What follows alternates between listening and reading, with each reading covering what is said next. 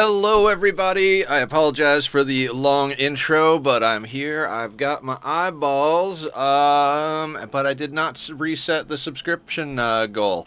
We are on day 3. Hi, Blue. How you doing? Welcome, welcome. Ooh, hold on. Speaking of eyeballs, these are not quite unfogged for the day. First in? Yeah, you're first in. Aya is at an appointment or something. She saw the live notification and checked in on Discord over there. It was like, insert dancing dinos here. So, but you're technically first here. Shadows, what's up? Can I see now? I think I can see now. So, Blue, thank you for subbing with Prime. I appreciate that. You are awesome. Thank you so much, and thank you for hanging out with me the last few nights. It's been really awesome hanging with everybody in chat. It's really been helpful for my mental state, so thank you guys. So we lost a couple of times already, more than a couple of times. So we gotta come in and start all the way at the beginning again, which is probably good. We're gonna go down to custom, go to losing is fun, put it up to 500%. We are on Randy, so you know there is the Randy. We're gonna put the population up to crowded. And we're going to see what we get for a map. I always leave a message with my Prime sub. Starting stream off well. Yes, you are. Fuck yeah. Sorry, I read that, and then I didn't acknowledge it out loud. I am trying to utilize any and all means at my disposal to cope with reality currently. 3060... What terrain is down here? Are we going more or less? Hey. Okay, so we need to be down here-ish for... How about, like, right in here? This little pocket here. Year-round granite and slate. Limestone, sandstone, limestone, granite, granite, sandstone, slate. Granite and marble right there. 3 trade... For a good amount of trade partners. Oh, nice. Okay, so it won't piss anybody off. That'll work. All right, so we need decent construction. We need cooking. We'd prefer a 4 or above for cooking. Too close to other settlements. No, it didn't say anything about too close to other settlements. It'll warn you if it is. So we are in a good spot. Let's not fuck this one up. This one we gotta. This is the one. This is the one. Plants we can level as we go. Crafting we want at least a 5 so that we can get the recurve bow, and I think you can do the great bow too. But we want at least a 5 in crafting. They have to be capable of everything, and a high medical is not a bad thing. This guy is actually not a bad colonist.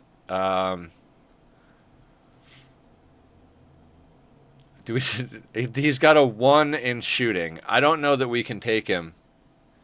You know what? That first pawn's not... literally, right?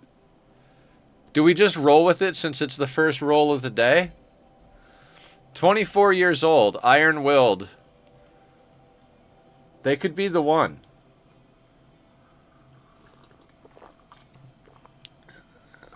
Take him and call him Steve. All right. Let's go, Steve.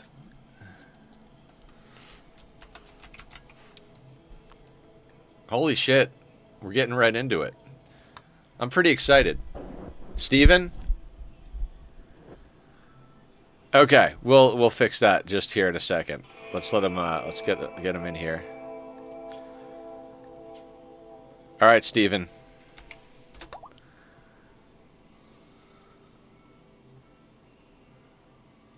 Yes, Steven. Okay, all right. So Steven here. Steven! We're dropping in there.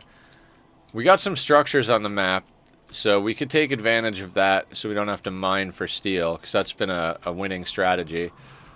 Okay, so let's turn this off. Let's turn this on. Let's turn that on. Fertile soil. We're dropping in here.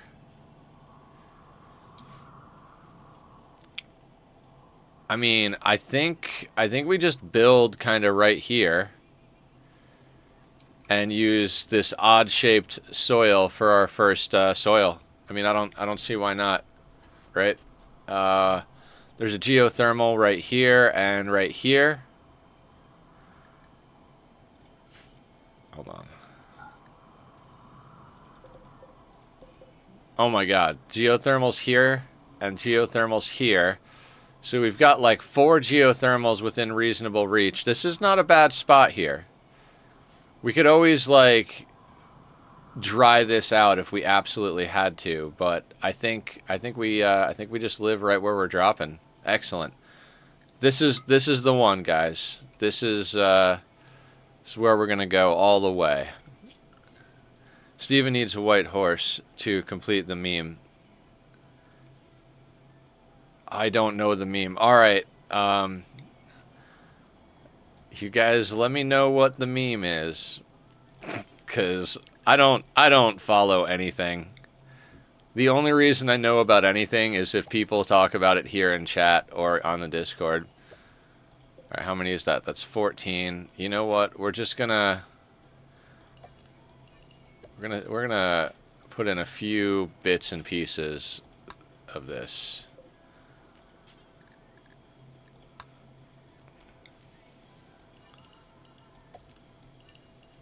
Like if I've learned anything from our most recent playthrough, we can overplant a little bit.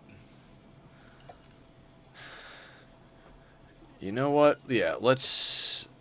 No, that's too much. That's definitely too much. Let's. That's 33. Okay, so this is enough for theoretically 2 pawns. So let's just get into this. Throw it in Discord? Oh, okay, hell yeah. Alright, so they are set on that situation. And we... Yeah, colonist beds will come soon enough. Now, unfortunately, he's not an amazing doctor. But, you know, there's gotta be concessions somewhere.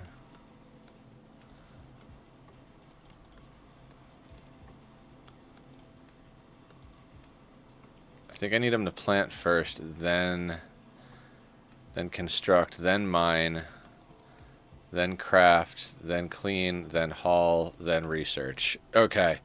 That will be our starting situation. We'll let Steven get some chopping done.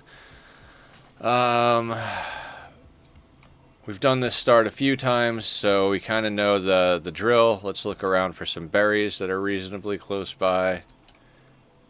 Anything? Okay, so there's some berries over here. Not bad. Okay. They're not right. Okay, so there's some up here as well. He needs like two to 3 berry bushes for a meal worth. And we are going to start with our standard size structure. Okay, so wood. We're just going to go... Where are we going to get away with the least amount of tree bullshit? I think like right here is a good spot. We'll have to move a couple of chunks, but there. Minimize the amount of things we have to deal with to build our house.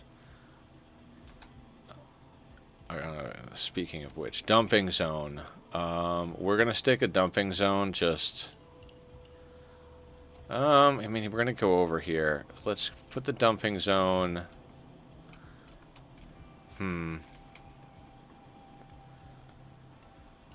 Let's just put it over here. And we can haul all of that stuff. That should just go right into there. We might even roof that in and use it to burn stuff. Okay, so... we've got them planting first and then doing construction, and we've got a layout that we do for this thing, so let's just smack down our layout and then put a little grease on the monkey. I like monkeys. We were talking jokingly one time, like, you know, we always thought of our band as kind of like a cartoon sideshow that played music, so we were absurd, right? And we were like, man, If only we had a monkey on roller skates. We thought about making that the running gag, like... Couch? What about a couch? Oh, I'm putting down a table, and I think we can build a chair with this pawn. And then we need a butcher table, which is going to go... Doesn't even matter where it goes. We'll just put it right there. I think they need that first and foremost. You can construct a couch in Rimworld. Yeah, it's like a... I think you can construct like a two-person armchair, which is basically like a love seat type of couch thing. You know? What's our temperature like? 64F. Man, I know the title says no mods, but there's things like Fahrenheit Celsius that I'm kind of like, I should put in Fahrenheit Celsius.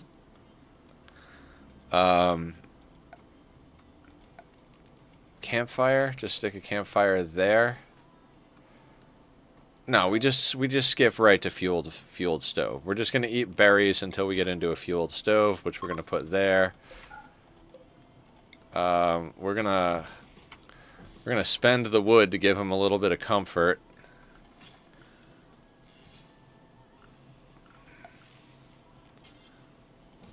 End table there. Stick a small shelf there, which will clear the storage on.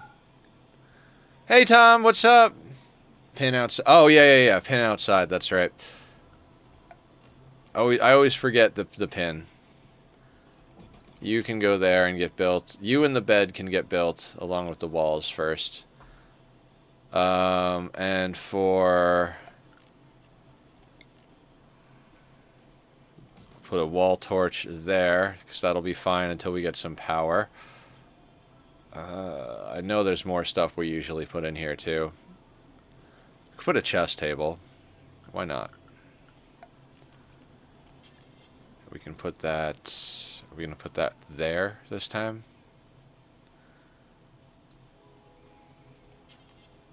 We usually put something there. I think we usually put the fire there, but then we started going immediately into the stove.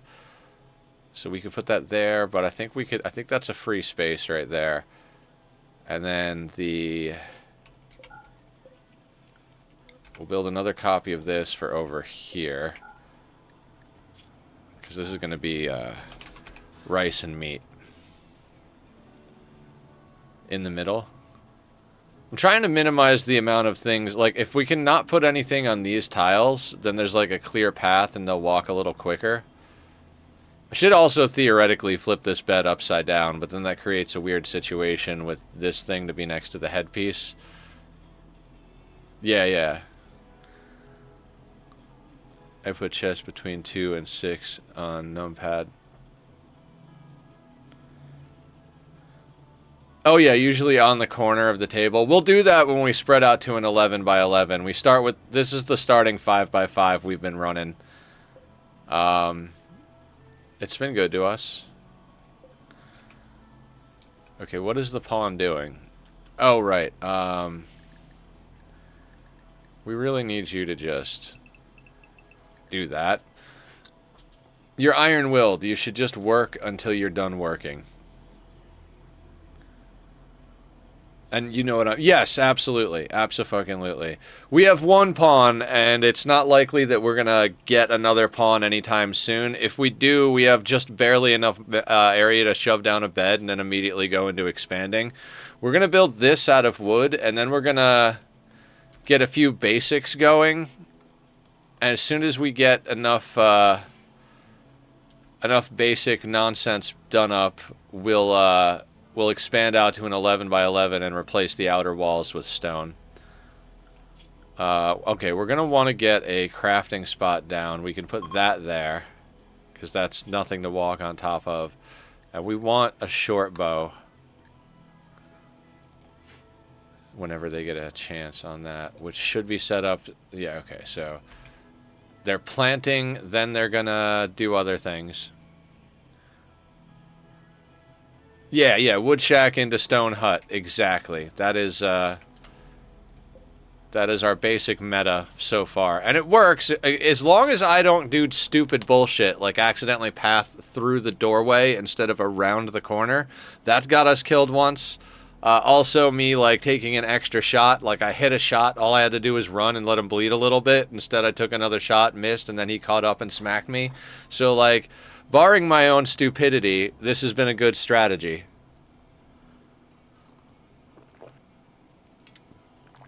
Usually keeps them happy enough. We'll put down some daylilies. Crafting spot doesn't actually have to be inside, but 125 wood. We need 45 for that, and we need a lot. Yeah, we need a lot of wood. So let's kind of queue up like a little of that action. And then in case he decides to like go to sleep before finishing his infinite work schedule. Marble walls for the beauty is the thought. Like when I like to go granite and marble, so like outer walls out of granite, inner walls out of marble. If you get all the way to fancy town where you're like, let's make like a really beautiful base, then like marble fine floors, marble walls, unless you really get crazy and you start doing stuff like making gold and jade walls. I mean, that's where you get really crazy. Granite is great for HP, but marble is pretty as fuck. Yeah, exactly. At the very least, I wind up making statues out of marble. Like, yeah, you can make statues out of just about anything, but you know, if you find a spot in your basic area where you could put down a drill and just pull up marble chunks once you've got the power, it's like, okay, cool. We just have infinite beauty to spam down everywhere. Just make marble statues, make large marble statues forever, and then just have your artist just nonstop make them. You put them around the base. I also set make jade statues to forever. That'll set to forever the moment I put up an art bench. The first thing I'll do is put jade statues forever, and then underneath that I'll put what I actually like want to control them doing. Commission an artist to nonstop sculpt. Exactly. That's like same thing with oxygen not included. Like once you get to a certain point in that colony, you just start spamming down statues, and you make them out of granite because granite is the prettiest in that game. Which is weird that it's like the opposite in this game. But yeah, well they don't have marble, so your options in that are sandstone, igneous rock, granite, obsidian. And then there's a whole bunch of materials, but you want to build pretty things out of granite is what I know. And if you don't have granite, you want to build it out of sandstone. So usually like you want to build igneous rock. All your igneous rock gets turned into pipe and like, you know, sub-layer stuff. It's like, oh, let's make insulated pipe out of this. Let's make this. And then you try to make all of your buildings out of granite for the beauty. Obsidian is a nightmare to sculpt, I bet. I've seen people do videos like how to make an obsidian knife, and they're just sitting there flaking it like you got to like crack it with a bone or like a wooden tool to like get it to just fracture in just the right way to get it into the right shape. It's fucking nuts.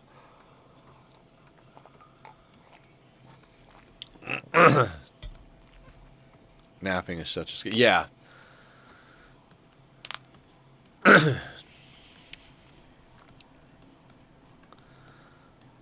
I grew up in the middle of nowhere, so there was a lot of like survival, Boy Scouty type stuff, and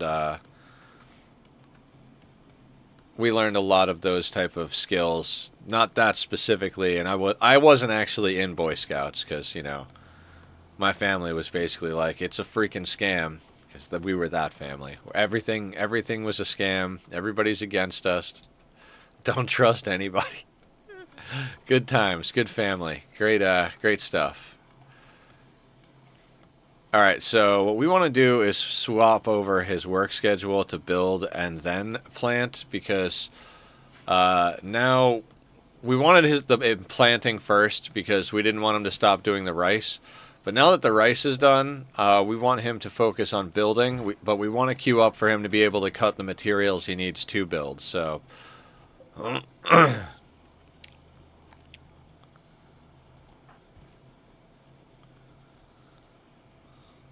grew up in farming country, make do. Yeah, exactly.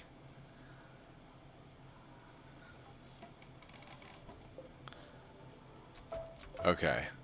Note to self. Make sure to F the chairs. Make the walls and make the bed. Those are the two things you have to make, sir.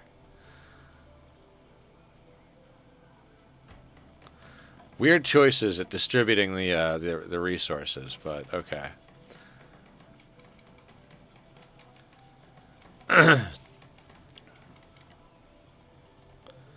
That's all right. While he's doing that, we can change a few things. Like usually we put medicine and meals on this shelf.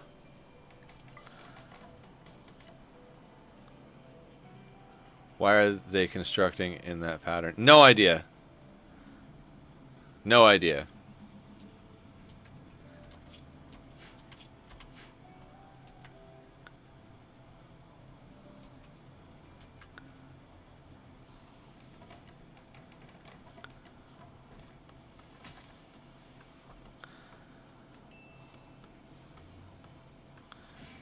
All right.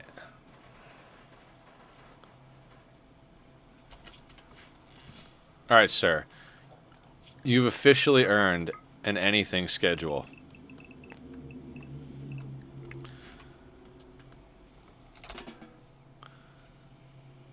Just focus on one wall at a time, right? Hey,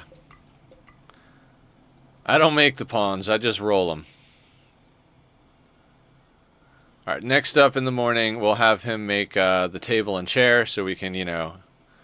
Oh, yeah, that whole thing about him probably being starving, right?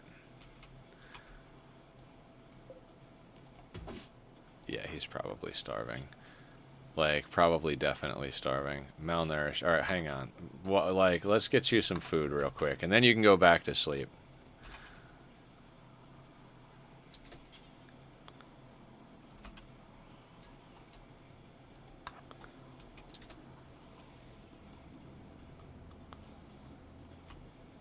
Okay, resting. Alright, when he wakes up, we need to get him more berries. Where are more berries? Over here? It's kind of far away. I don't want to go that far away. I almost feel like we're better off going to these guys over here. Yep. Alright. Set that to harvest.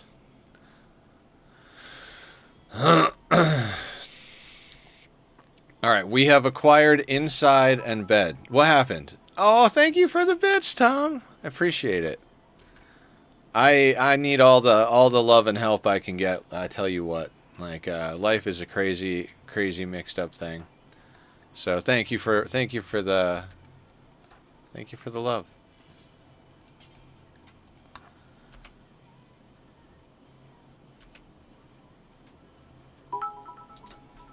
Aw, more bits. Thank you. You're awesome, dude. Appreciate you. Squirrel self-tamed. Looks like we're eating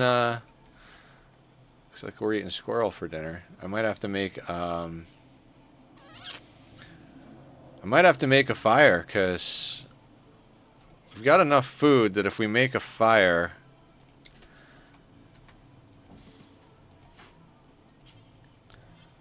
missing 20 wood. Is this okay, that's 6 wood.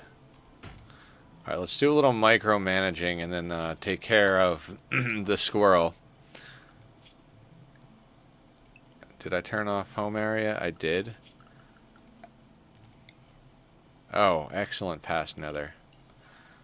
Past nether really hooked it up, guys. Dude set all the settings. Meat's back on the menu. Absolutely. Are we set up to actually deal with animals? I probably left it on. Yeah, handle 2. So, where is this guy? Yeah, you definitely need to get slaughter.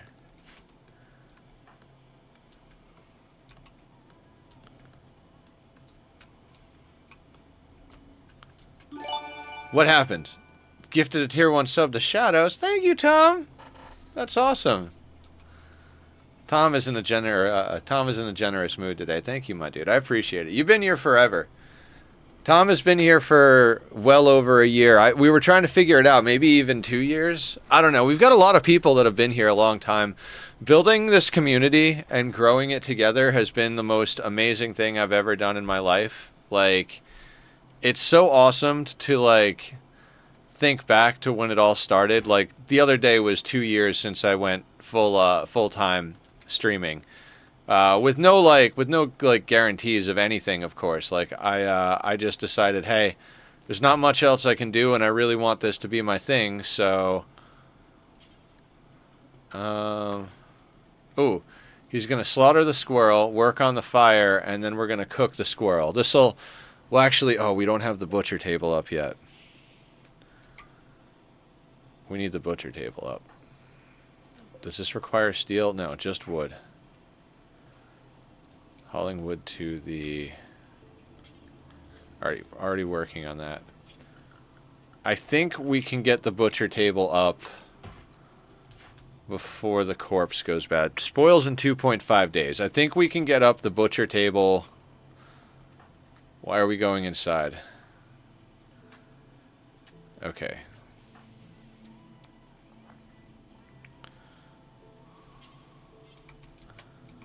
All right, he's doing a few things. I can't blame him. I'm the one that left the things uneffed. If I wanted the butcher table exclusively, I should have left the butcher table exclusive. It's fine. Everything is fine. 2 days is a long time. He can build a chair, a table, and a butcher table in under 2 days. I got work in about an hour, so I just wanted to spread a little bit of love. Thank you so much, Tom. It does mean the world to me. You rock. Cheers and thank you. And I'm sorry that the sub thing, it hasn't been reset yet. I would like to set like a goal. Joke Air coming in with doing a squat. All right, we could do some exercise. How you doing? Let's do a quick shout out, and then you guys can go and click follow while I do some squats. So, shout out to Joke Air 13. Go give him some love, guys. He's getting into streaming and deserves your eyeballs. He puts in the time. All right, squats.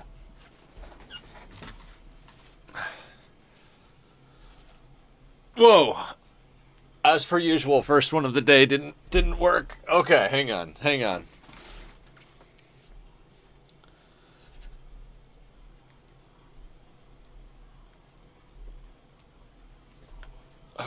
Okay, that's the best I can do right now. Oh, I don't know why that's so difficult right now. It's been way easier, but also my body is taking a toll. Okay, what in the what are we doing? Hype train, Joke Air coming with the biddies. GG. We have a hype train. I can't even remember the last time we had a hype train. You guys are freaking awesome. Oh, thank you guys. You're making my day. It's so awesome to have everybody. Like, this community, like I said, is like the coolest friggin' thing I've ever been a part of. Like, I won't bore everybody with the stories I tell all the time. I mean, I probably will later when I run out of other things to talk about, but yeah, this is good. It's very, very good. I don't know how else to describe it. Like I'm always flabbergasted that it's that it's still a thing. I don't know. I'm a little short on words at the moment. I get flustered when people are donating and subscribing and stuff like that. I also have a hard time taking compliments. So, but anyway, Tachyon, what are you doing? The kitty is lurking. He's trying to decide if he wants to come and hang out with us or go jump in the window. Oh, you want to play with the camera, huh? Huh? Hey, buddy, come here. Come here. Yes? No? Okay. Well, I'm not gonna I'm not gonna bend over backwards. If he doesn't want to come on camera, he can. Hey, hey, hey, hey! On camera, not work the camera. Come on. Make it hype. Sub to wrangle the kitty. No, we gotta stop. Okay, hang on. We need to get the kitty. Hey, what are you doing? Here, come here. Here is the culprit. Here is the culprit. Boop, boop, boop, boop, boop, boop, boop. Dance, dance. Meow, meow. I love this cat so much. He is such a good boy. You are such a good boy. Do you know that? Where are you going?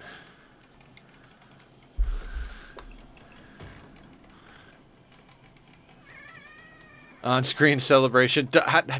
I don't know how that one works. What is that? Is it supposed to do like a whole like emotes all over the place thing? And if it is, am I supposed to be able to see it? Do you guys see it? Because I don't. I think somebody has tried that before and it didn't do things.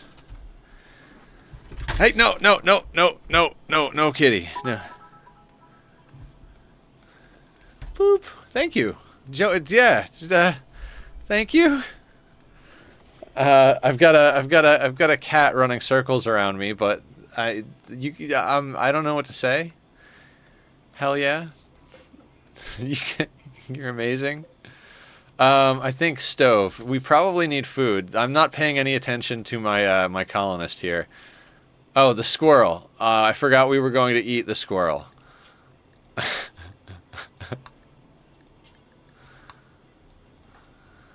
was like, what were we working on? Dinner. We were working on dinner. Cook simple meal. Do until you have... Oh yeah, we do like 10 and we just do meat, right? Oh, except probably shouldn't do that. We don't want human meat in the mix, and we don't want insect meat in the mix. Because without ideology, our people won't like that.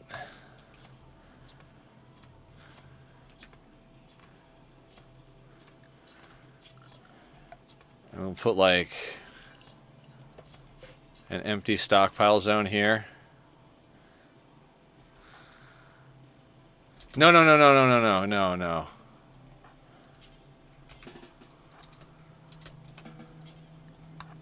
Cook first. Okay, so we need to manage all these things here. So apparel policies. No, we won't worry about apparel right now. Let's go to food policies. We do this every time. We duplicate this. We change the name of this from lavish to default. We go into the one we just copied. We change that over to lavish. Now we have the lavish settings that they have set up, and we have one that's a copy of it that we can fix. We don't want them eating raw food. We don't want them eating hay or kibble. Pemmican and chocolate are fine. We don't want raw resources, plants, or corpses. And we don't want rotten food. You're going bye-bye? You going to work, Tom?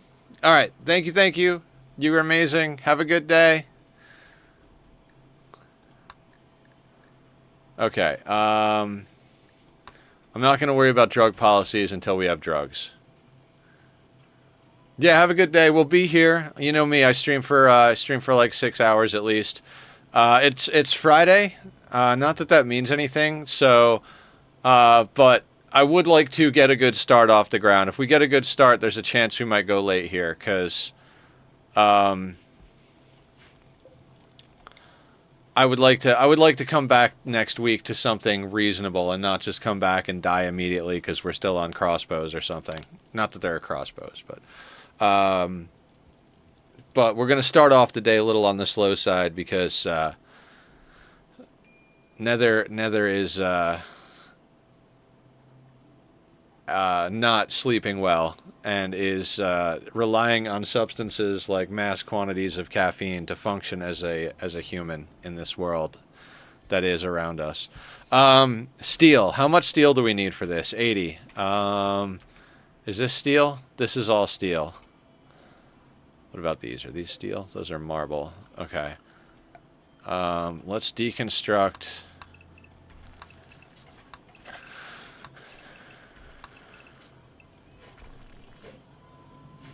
That's a steel. No, that's a slate urn, so we don't need to deconstruct that.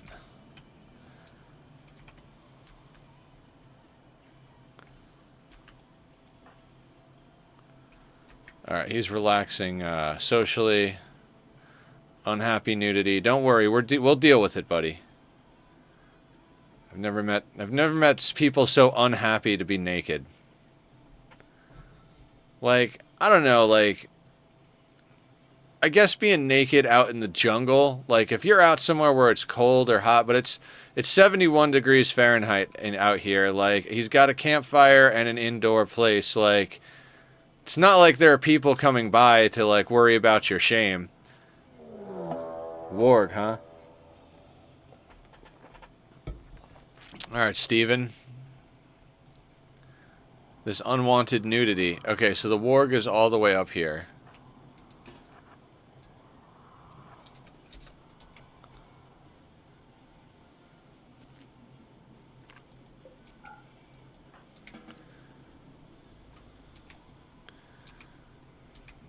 I mean, I don't know what we gotta do. Hunt the boom rat. Okay, it's eating the rabbit. We're safe for now. With an emphasis on the for now. Maybe long enough to get ourselves some steel so that we can make a research bench. Actually, no. We'll make a proper stove. Be a lot more efficient. Then we'll make the all the other stuff that we queued up that we make in every single one of our starter bases on this challenge so far. This has been the most number of failures since the anomaly one. I know we had 3 named pawns that started, and then we had a 1 unnamed pawn that started. That one we pretty much knew wasn't going to go the distance and died reasonably quickly.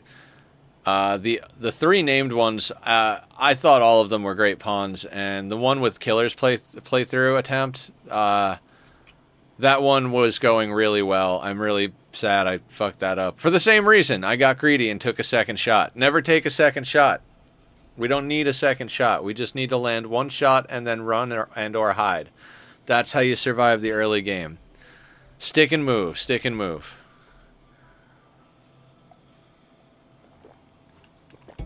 Like, cool, they set fire to your crops. That's excellent. If they set fire to your crops, at least your house is still standing.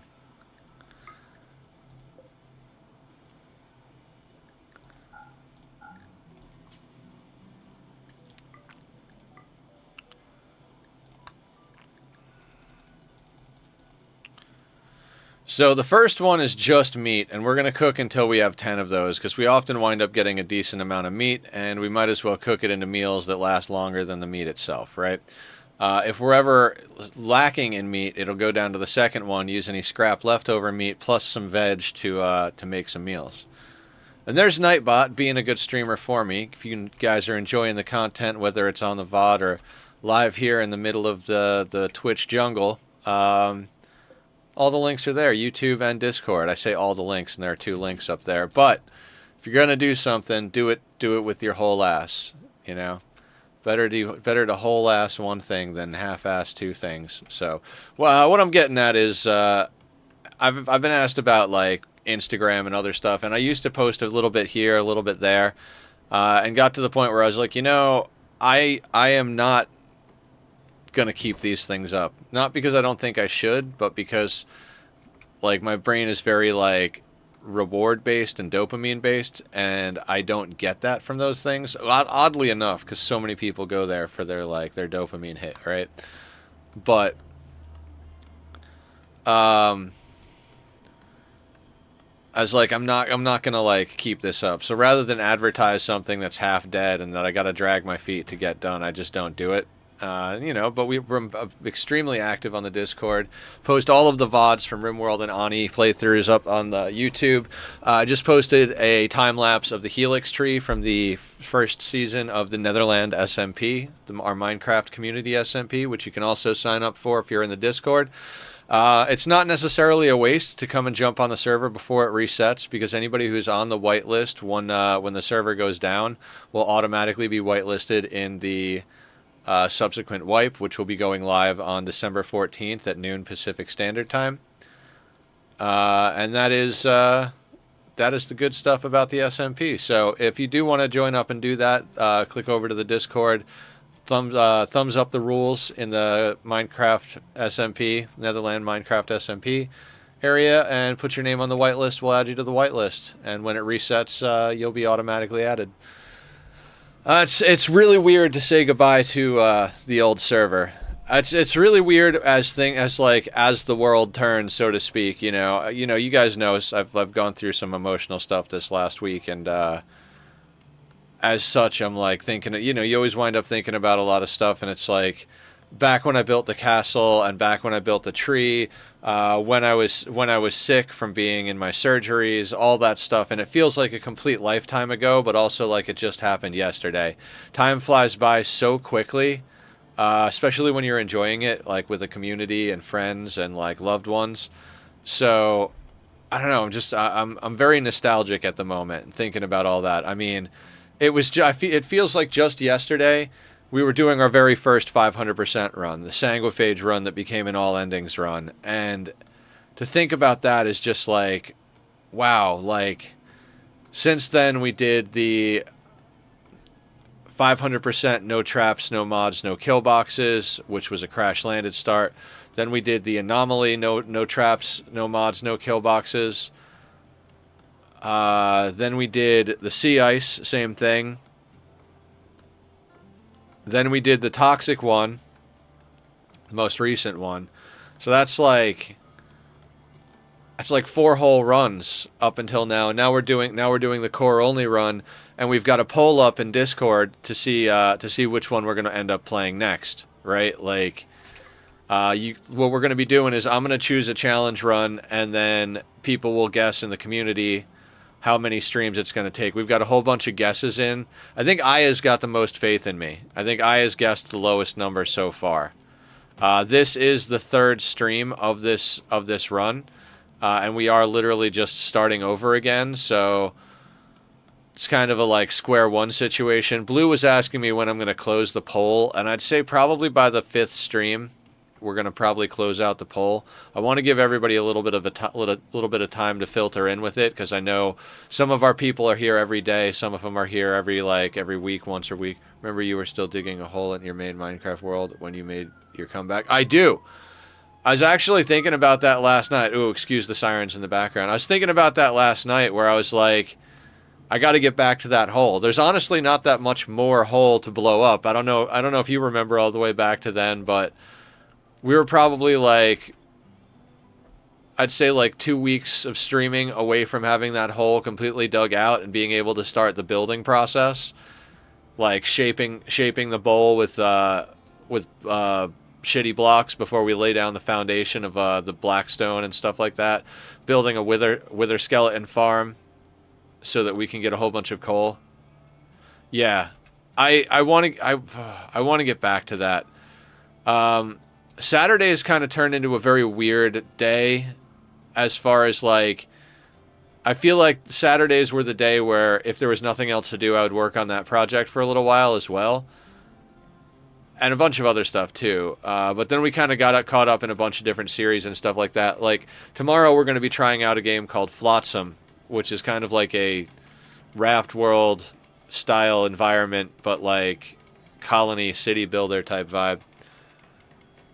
Remember, you were shaping a bit at the... Yeah, there's a bunch of stuff left to do. Basically, like, the dynamite went down only so far, and we bombed an entire area out down that far, but then there was a bunch more. So we had to do a second round of dynamite, but it was only like a quarter of the distance we had the dynamite, so it was going faster, and we're like half or more way done with bombing out that lower area.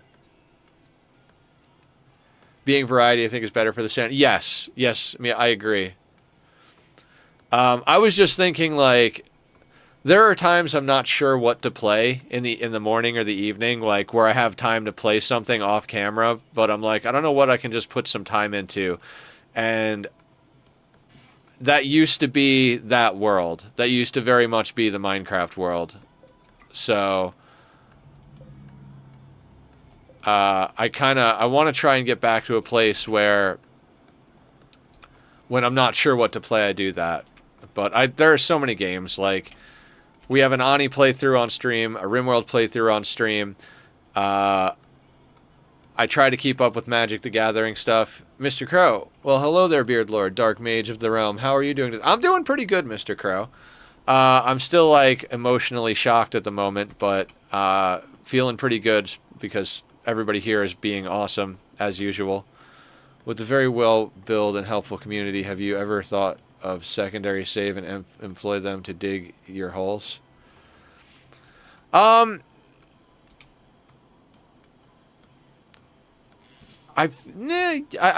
been presented with that idea before, and I feel like the server is a good place for, like, the co-op things, but with my single player world, I kind of want to keep the bragging rights of that I did it all myself type of thing for that particular world, because I do content from that world, and it's always been a solo survival world type of thing. So I probably wouldn't do it with that world. But if everybody wanted to get together on a large mega project on the server, I'd be down for that, because we're doing that server reset on the 14th. Just life stuff, Mr. Crow. I'll talk to you about it later if you're around. But I've been too emotional on stream, so I'm gonna try and stay focused on the games at the moment. But anyway, yeah. I never minded digging the hole.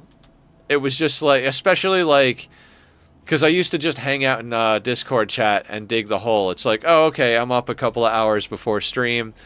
Let me get a cup of coffee. I will sit down, hit record, and then and go. Part of it was also I was working on that tree time lapse forever, and there was just part of me that was like, I can't do anything in Minecraft until I finish that tree time lapse. Oh, he hasn't eaten in forever.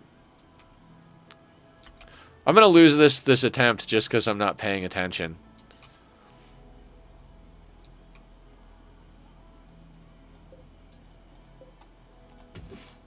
Steven, come on over here.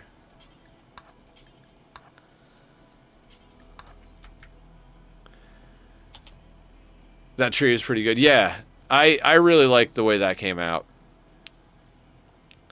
And it being right in front of the castle, like, those two builds, I'm really proud of those builds.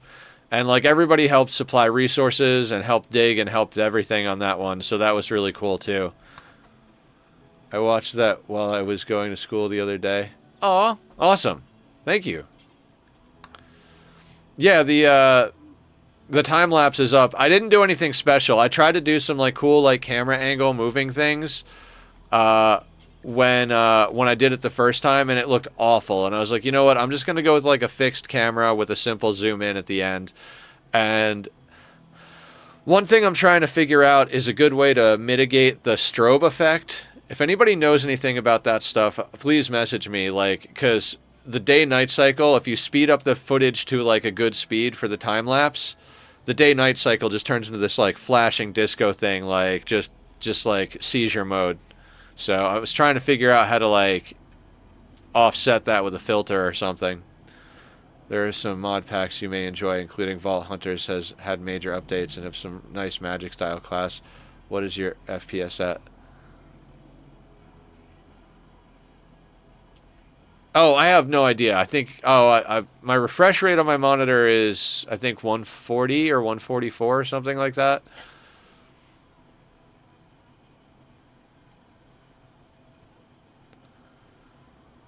I just mean that like it gets like, you know, nighttime, daytime, nighttime, daytime for my recordings.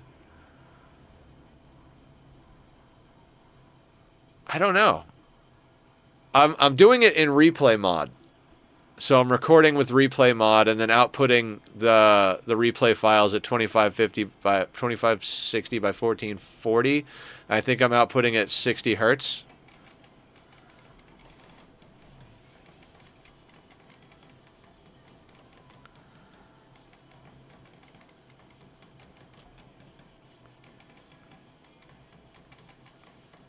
But yeah, I want to do some more time lapsey stuff. I do have all of the record files for Project Darkwater. If you are at a standard 24 FPS moving really fast through the day is going to look funny. Maybe try to adjust your output FPS higher. Basically in your editing software. Oh, you mean like boost the like wash it out a little bit, like boost the lights and lower the darks type of thing?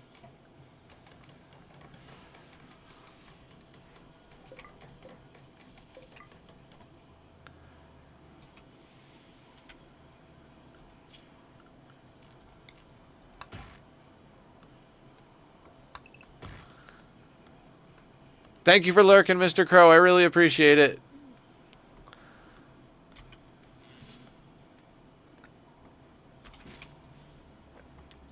I swear we'll get things done. Actually, like, none of this actually has to get done.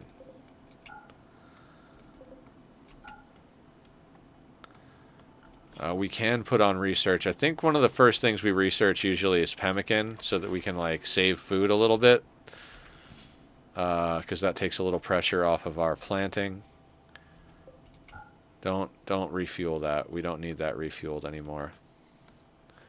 Frame on your playback could help adjust jumpy playback between fast forwarding day and night cycles.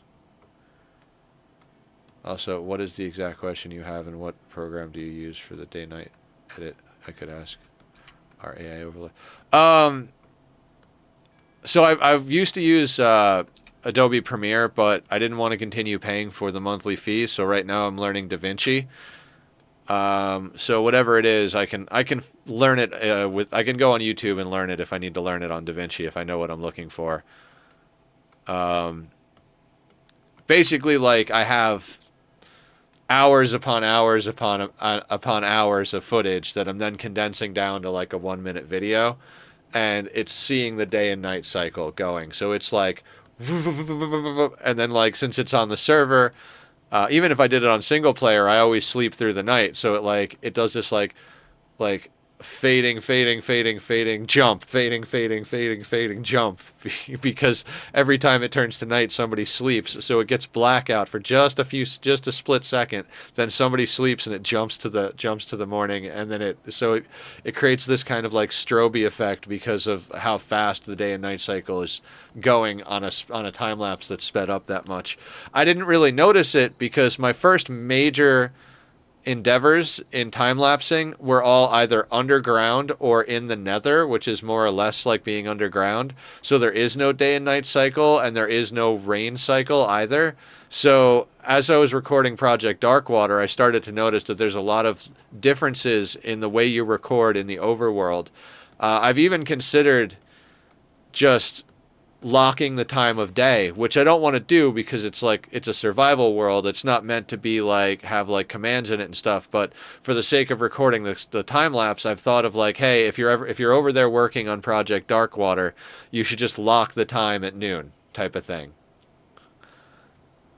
But I don't know, is that a good idea? Is that going too far? It's one of those questions you got to ask yourself, right?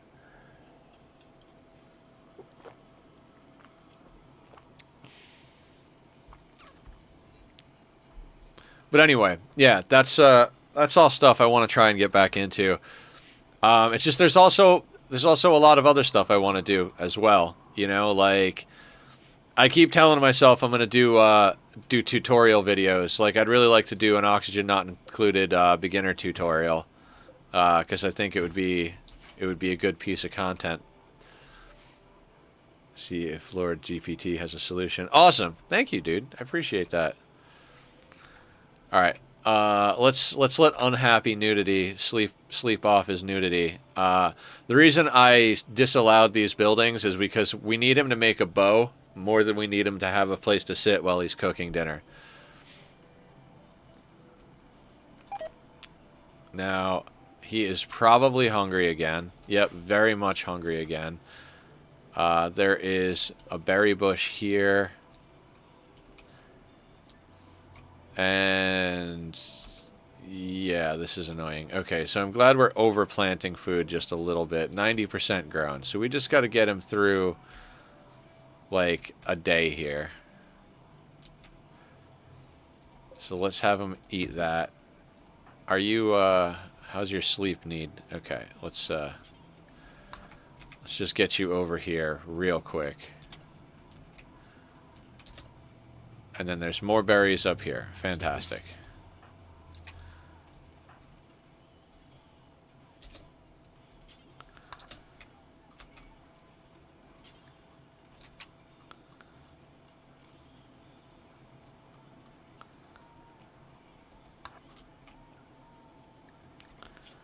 I'm going to need you to harvest more berries so that you don't get hungry and have to do it later.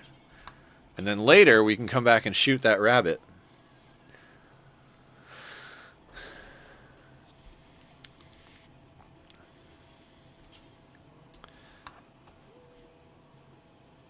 Yeah, so since it's the holidays and everybody has stuff to do, and I'm not really a holidays person, I'm probably going to be taking this opportunity to push content harder. I'm still working on the music reaction videos. I've got a handful of them recorded and uploaded. They're like more of a just for fun thing because you can't monetize those videos. But I thought it would be fun to try something different, see if we could get some new eyes on the channel and stuff like that. If anybody is watching back on YouTube on the VODs, and I hate to be the guy who talks about this, especially since I do it every day on stream, but if you're watching back the VOD, if you're enjoying the content and you've made it this far in, please hit the subscribe button. We've got like 120 or 122 more, maybe even less than that, maybe less than 120 more subs, and we hit the 1,000 sub goal. That is currently our goal over on YouTube. We absolutely smashed the watch hours for the previous goal because we're trying to hit 3,000 watch hours in the last 365. We're up to almost 5,000 watch hours. So thank you, because everybody is freaking awesome. We've had a lot of people going back and forth, people who came into stream, who went back and started watching some of the old content from old VODs. Then we've had people who found the YouTube VODs and then came over to the streams. So thank you to everybody who's crossed over from side to side and everybody who's on whichever side you're on. Much appreciated. I'm gonna be a classic sappy streamer for a while because that's who I am. Damn it.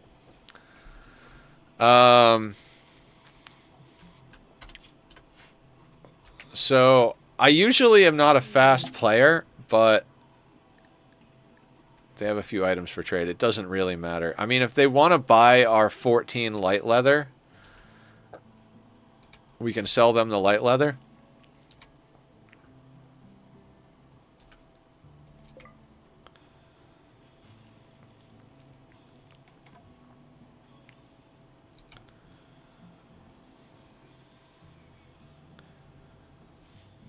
I mean, do they want to buy our light leather? No, they do not. All right, fantastic.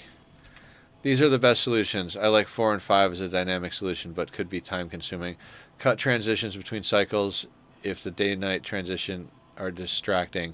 Cut to different angles of sections of the footage during these moments. This can give the illusion of smooth progress without showing the full cycle.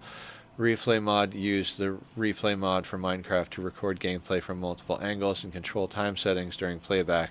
This lets you create cinematic. So yeah, okay, so there's a setting in replay mod somewhere. Okay, so what you're telling me is I've just got to get better at replay mod. Use the replay mod for Minecraft to record gameplay from multiple angles and control time settings during playback. This lets you create. Sequences without worrying about the dynamic night cycle affecting the visuals. Dynamic light cycle. This creates cinematic sequence without worrying about the day-night cycle affecting your visuals. Dynamic lighting effects use editing to simulate artificial lighting, like a consistent overlay or a vignette that mimics daytime brightness. This can be subtle enough to even out transitions. Okay. John, can you copy paste that either into the general Discord or to a DM to me? Because I will lose it in chat, but I want to be able to reference that later because I want to try some of that shit the next time I fuck with some stuff. And since we've got the reset coming up, I'm probably going to time lapse the start of the game. There is some really cool stuff, like Squiddy and I went around, like he brought up the seed and we were just bouncing around trying to find good pictures. So we're going to be releasing pictures from the actual seed here and there until the 14th. So we kind of we wanted to make sure there was a good variety of stuff around, and there's some really cool shit around where we're spawning. We picked a spot that's like a lightly modified terrain, so it's almost like a normal forest start, but it's like way nicer. And then it kind of, there's enough of like hybrid classic with new terrain generation and like new terrain generation that's badass, like reasonably close by, so that there's like a little bit of exploration type of vibe to it, and it's a good seed. We're very happy with it. So suffice to say, that's going to be like me getting way more back into Minecraft. I was playing a little bit on the console craft server, but I don't seem to play at the same time as everybody who plays on that server, so I haven't been on there as much. I should do that though.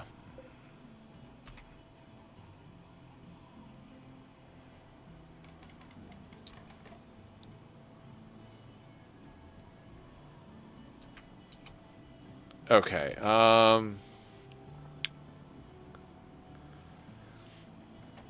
What did we do after this? I think we pretty much just researched, right? Oh, we went straight into recurve bow is what we did, so that we could then go into great bow.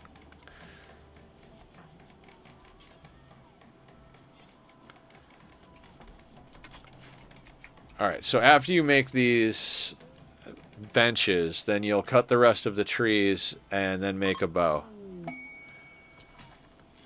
Wait. You left me a bow? Hell the fuck yeah. Ah, this is the run, guys. This is the run.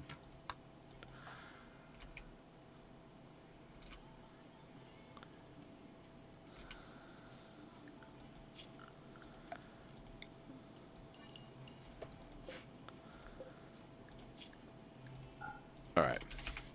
Let's get steel and plasteel out here, along with uranium. I'm actually really enjoying this challenge. It's a lot of fun.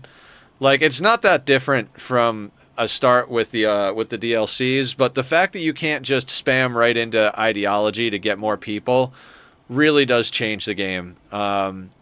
Which, you know, realistically, we could just pick a more thematic ideology and play around it rather than continuing to do min-maxed ideologies, because I kind of feel like we've beaten that horse to death a little bit.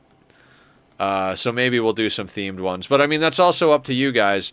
Like I said, the new poll to see who guesses the number of runs this is going to take is up in the Discord. So if anybody wants to take a guess, whoever gets closest in guess gets to pick the next run. It can be modded. It can be your choice of storyteller, difficulty, whatever the case may be. We're not doing Arco Nexus or Ship to the Stars probably ever again, but whatever win condition other than that, whether it's anomaly, launch the ship, do royalty, I'm down for those three, just not the other two, because the other two are just too grindy. Like, Ship to the Stars wasn't hard, because, like, even with the double raids, it was hard in that regard, but that had nothing to do with where the ship was launching. It was just really grindy to get all the materials and things we needed to get there. Once we were there, it was just a normal ship launch. My early game start is to mine components, abandon the first tile, then trade before settling. Oh, you want more of a nomadic playthrough? That'd be interesting. You can get a few weapons that way. Yeah. I love editing and can lend my Noodle or at least ChatGPT subscription to help. I have been busy with work at night, but will try to jump into Discord chat when I have time to try to help answer questions you might have. Also, I highly recommend ChatGPT as a good solution, even the free version.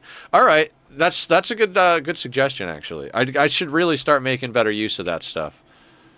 Not full playthrough, but start at least. Yeah, I mean, we've got a bunch of guesses in there so far. I think Aya has the lowest guess at 29.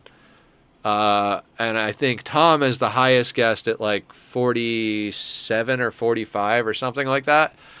So, for reference, it took us 43 streams to do Sea Ice, but it only took us 21 streams to do the Toxic Candy run. So, yeah, that's what Aya said. I think 29 streams. But it's ranging from 29 to like 30 to like 45-ish, somewhere in there, I think.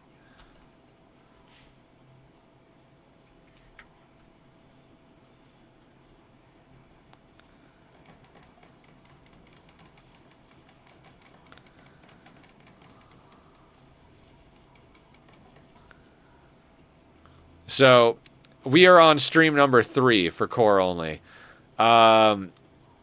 We can't do royalty. There is no Arco Nexus. We're not going to do ship to the stars, so we are launching a ship. If that helps at all, because it's core only. So if we're not going to do like ship to the stars and launching your own ship, those are the options. And we're not going to do ship to the stars. So we're going to have to build our own ship. We're going to have to mine out all of the materials. We're going to have to build all of it.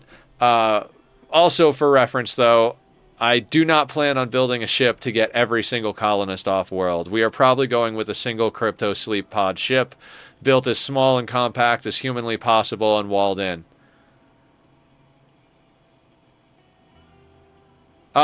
First stream for this this start, yeah. We've already spent 2 days trying to get a start and lost everything. So yeah. So this is day 3 of the playthrough, which is what we're asking about, and it's technically the first start of this.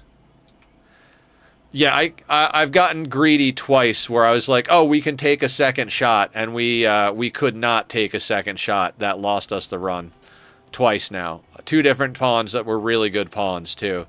It was really kind of dumb on my part. Now, our boy here has very bad shooting, so as soon as he gets all of these plants redone, we need to start shooting with that free bow. We got a freebie, we got to make good use of it. So, unfortunately, the closest animal is a boom rat, and then we've got a tortoise, a rat, and a squirrel down here. We're not going to hunt the muffalo because that can get dangerous. We could hunt this ibex over here, but we need to start hunting so that we can get some materials to make clothing, which we could put up a hand tailor bench. Do we even need to? We start with complex clothing. I think we work on getting the actual material before we put down the tailor bench. No need putting the cart before the horse, so to speak.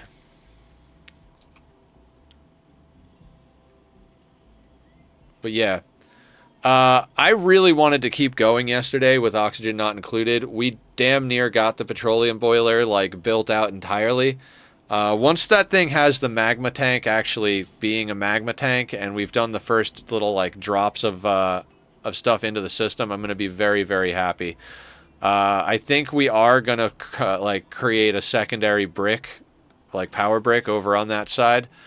It'll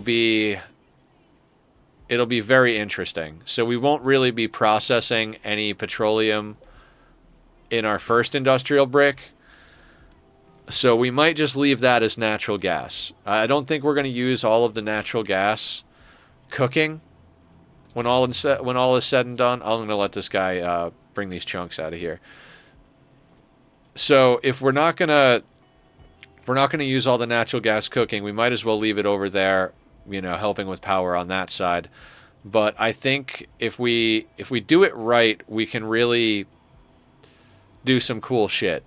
So I want to plan out a way to connect. Basically, that's a weird dead space over there anyway. So if we can, I'm like motioning over to the bottom right of the map. Beneath where the petroleum boiler is actually going to be magma tanking and petroleum boiling, there's like that awkward space, and it really does lend itself to just putting together a little bit of a dirty brick, and that will boil off the liquid that's made over there. We could theoretically even pump over the liquid that's God, I don't even know what I'm talking about. Also, I was talking about doing the infinite storage for the crude oil on the second planet. I'm realizing that infinite storage for the oil is probably a bad idea, because that thing can process a full pipe, no problem. We've got plenty of magma to do it, and it's based on a minor volcano design. It's the Francis John petroleum boiler, but the minor volcano version. So it should sip heat very slowly compared to the other versions. Well, you know, we made it with copper. We made a very, very long heat exchange. So that should be a very efficient use of the magma to boil that stuff. So it can handle a full pipe. And we've got 5 oil wells, so if we were to do infinite storage, we could pump more liquid into the oil wells than we could process. So we might want to go with a more traditional storage of actual, like, liquid tanks. Like, maybe keep a backup tank on the second planet, like a traditional, like, tank with a hydro sensor to turn things off. But then as far as what feeds into the system directly, we actually use, like, the liquid reservoirs. I think that's probably going to be the best way to do it, so that we don't overstrain. We don't want our water pumping more water out than in. If we're eating 2/3 of a pipe of water, but only putting like 1/3 of a pipe back in because we're sipping on the power instead of running it at full bore. I mean, we could always theoretically run it full bore, but then we also have to make up for some deficiencies. Like, you don't actually get a full 10 kilogram pipe of crude out of the oil reservoirs. If you're running 3 of them, you're actually getting like closer to 9.5. So if you're running a full one, then eventually you'll have sputtering happen, and that can lead to problems with stuff boiling in the pipes, etc., etc. So then there's like shutoffs and stuff you can do to blah, blah, blah, blah. But you could also run some slicksters and then take the crude from the slicksters to offset it. Like, okay, well, we're making 9.5, but then the slicksters are putting out another 0.5 that we're pumping into the system. So, but then then they transform into molten slicksters, and it's going directly into. It's a whole freaking thing, right? It's a whole freaking thing. That's Ani for you. And this is Rimworld. It's researching in a hut with one person and hunting this rabbit. This guy's got really bad shooting. Yeah, okay. Yeah, so we really need to be focused on hunting. Nice first shot. This is the run.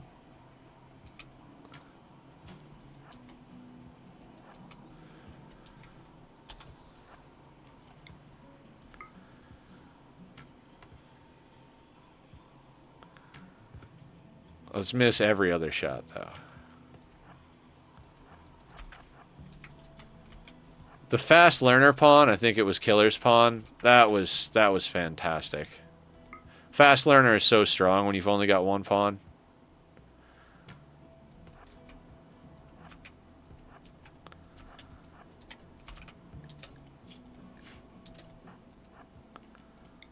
I mean, it's bleeding out, so we'll get to eat it one way or the other.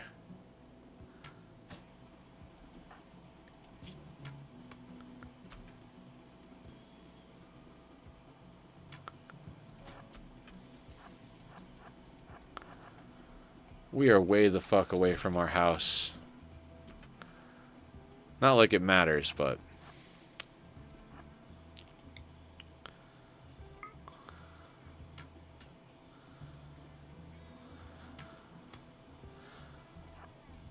I mean, we could hunt that raccoon too, but the rabbit is closer to death, so we might as well just keep running it down.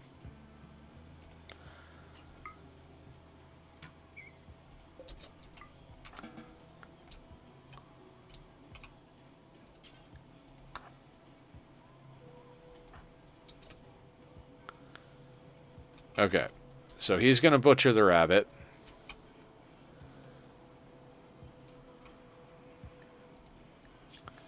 And we're still at a 1 in shooting. 328 out of 2,000. This is going to take a while. This is going to take a while. I'm not sure, like... This pawn is really good at just about everything we need him to be good at, except for the fact that he's really bad at shooting. So that is going to have to be quite the priority for us.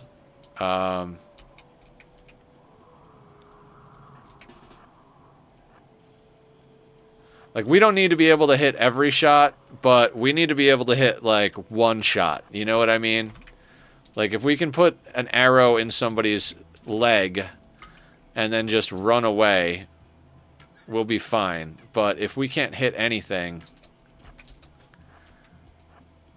let's not get hunted by this warg while we're hunting the raccoon.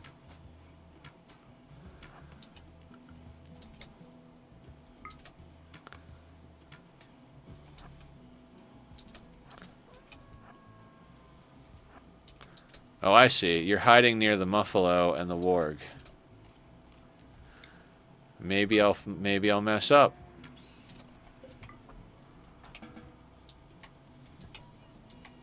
Cool.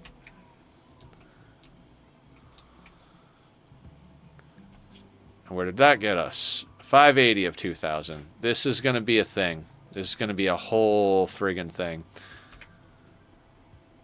I gotta say, this is a fun way to start. I really enjoy these, like, single pawn, starting out, small base style playthroughs. When I first started getting into colony builders, I was all about, like, how big can I make a colony? And I think a lot of people go through big colony phases when they get into colony builders. Right now, my main thing is, like, small. Like, especially the way core plays, from what I can remember, and what I'm, like, inferring based on what we're removing from it. We're probably not going to get more than like 12 to 15 pawns reliably. Above that, and it's going to take a lot of work scrimping and scrapping and, like, you know, using every trick in the book to get pawns into our fold. We're going to have to have like an assembly line prison system if we want to be able to get enough pawns in this thing. I'm talking like individual prison cells, like a whole prison block, trying to keep it full so we can recruit people.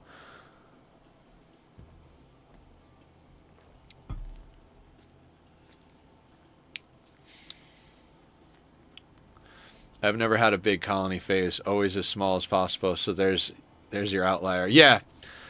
I like erring on the side of and hello, how you doing, Shire? Welcome in, first time chatter. I've always erred on the side of like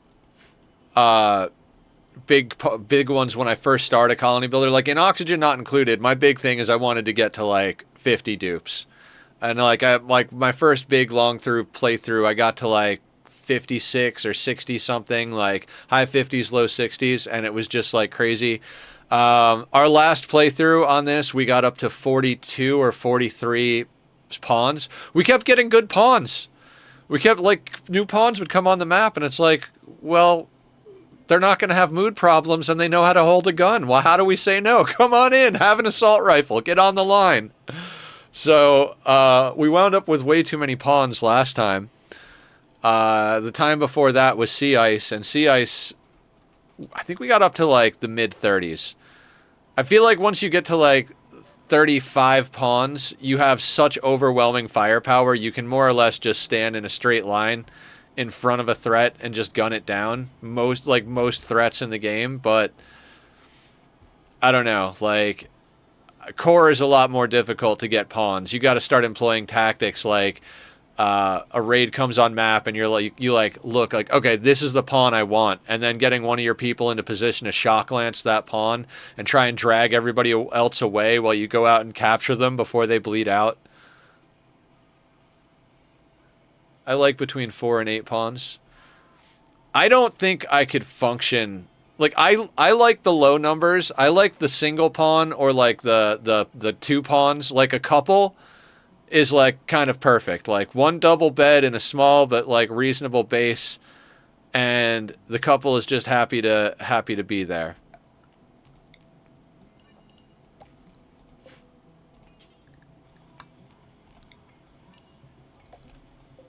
Not just sorry. Because once you get to 3 pawns, the types of threats you can get go up dramatically. So if we have a single pawn with a bow and we stay like this size, we'll pretty much only ever get like one raider with a knife.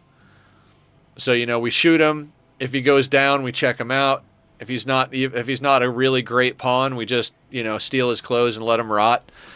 If he is a good pawn, we arrest him. Since we're not playing with kill boxes, we don't have to leave any doors open, so then we just stick him in our main area. I'm trying to research. What I'd like to do is go straight for, like, we'll make a recurve bow, but before we expand the base, I'd like to get a better weapon. We shoot him, he says, with 1 shooting skill. Yeah.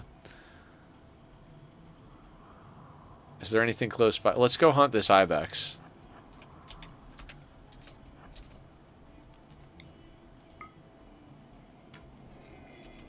Good shot.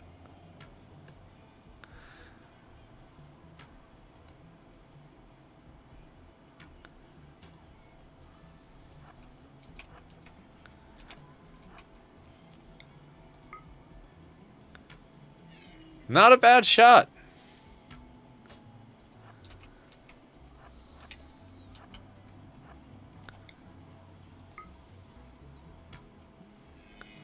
I mean, for a 1 in shooting skill, he's hitting some shots, I gotta say.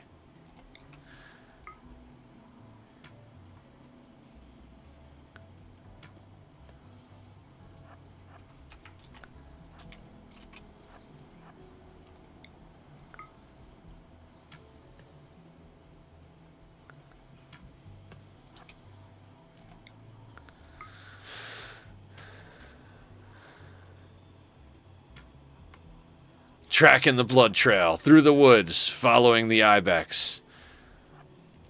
I've used 800 arrows, but I can't give up now.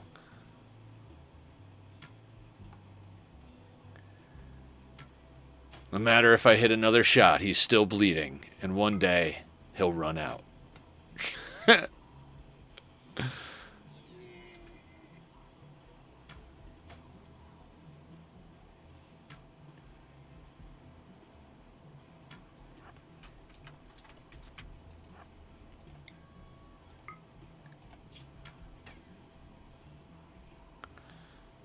Okay, so we're halfway. We're halfway to level 2 shooting.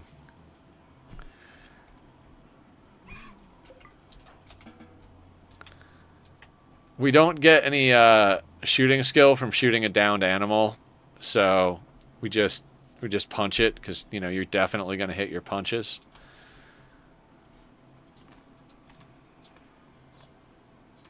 And there's a raccoon right here.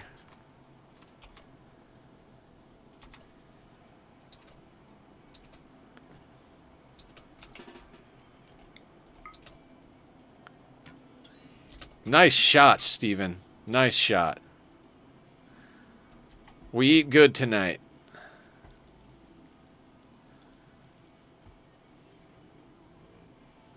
We eat good tonight.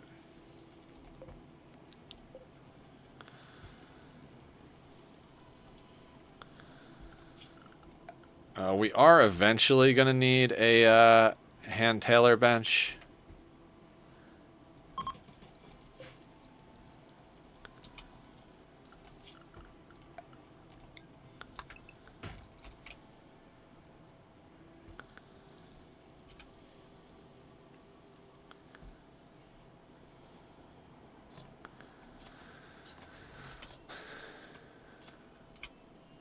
Alright, if we have allies come by of any type, we piss off the Mega Sloth. We got some good material doing that one time.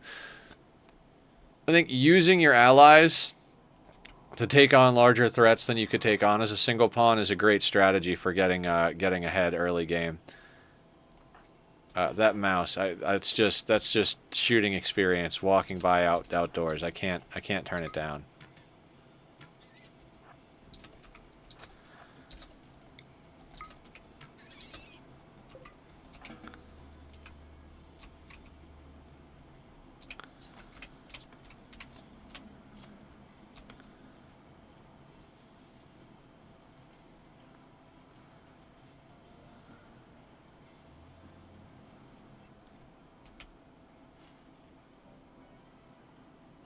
I'm pretty sure that an ibex worth of textiles would be enough to at least, you know, make a loincloth so he could not have unhappy nudity. But you know, it's fine. It's fine. We'll cut a few trees. We'll make him some tribal wear. Actually, we could just make him a pair of pants. Pants aren't too expensive. I think pants might be 45. We might be able to make a pair of light leather pants as soon as we get this thing built, which will be after he does some work on the rice fields. I do want to get a better weapon, but it was nice to be given something. It's a good quality one as well, so it's better than normal. Look at the gigantic squirrels and guinea pigs. Yes! I wish there were closer squirrels and guinea pigs. Like these antelope to wander down closer to us. That'd be nice. Like the closest animal to us is a mega sloth. Like awesome. Like what am I supposed to do with a mega sloth? I mean, like I said, if one of our allies comes, we can piss it off so they can fight and kill it, but that doesn't get us shooting experience because I'm not going to shoot the damn thing with the allies trying to shoot it, because then you just wind up hitting the allies and pissing them off. Then they turn around and shoot you in the head, and you're like, God damn it, why did I do that? But, I mean, the textiles would be worth something to us because then we could cover our groin.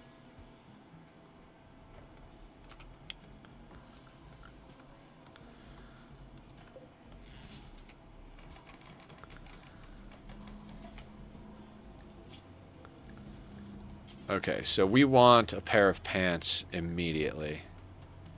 Oh, it's 40. Excellent. Very good. Phenomenal. And then after the pants, we want a button-down shirt. And then we want, I think, a duster after that. And then a cowboy hat.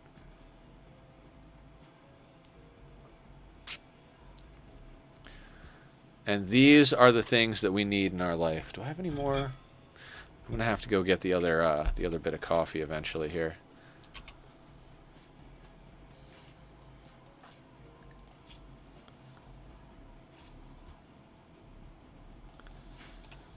Oh, okay. You know what? We should set apparel. We're gonna copy you. Go in here. You're gonna be default.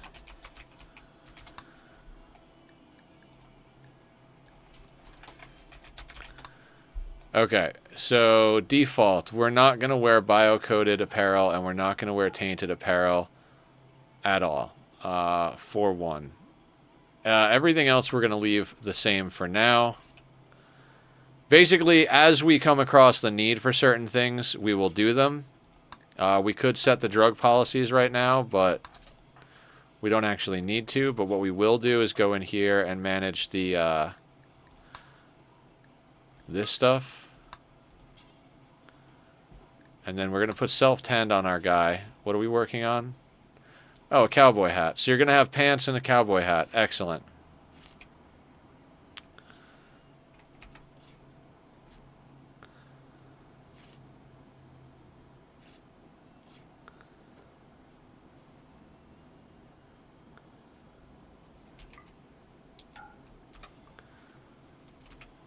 I like this guy. We need to get his shooting up because I'd like Steven to be the father of our entire cult of a colony that's going to happen here. I think he'll make a great whatever. We don't have any way to age reverse people in this one either, so we're gonna have to deal with bad backs and dementia and frail and stuff, which means we might have to cycle out colonists. We also, like, in that regard, there's no children in core, so we can't make super kids. We've got to keep our eye out for colonists at all times to replace colonists that, like, die or get too old. And then we have to decide, like, how are we retiring people? You know, like, are we gonna cold-blooded execute people? There's no, like, respected if guilty situation going on because we don't have ideology. So, yeah, that's going to be a whole thing.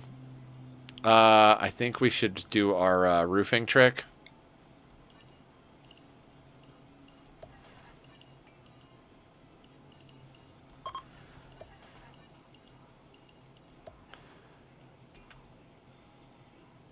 Do Judge Dredd? Oh.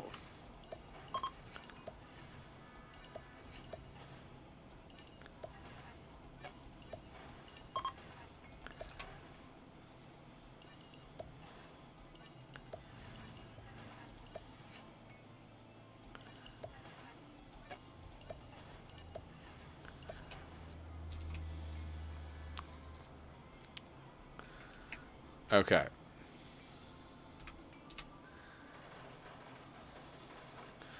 So the reason I'm doing this, for anybody who hasn't seen me do it, although we've done it a million times on the last 3 streams, fire can't jump across 3 tiles of dead ground. So once all of the grass and foliage dies underneath this roof, any fire that gets out here won't be able to jump to our walls. So that'll be an advantage. It won't stop raiders from coming up and directly setting our walls on fire, but it will stop, like, random fires around burning down our shack while we're dealing with other shit. Accuse, find them guilty, equip them, banish them to roam the wastes, bringing law to the lawless land. Yeah, I mean, well, if we want to get rid of colonists, it more or less comes down to banishing them. It's not like we can cannibalize up. We don't have that set as we don't have that set as a precept. So unless we have, like, bloodthirsty cannibals that join the colony, which is entirely possible.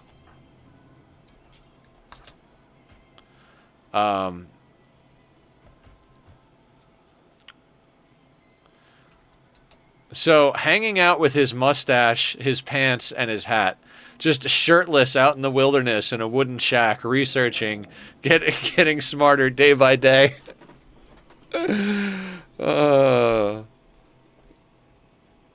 This game, I swear.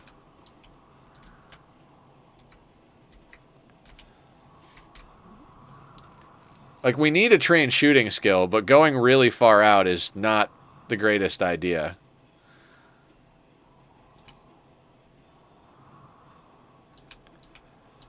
I mean, I guess we could go hunt that raccoon.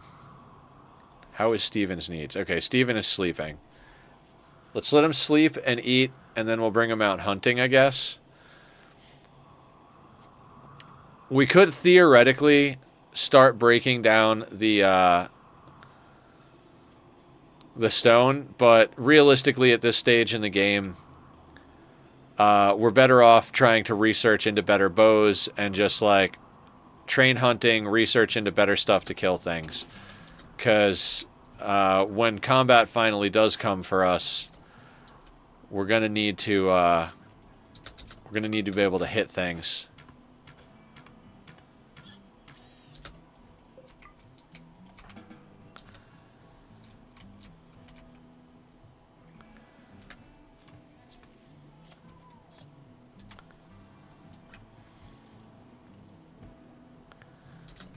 Okay, so next up on the hunting agenda... God, can we get some stuff that's not large and or hostile nearby? I guess we gotta hunt that raccoon over there.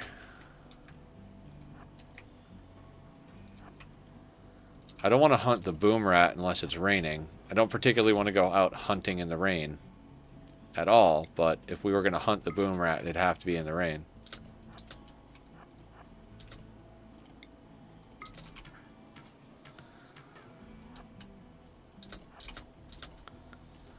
I don't like being this close to the edge of the map to do anything, because if a raid spawns right where you are near the edge of the map, you can be some big trouble. But early enough in the game, it's like, all right, let's just take the risk. In fact, let's not worry about that squirrel just yet. Let's get a couple of shots off on these guys while we're over here.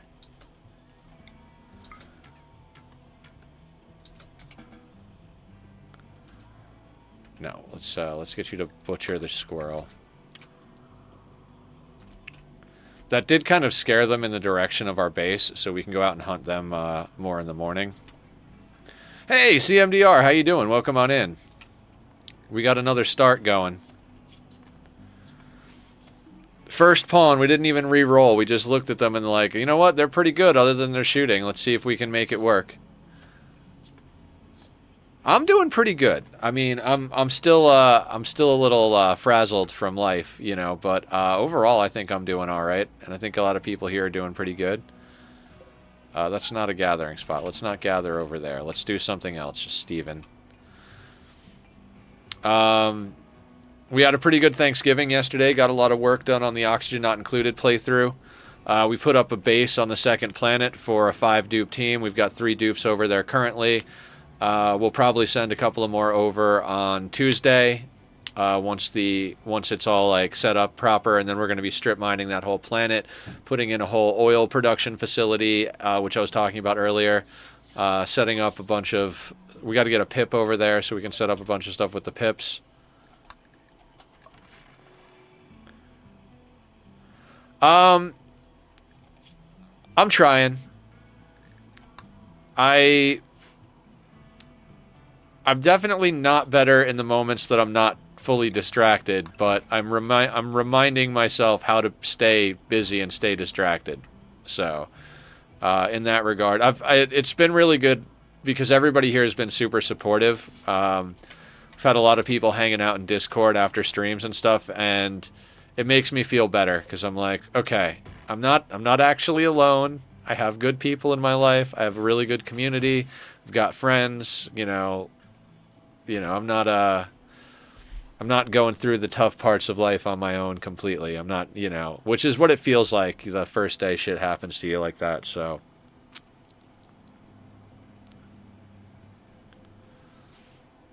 but yeah, I'm trying. I love Rimworld and I love playing games and I love streaming. I'm never gonna stop. Nothing out there could break me enough to stop me from streaming for more than a day or two here and there. Raymond's Buffaloes. One guy with a club, with some poor pants. We have better pants than this guy, but he did bring drugs. All right, Steven, in your top hat. Let's see what we can do. Yeah, I called. Yeah.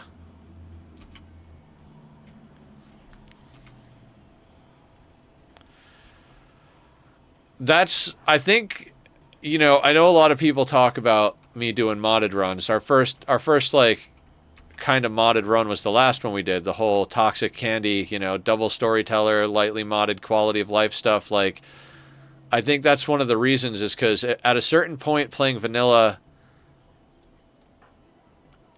you kind of know everything. Like, I know where to keep a colony to manipulate the size of the raid. See, we fire one, and then we run away. They yo-yo.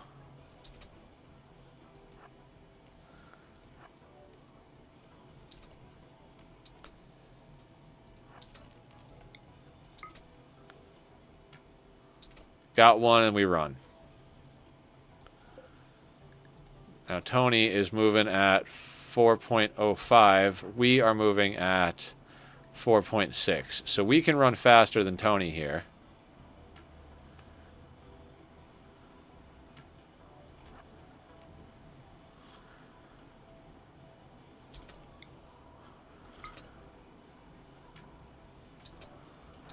You just can't get greedy. Like, if I'd have tried to take a second shot there and hit him, fantastic. If I took a second shot there and missed him, dead.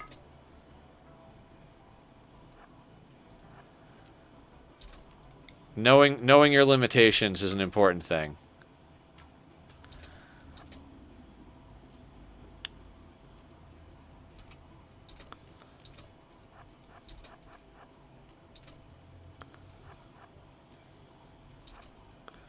What's Tony's stats worth consideration? Pyromaniac, body modder, chemical interest. Nope. And he's got unwaveringly loyal, so no chance of this guy. Like, I don't want him, and he doesn't want us. We have mutual feelings of hate and disrespect. Yeah. Like, not only are you a bad pawn, but you hate us just on principle? Alright. Can we please just get one more shot on Tony? There we go. Headshot. Death in 12 hours.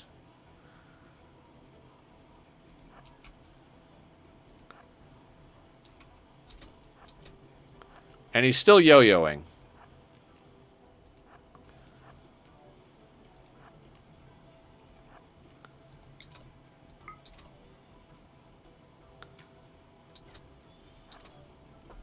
He's still dangerous, though. Like, we move faster than him, but if we don't move before he gets a chance to take a whack at us, we're pretty hosed.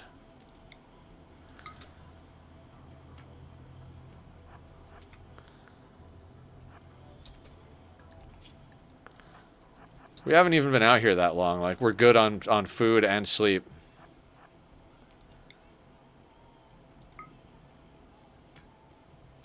Nice.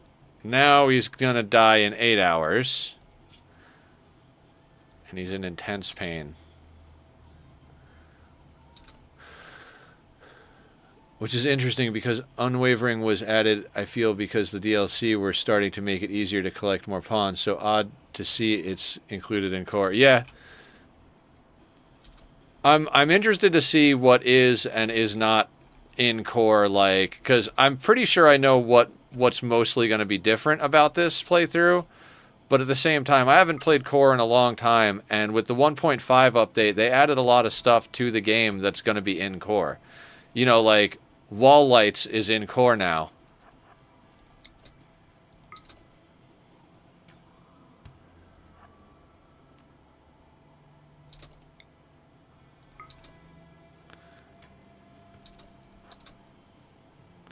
Tony, how many times we got to do this dance before you just give up and say fuck it?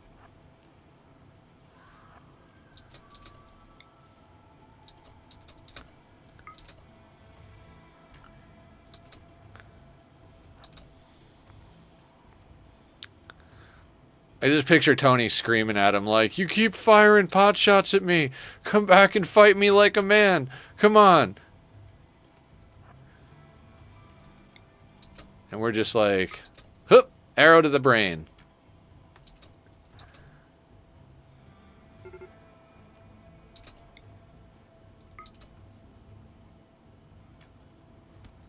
And we're done. I kind of want the smoke leaf joint. We don't have a place for it set up, though.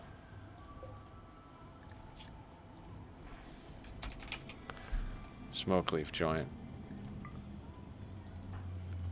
As we acquire items, we set up policies for them. Now, he's going to get upset about seeing the corpse, but... Alright, time to set up drug policies. As per usual, we do this, we do this. We change the name of this to default. And we make our default policies. Nobody needs to do drugs for recreation. Everybody do drugs based on mood. We're going to go to 35% once a day for beer.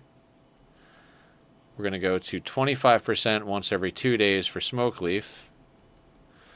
And on ambrosia and psychite, we're going to do every other day at 30%.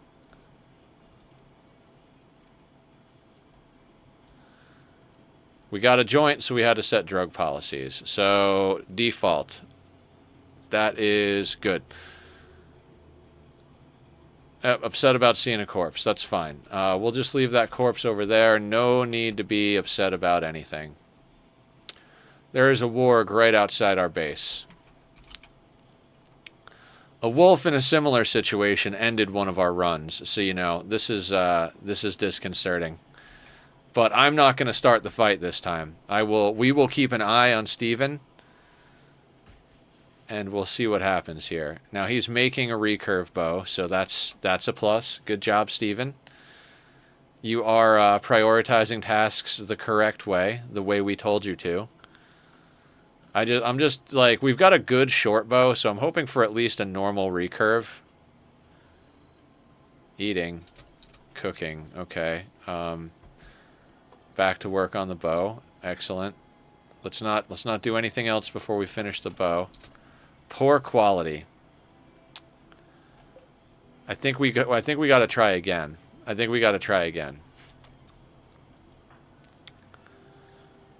I mean, I know they're different on pawn than off pawn, but on pawn that's 11 damage, and off pawn this is 14 damage.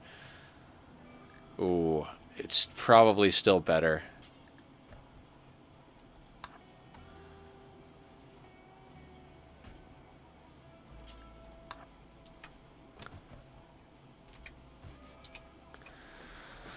I mean, we've got plenty of wood. It's not like we're crippled for wood like we were in our last two playthroughs. Dear God. No, okay, we've got wood in this playthrough. I was going to say maybe I should update the rules, like must be on a map that has wood, because the last two playthroughs, wood has been more valuable to us than friggin' gold. It's like sea ice. It's like, okay, we can't do anything with wood until we get, like... It's not... You can't even really deal with it. You can't even really do much with it if you go out and trade at a trade location, because you can't carry stuff. You can't sustain animals, because there's no food to sustain the animals. And so you can't really have pack animals. And you carrying what you can carry on your back is not a lot. You come back with enough wood to build, like, a campfire and keep it lit for a week. You know, like, at best. So, like, your only real recourse to get wood is to get a ship that comes in when you've got enough money or stuff to trade so that you can get a whole bunch of wood. And then that's got to last you and tide you over. When you get late game and you're just mass producing, you know, drugs or textiles or statues or whatever it is you're mass producing, it's a different story. But early game, getting that stuff is not the easiest thing.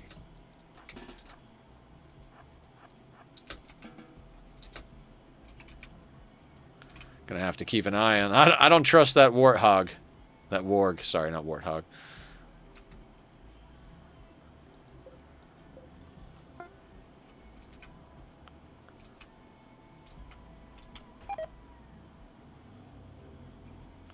Oh, normal. That's already an upgrade. Can we do this again? I will make bows and sell bows as our main deal here. You have the normal one, right? Yes, wonderful.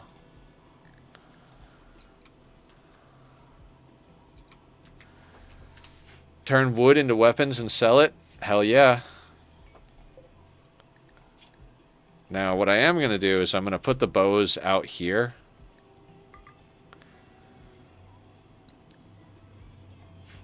To be fair, you're hunting and subsequent leaving the meat outside might just be inviting these wargs to come over. That is true. That is true. We'll deal with that eventually.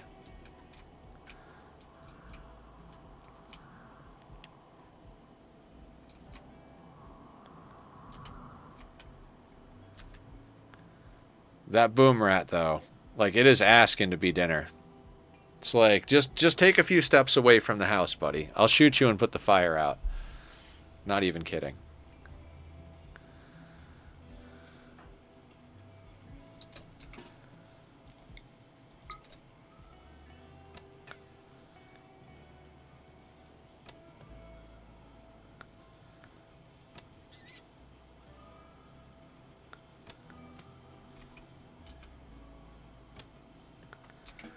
I think we don't even worry about chasing him down.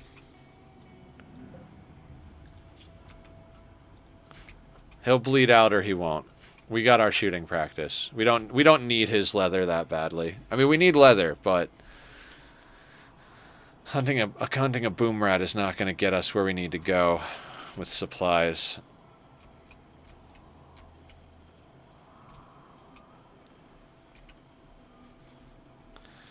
Yeah, I'm going to let him make, like, 1 or 2 more bows. Just to see if we can get lucky. Like a normal recurve bow is good, but a good recurve bow is better. An excellent is fantastic. You know what I mean? Okay, so we got to pour. We got to pour. Let's try that again. 40. We have 40.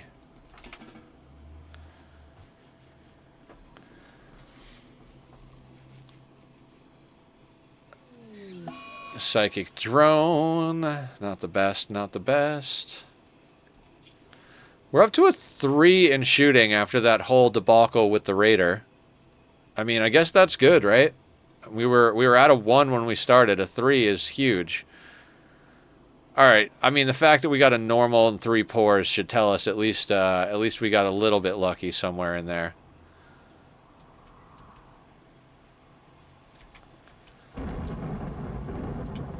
All right, it's raining.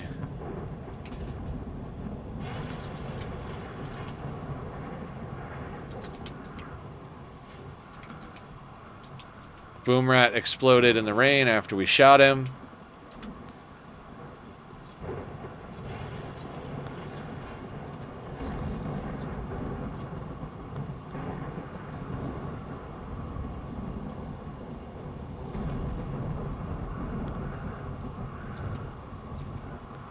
Alright, we're growing entirely too much rice.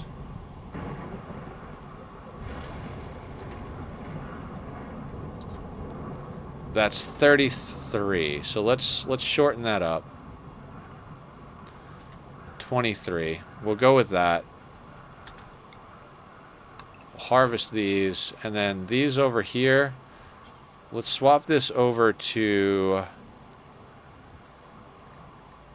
heel root. Okay, they can't grow heel root. Can they grow joint leaf? They can grow joint leaf.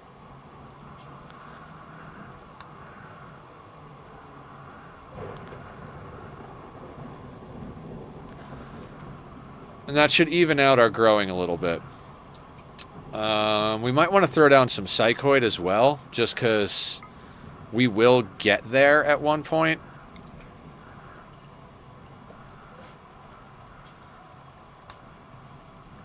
Level 6. All right, we're not quite there, but we will get there. So let's just do it like that. Get a little bit of mood management stuff possibly going. We might even go into beer brewing reasonably quickly, just because drugs to manage mood is very strong. And I think all of it, you know, with everything else in Rimworld, it really just kind of depends on what gets thrown at us. What other options we have for pawns, what options we have for weapons, clothing, food, you know, like... we research recurve bows. We're researching great bows now. After that, we'll go into pemmican. We're basically trying to work our way into, you know, tribal style living. At this point, we're working our way up from naked brutality up to tribal. Is kind of where we're going with this. Now, I'd love to get more pawns, but also like I said, the longer we stay small, the easier it's going to be to make progress. As long as we handle every fight the same way I just handled that fight, where we're always, like, making sure to keep distance, we'll be fine.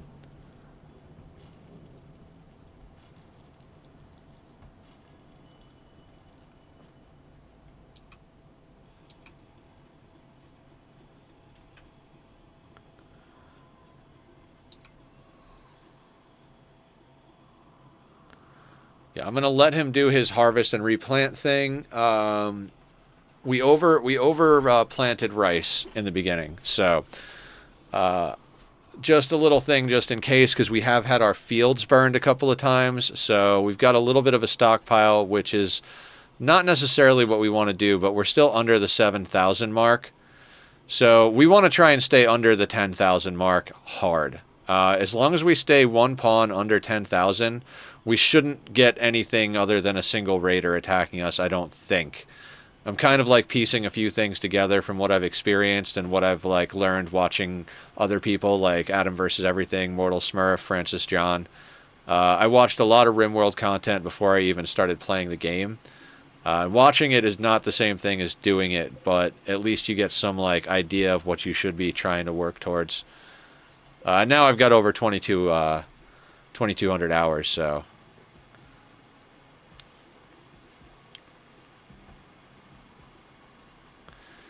All right, so we've almost got a button down on top of our hat and our pants. If we can get a duster after that, we're doing quite well. Oh, the other thing we should try to plant, if we've got the ability to, is some cotton. I always forget about that. Let's say over here, do we have cotton? Eclipse, that's fine. I don't really care about the eclipse. Let's expand the cotton zone.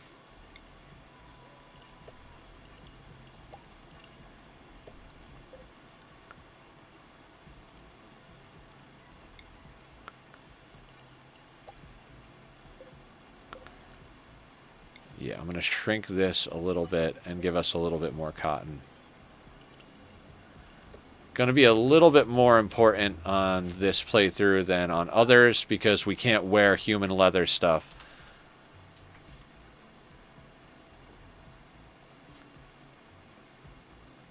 Keep an eye on that.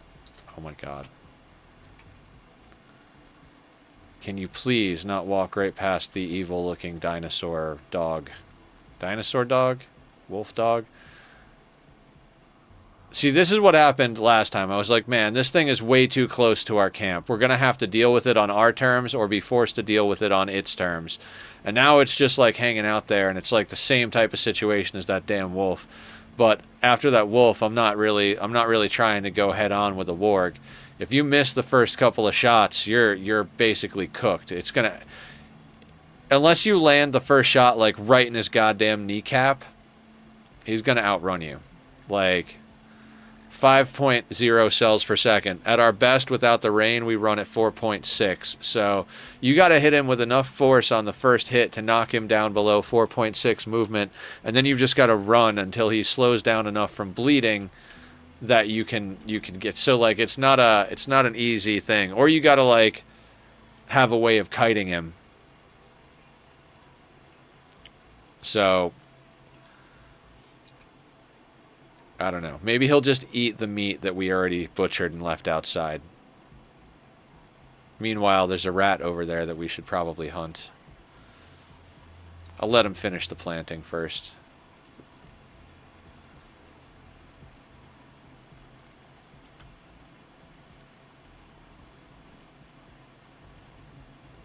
Oh, okay. You're making a button down. Okay, he is eating the meat from outside.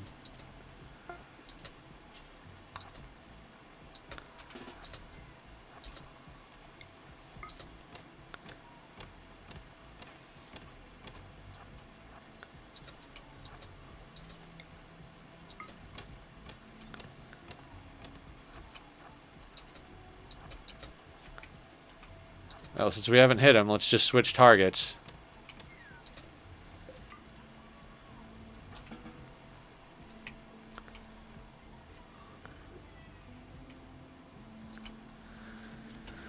They are messing up with the ideology system and the xenotypes. I'm creating a faction around plants, like a dark druid type faction. Oh, hell yeah! Yeah, we're probably going to get into more themed ideology style runs because I've pretty much only ever used ideology to min-max chances to win. So with ideology disabled this time around, it'll be nice practice for like, you know, not relying on ideology for the W. And when we get back to using it in the next runs, we can do some wacky stuff instead of just some straight up min-maxy stuff. Like, when you guys are guessing on the run, whoever wins the run, it doesn't have to be like an uber challenge run. It doesn't have to be like, play it on this hard difficulty with this uber hard modded storyteller hard mode. Like, it could be like, Nether, play a peaceful colony for like, you know, 3 in-game years or something like that. Like, we could do chill colonies too if you guys want to do chill story vibes. It's way more fun if you use it thematic and to cripple yourself. Yeah. Yeah, I agree. Because we were, like, one of the reasons I was doing core on this run is because Naked Brutality, I did, like, a min-maxed ideology, dropped in Naked Brutality, and I was like, oh, within the first day, you're up to crash landed. You can get 2 to 3 people pretty easy day one with the Sky Lantern Festival set to get a recruit. So it's like, yeah, this kind of defeats the purpose of Naked Brutality. So I was thinking about doing a core-only run, and I was like, this is probably a good time to do Naked Brutality because, there's no way for me to cheese it. I mean, I could always not cheese it. It could do, like, a thematic ideology and, like, whatnot, which is what I did when I actually did a peaceful run. So there's that. You can make up a chill challenge if you want. I love DMing campaigns in D&D. Hell yeah. I think was it you, Shadows, that said you were down to run a D&D campaign? Because if it was and you were serious, I'd be all about doing it. And yeah, what we're doing right now, CMDR, is when I do a challenge that I pick, you guys take a guess at the beginning of the challenge how many streams it's going to take for me to finish. And whoever gets closest with their guess gets to choose the next run. So who the fuck steps on my dice? I can't find my good D&D dice. I never really got to play D&D, but I got to buy some cool dice, and I have no idea where they are. I've gone on like 2 or 3 hunts around my my house, just like, are they over here? Are they over here? Did I put them on this shelf? Did I put them in this art box? Like, where did I put them? So I'm kind of like starting to get to the point where I'm like, yeah, I might have to just admit that I lost them, and I'm going to need to order new dice. Because they were cool. They were metal. They were like gold and black and metal, which was pretty goddamn awesome, I gotta say.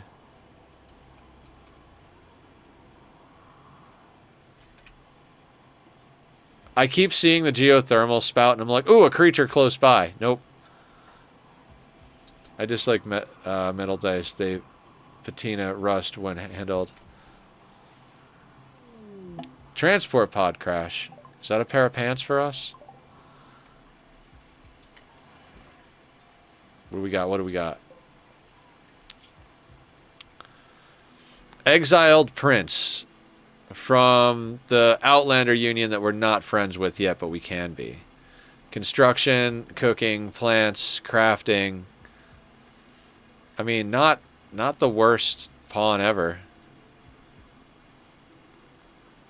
But I don't know that I want to try and... Are they worth making a prisoner? 15 years old, death in 22 hours. Do we want to try and make this guy our prisoner?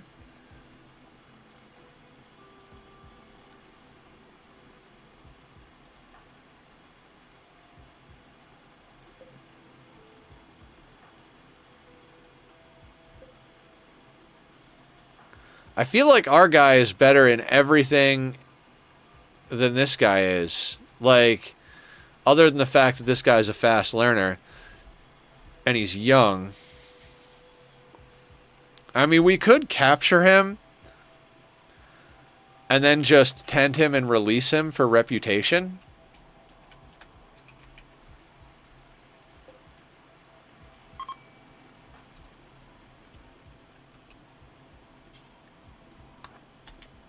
Right?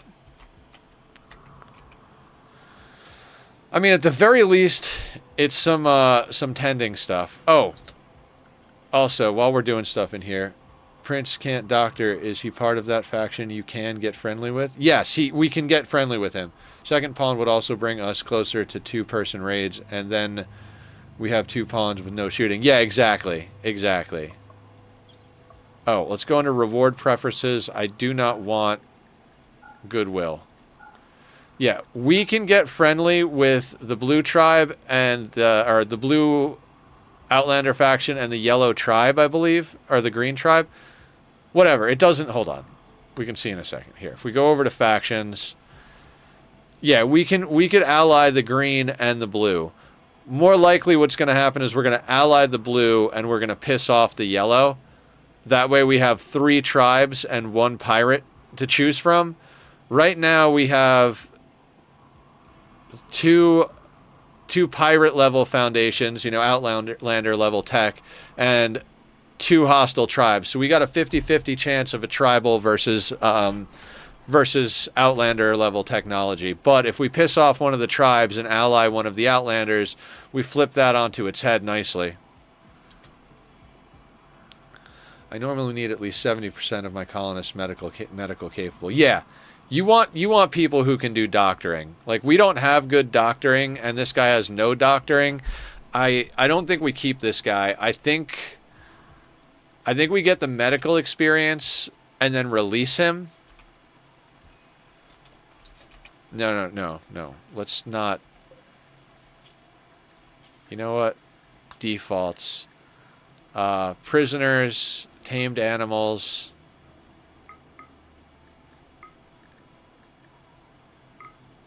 Yeah, colonists can come in with herbal medicine, but doctor care, no medicine. 20 hours, yeah. Just put pressure on the wound. Don't use any of the medicine. Just put pressure on the wound. It'll be fine.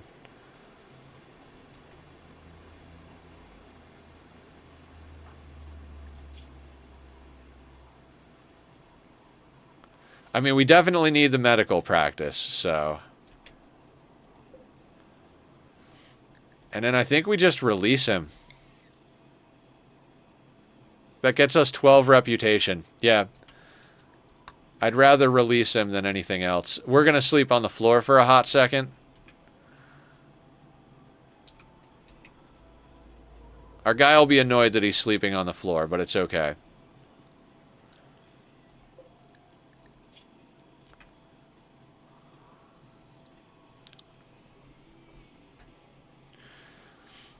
I mean, I would be perfectly happy, like, staying as one colonist, getting some, like, badass training in all of the different skills, getting ourselves a good gun, like, you know, basically establishing, like, a single colonist base that's really badass, and basically knock out the vast majority of research. Okay, so he's off already. We got a little bit of doctoring experience and sent him off. So, excellent.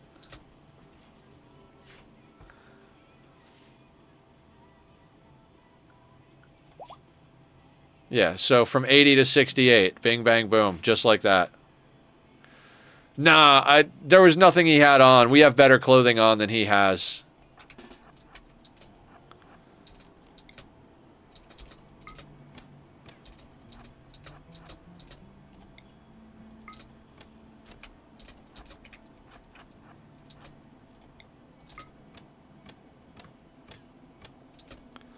That recurve bow is already like day and night difference between a short bow. I can't wait till we can get a great bow going here.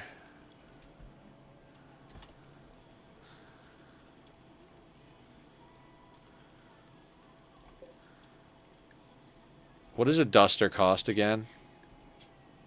80 fabric, and we need 50 to make patch leather, so we would need at least 100 of random stuff to make enough patch leather to make a duster. Do we go and try and shoot a horse? They're closer.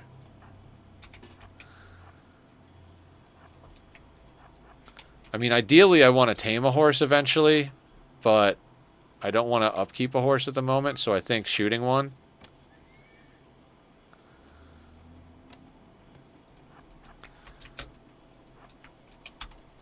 Because, like, that's a lot of leather for what we need.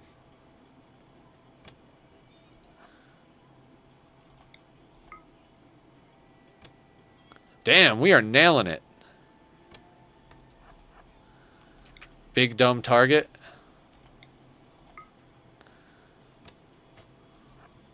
Oh, he's trying to get us to anger one of his woodland friends.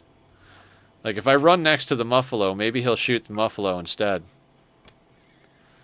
Fat chance, buddy. Got my sights right on you.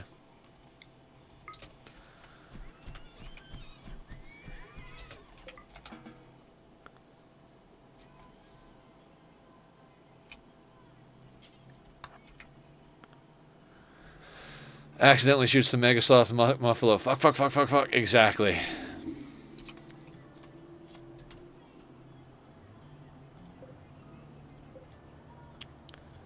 That's 78 plain leather. God, that kind of sucks.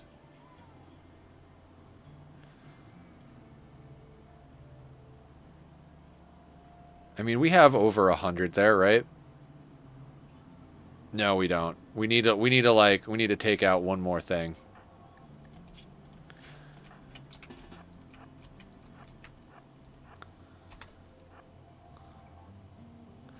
Yeah, we're trying to get into a duster. We just need enough leather. That's why I'm out here hunting. Like we need the shooting experience, but we also need the leather right now so we can get a duster. And if we can get a little bit of that cotton to come in so we can make ourselves like a face mask or a veil or something just to add a little bit more stuff to our head.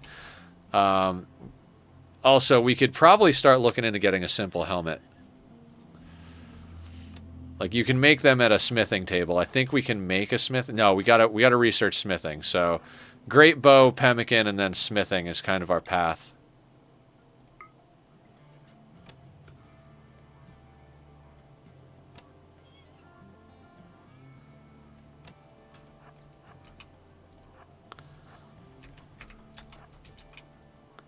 Are simple helmets even that good? Step up. Yeah, I would say, based on the amount of resources, I would say flak helmets are generally worth skipping because of the amount of components you need to keep everybody in flak helmets. But I would say going up to simple helmets, and if you want a little bit of extra, throw like a face mask or a veil or something on there. It'll add just a little bit of extra protection. I think you can also get a slave collar. Like I think optimal early game protection is simple helmet, slave collar, and a face mask. Up until you can get like a marine helmet or something like that. I mean, the face mask and the collar don't add very much to the situation, but they add a little bit. And specifically the slave collar adds neck protection.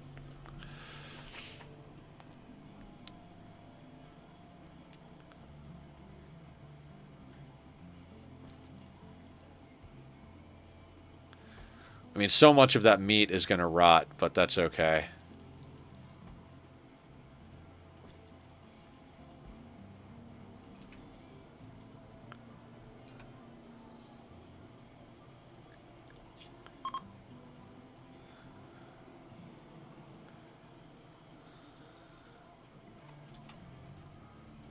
You guys don't have anything for trade, do you? No, you don't. You sure you don't want to buy some meat or some leftover textiles?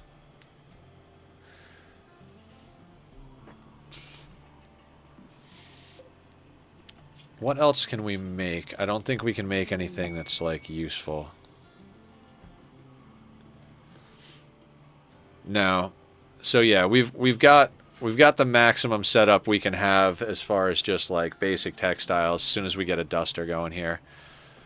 Like this dust, so what we've got as far as gear is pants, button-down shirt, cowboy hat, and a duster, and that's going to be the best we can do up until we get a, actually, can we do a sash? Or is that not part of,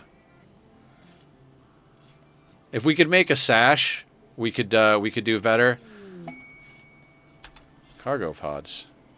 What do you got for me, Randy? Guinea pig.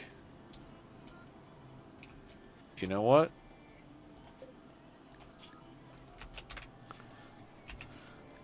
I'm down for the guinea pig leather to come up here.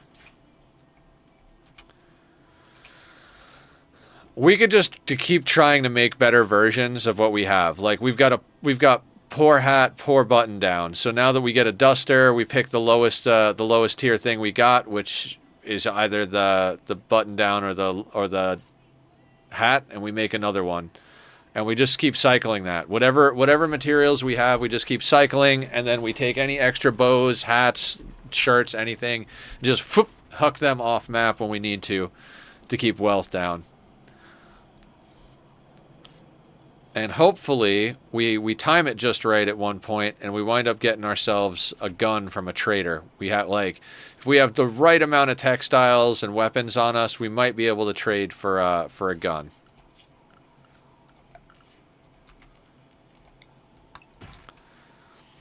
Also, there's always the risky business of just deciding, fuck it, let's go out on a trade with a single pawn.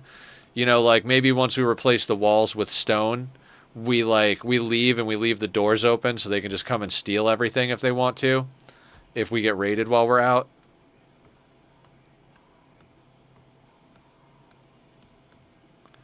I mean, and then if it burns, at least we don't have to rebuild the walls. But there's always the chance that we might just grab a little bit of some stuff and head out. But I believe in the heart of the cards. I think we'll get the right things happening. You know.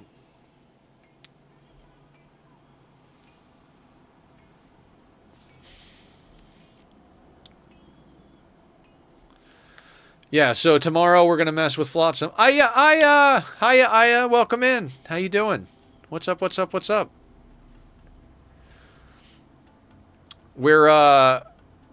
We're doing things and stuff. We have a recurve bow that's normal quality. We've got a little shack. We've made ourselves one of everything except we're still working on the duster. 5 pounds lighter after haircut. Hell yeah. I have really thick hair. When I let my hair grow out, it's like there's a lot going on there.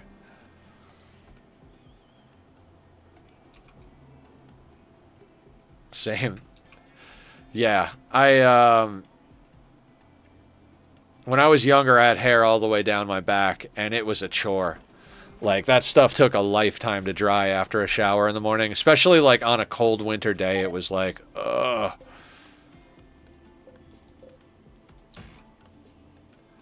But now I live where it's warm, and I don't worry about that.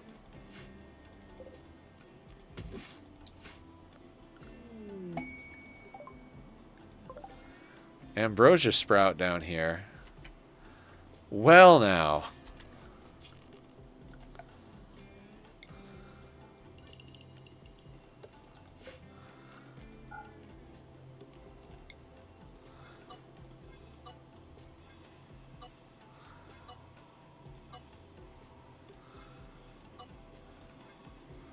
Just trying to minimize the amount of tree chopping they come over here and do.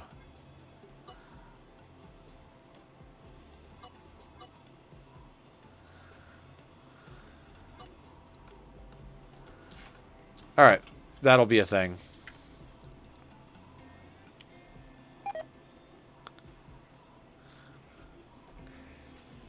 New pawn's treating us pretty good, actually.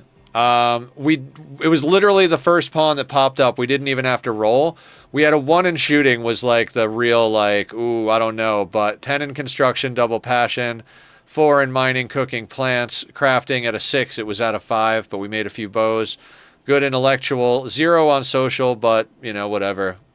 Yeah, and he's 24 years old, no health problems, so doing all right.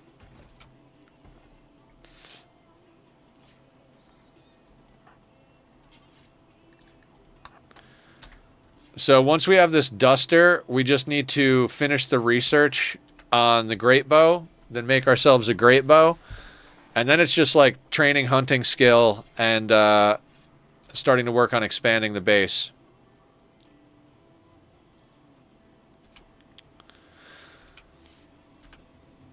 What I might do instead of breaking out like 2 of the walls, what I might do is actually leave the 2 inner walls, replace the 2 outer walls, and then make this original area actually make that our prison, because we're gonna need a prison like way more than a slaver. Interesting. We're gonna need a prison way more in this playthrough than any other playthrough we've done, to the point where we might start to do things like luxury prison. Maybe we'll even go crazy and build people bedrooms and shit this time around, because mood is going to be a very different thing in this playthrough. It's not like we could afford to buy a human.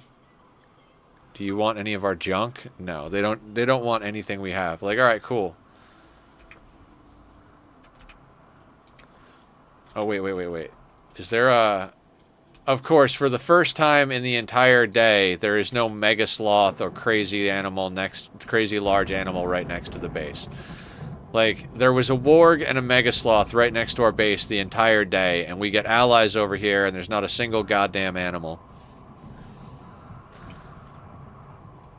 Oh, look, there's a tortoise here.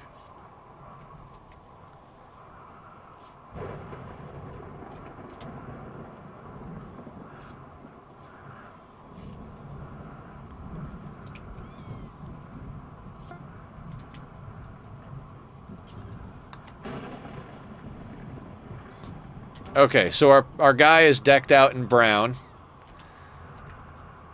Leather from head to toe.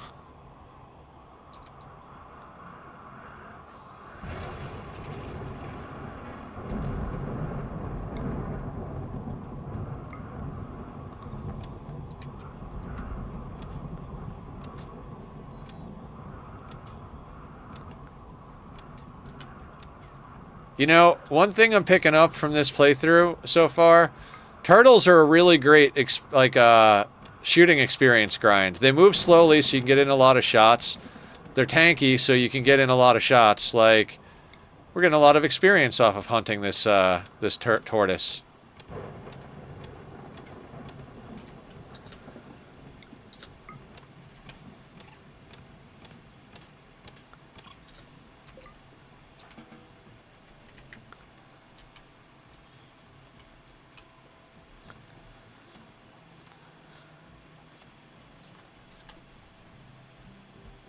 Never seen much on the prisoner system. Learning opportunity for me. Yeah, the slavers usually only come around super early in the game, CM. They basically, like... The game has something called population intent. And so, early game, it pays to be really picky, especially if you're doing a solo pawn start, because the game will throw slavers at you, it'll throw transport pod crashes at you, it'll throw wild people wandering in, it'll throw like straight up just, you know, random pawn join events, and it really will, like, every other day you'll get an event that tries to give you a pawn when you're starting out, like, with 1 or 2 people. By the time you get to like 3 to 5, it starts to slow down. And then somewhere between like 12 and 15, it's almost impossible to get a pawn without actively trying, like, you know, shock lancing them, or like building a heat box that you have good control over so you can make them all go unconscious and have your pick. Like, you have to get real good at downing pawns once you get to the 12 to 15 mark, or you have to have stuff like ideology rituals or a skip abduction from anomaly. Like, there's a lot of ways with the DLCs to do it, but without the DLCs, it can get quite difficult to get a large population. So since I'm doing a solo run, they will always throw people. I mean, yes, until, like, literally we've had 2 or 3 drop pod raids. Not drop pod raids. I think we had one person from a transport pod crash, and then we had a quest that offered us another person or something like that. I don't even know. Like, basically, we get tons of stuff. Slavery to your to-do list. The slave system that comes with, I forget if slaves came with ideology or royalty, but I don't like the slavery system. Basically, they're worth a percentage of a pawn. So if a pawn is worth 1, I think a slave is worth like 0.75. So it's less wealth, but the trade-off is the risk of a slave revolt. So you have to put effort into, like, suppressing the slaves with terror towers and, like, you know, daily lectures and slave apparel and stuff like that. So once you've like, but you're never 100% like devoid of chance. Like, basically, you got to make nice accommodations for them as well. If you don't make nice accommodations for your slave, it affects their mood. They're more likely to mood break. So it's more or less having a colonist with empty steps or extra steps. And it's like, well, if they're good enough to keep around as a slave, then they're usually good enough to make into a real colonist. So my feeling on the slavery in this game is that it's only worth it if it's a theme. Like, you know, like if you're going to do like a vampire theme, like we have vampires, and we have, like, each vampire gets their baseliner, like, familiar, and then everybody else in the entire colony is slaves or something like that. So you can only have as many baseliners as you have vampires, and, like, that baseliner has to tend to that. You know, like, you make a theme run like that or something like that. And then you could ascend, whatever. I've got plenty of ideas for, like, themes and stuff like that. Like, that's not the hard part to come up with, but I think slavery is kind of a useless mechanic unless being used from a perspective of themes. Medicine. I would also argue that slavery kind of ruins the point if you're doing a pure solo run. True. Yeah.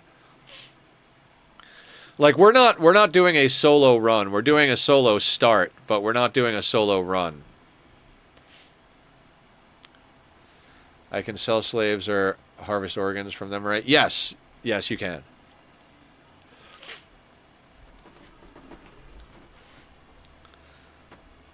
I tend to, like, when people go down, I capture them. Like, no matter what. And if they're good pawns, I'll try to recruit them. If they're not good pawns, then I'll harvest a lung, a kidney, and a heart. Unless I need them for other stuff. Like if I need somebody to feed a vampire, I'll chop their legs off and put them in a separate prison area for just the blood bags. That way that the other prisoners can't go berserk and kill them. So I usually have meat nuggets, exactly. We usually have a room for the meat nuggets for the vampires. If you can also sell them to the Royal Tribute Collector that comes around like once or twice a year in game. And if you sell them to the Royal Tribute Collector, you get honor to go up the royalty path of things. It's a way, like gold and prisoners is a way safer way, in my opinion, to grind reputation and honor with the Empire, as opposed to doing quests. The quests are they're always way more than they should be. Like, build this obscenely large structure for 3 honor. You know, raid this place with 1 million bad guys for 4 honor. So I prefer to sell prisoners and gold. Problem with selling prisoners is they have to be able to walk to sell them. So if you take their legs, you can't sell them. Even if you put a leg on right away as soon as the Royal Tribute Collector comes, by the time the anesthetic wears off, usually the collector is gone. So the best way to do it, in my opinion, is to get the dead calm gene, and then every bad, like dead calm, awful shooting, awful melee, awful cooking, awful everything, and then just shove awful everything and dead calm into your prisoners. That way they eat almost nothing and they never have violent mood breaks. If you can do a xenogerm like that and then put like a paste dispenser in a prisoner room. See, look, transport pod crash right there again. Raymond's Buffaloes. We can't get rep from them. Awful everything plus dead calm, ultimate poor food preserve. Yep. Ooh. Normal cloth parka, 80%. Normal Devil Strand t-shirt. Okay, so strip this person. They're an enemy that we can't get rep with, so we're not even going to bother dealing with this. I mean, well, I guess we should look at their stats. Decent at shooting, good doctor and social. I mean, we could take them. 38. I don't know. They don't really like jump out at me as like an amazing pawn. Yeah, I think we yoink the Devil Strand.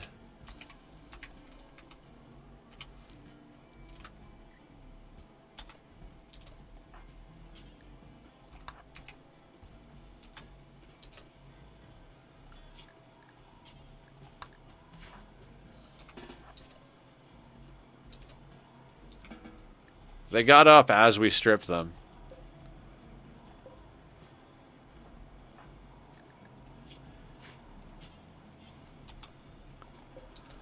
Okay, and then a normal parka. What do we got? We've got a good duster. Alright, score. My anima tree spawned in the corner of the map. I'm generating a new one.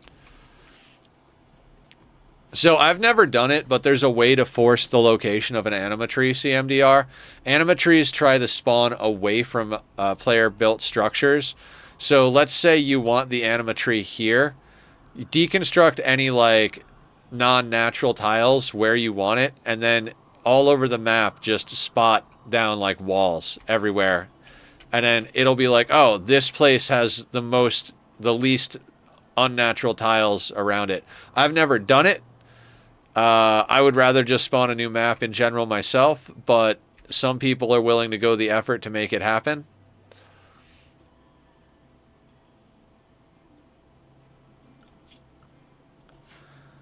We kind of need to do a wealth dump, guys. Okay, let's convert some of this stuff, right? Like, let's make another hat.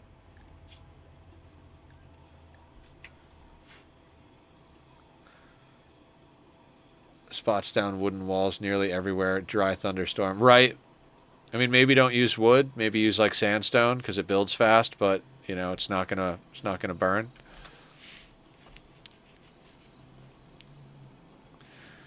So I say with the textiles we have here, we just pick the worst item he has at any given time and have him make another one of them. And just have him do that until we get either a better quality version. Like, he's got a poor cowboy hat, right? But we've got a normal Devil Strand t-shirt and a good plain leather duster, normal light leather pants. So if we just keep having him make cowboy hats until we get one that's better, then we can just dump all the cowboy hats or sell all the cowboy hats. Take all the crap stuff and dump it in the world. Yeah, exactly. But rather than dump the textiles themselves, we just keep making... We process all of these textiles until we can't process anything else, and then we dump the garbage hats and the garbage bows and stuff off the map. But that way we at least, like, get the best out of it for our character, plus we get the experience. Like, there's a good cowboy hat. So now we have normal is the lowest tier 1. We have 100 guinea pig fur, so we can make pretty much anything. So do we go duster or do we go pants? Probably pants, right?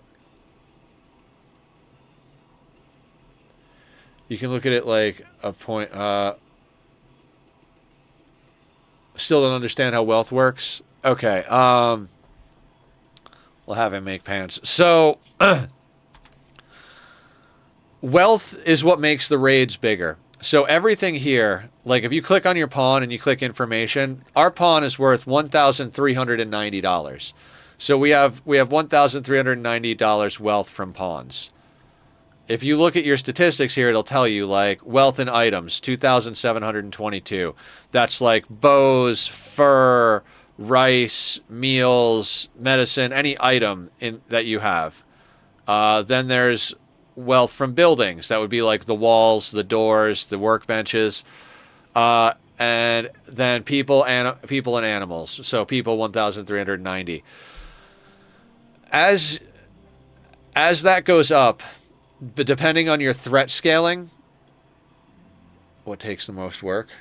Oh, that's a good question. I think that the thing to ask is what can we improve the most? I don't think we try to improve the Devil Strand t-shirt because it's Devil Strand.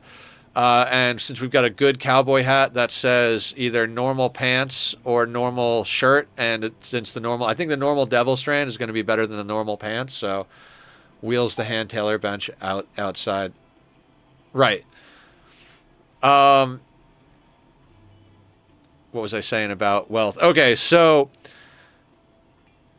there's something called threat scaling, and on Losing is Fun, the threat scaling is 220%. Our thing where it says 500% is we go in and we go to Losing is Fun, and then we custom slide that up to 500%. The way it goes is that for each amount of wealth, the storyteller gets raid points, and then they can spend those raid points on a raid. It's like, oh, a raider costs 30 points. A gun for that raider costs 25 points. Clothing for that raider costs 10 points, whatever. Okay, that adds up to the points that I have, so now I send it. You know, or like if it's a breach raid, it cuts it in half. And then so there's a max raid point, which is 10,000.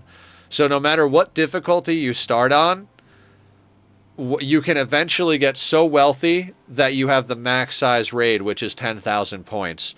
And so 10,000 points of raid when it's a tribal raid looks like almost 200 tribals. It looks like 2 termites and a large number of all the different mechs for a breach mech breach. It looks like drop pod raids with pirates that have explosives. Like, it looks pretty big at raid cap. When you're playing on the raids, the threat scale that I'm playing on, which is losing is fun with the threat up to 500%, raid cap happens at about 250,000 wealth. 250,000 wealth, give or take, because different kinds of wealth are worth different amounts of raid points. Like, pawns wealth is worth more raid points than the wall's wealth is in raid points, if that makes any sense. So it's not just the hard wealth number, it's also like what type of wealth it is plays a factor. So after a while, after watching people and playing the game yourself, you start to get a feel for break points. So we want to stay below 10,000 wealth. So we've got 7,997 wealth.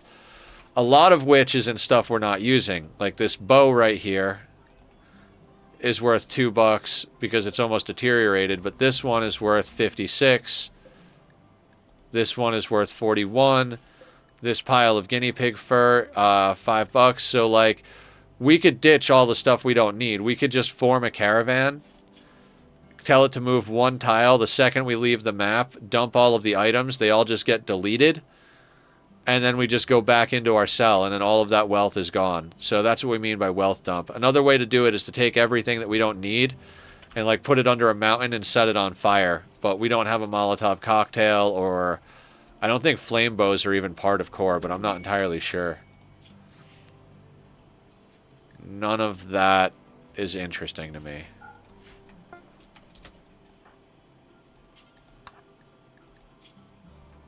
And that brings us up to good guinea pig fur pants.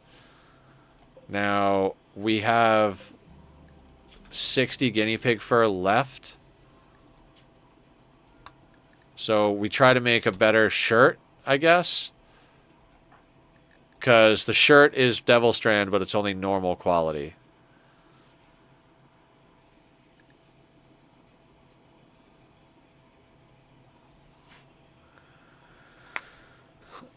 Slower work speed equals more XP. Yes, yes. If you have someone perform a medical procedure in the dark wearing a blindfold while they're high on drugs, you get more medical XP than if you do it in the light in a clean room.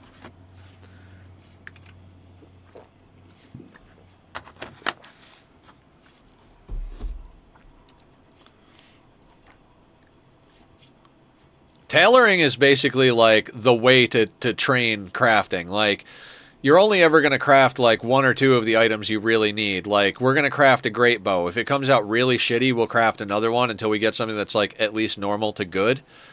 But as far as like how do you train crafting skill, like, well, any textiles you have, you might as well be making into clothing, because the clothing is going to sell for way more than whatever the base value of the textiles is. And if you get an upgrade, it trains your crafting up. And if you do happen to make something of better quality, now you've got an upgrade to your pawn's wardrobe. Good guinea pig. So now our pawn is doing way better. So we should have med students always high, blindfolded, and in the dark, which, I mean, seems a little redundant, but sure. Sure, why not? Okay, so now I don't think we have enough of anything to make anything, so this is the optimal time to dump stuff off the map. So we select, we grab our dude, we go to travel supplies. We don't want to bring travel supplies. We're not actually leaving. We want to go into items. We want to grab the little random scraps of garbage we have, because we're not even going to cobble that together. We're going to grab the recurve bows that we have. We're going to grab these things. All of that can go.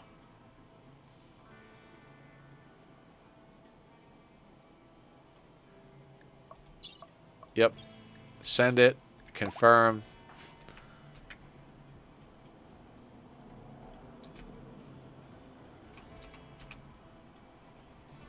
Hello all, Miss Mesra. Happy day after Turkey Day. Happy day after Turkey Day. How the heck are you? It's been a little while. When was the last time you were in? Were you here for any of the Toxic run, or was the last time you in, was that the Sea Ice run still?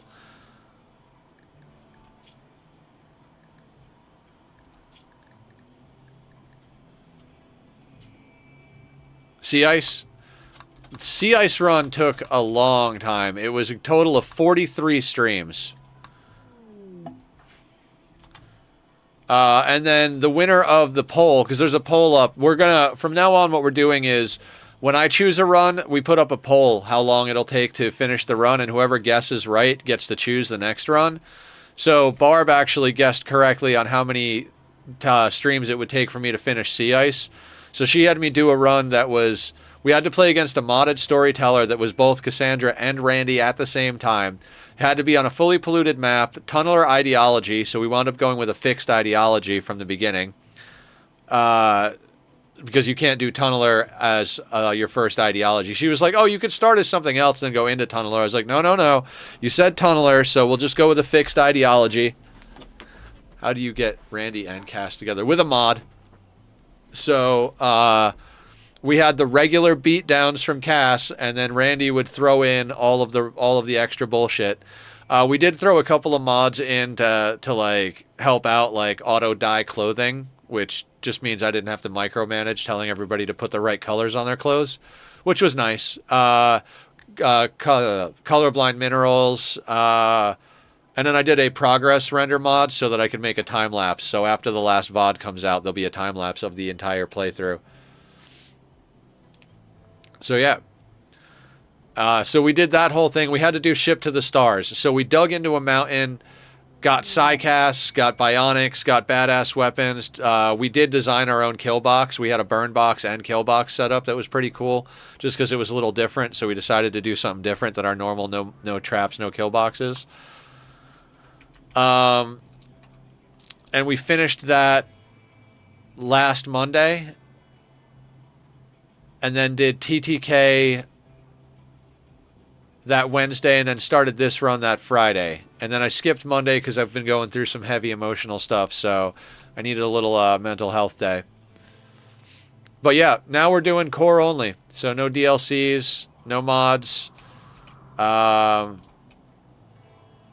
naked brutality. Just a whole bunch of nothing.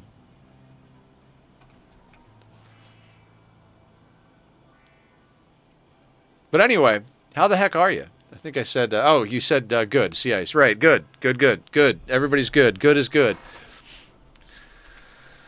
I'm, okay, so the crafting spot over here, in addition to these things, we're going to do jointly forever. All right, how much wealth did we actually ditch? We went down to 7,600, so we got about like 400 silver worth off. I'm finally settling into my new job. Hell yeah! What kind of job? What's the score? What comes next?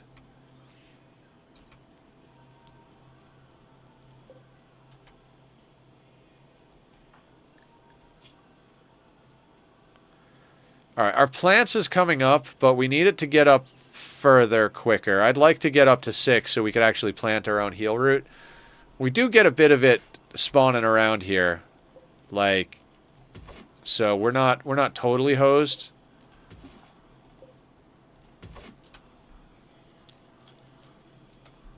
I am a service advisor. I was in a dealership. Now I'm at an independent repair facility. Oh, cool. I used to work repairing electronics. I was started as front desk. Then I started to learn how to do a little bit of the repairs, and I learned a lot about the business. So I kind of became the manager, I guess. I guess the manager is a good way to look at it. And I ended there being like a very basic tech because I couldn't do the management stuff. The management stuff was killing my soul. I would get done with work and I would just start crying. I'd be like, I'm a horrible person. I'm one of those asshole business peoples that makes everybody feel like shit and just uses them to get what they need for the company. I don't want to be that person. So, you know, so I stopped working at that repair facility, but I did do a little bit of stuff there. It does. It was one of those places where like the owners knowingly screwed people over. You know, it was like they'd like massively overcharge for something. And I'd be like, we don't need to charge this much. And they're like, well, we do because, you know, when you average everything out, we get repairs where we estimate way too low and we lose a lot of money on them. So on the easy repairs, we have to estimate high to make up the difference. And it's like, so we're overcharging people with easy problems to make up for the fact that there are expensive repairs out there. Like, this doesn't seem right. Very honest. That's awesome. A lot of repair shops thrive on dishonesty. So if you've never, if you didn't know that about repair shops, don't trust them. Unless Mesra's working there. All right. Okay. So we need to make a great bow now.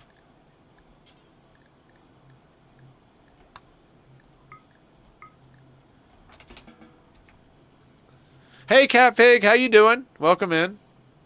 Company policy is really important if you work in service. Yes, it is. Well, like, the thing is I got to the point with that place where I was, I really settled all of their accounts. I made sure no new problems cropped up over a year or two. I got rid of all of their old problems. Like, I got their place running like clockwork, their profit margin just going up and up and up. And all of the vendors and everybody loved me. But that's why like stuff got done the way it did, is I made sure to cultivate good relationships with all of our vendors and clients. So basically just keep the boss out of it and everything worked great, right? But then like he'd forget to put something on the order form for like some washers or nuts, and he'll have looked back through the notes and seen like, oh, you know, I called this company to let them know I forgot to order this screw and they sent it to me for free. And then so he'll ask, like, hey, they sent you that free stuff. Can you go get them to send free stuff again? I'm like, no, dude. The reason they send free stuff is because I never ask for free stuff. So when things go wrong and we need it, they just offer it. If I start asking for free stuff, we'll never get free stuff again. And, like, he couldn't grasp that concept.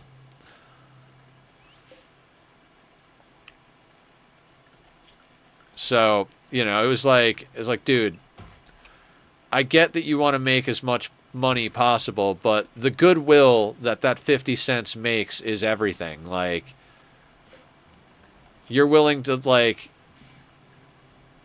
I don't know, sorry, it still gets me, you know? It's like you're willing to like, risk an entire, like, good relationship for a screw that's going to cost you, like, 8 cents. You're going to pay more in shipping for the screw and that was his thing, is like, I don't want to pay more in shipping than for the part. Unfortunately, a lot of managers don't understand that goodwill and reputation are valuable assets. Yeah. Anytime I've worked for a place like that, literally everybody, all the vendors, all the clients, everybody's like, Nether, when are you going to open your own XYZ? When are you going to open your own repair shop? When are you going to open your own restaurant? When are you going to, because I give a shit. But that's the thing. Giving a shit doesn't usually equate to making good money, unfortunately. But, you know, I stream on the internet and rely on the kindness of wonderful strangers like you guys to get by.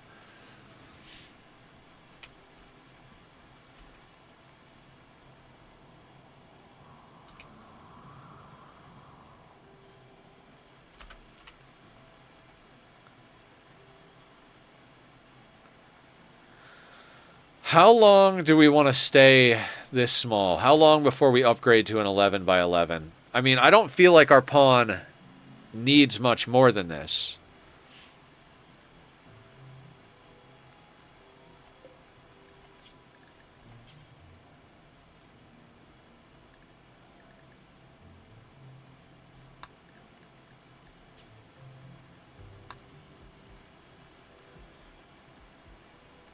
It does in the long run.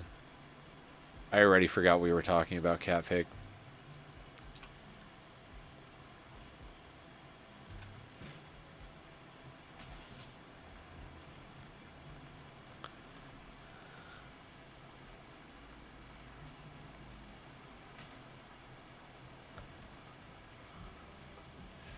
I'm just going to have him make a couple of great bows. We've got a normal one already. If we get ourselves a good one or an excellent one, I'd be absolutely tickled pink.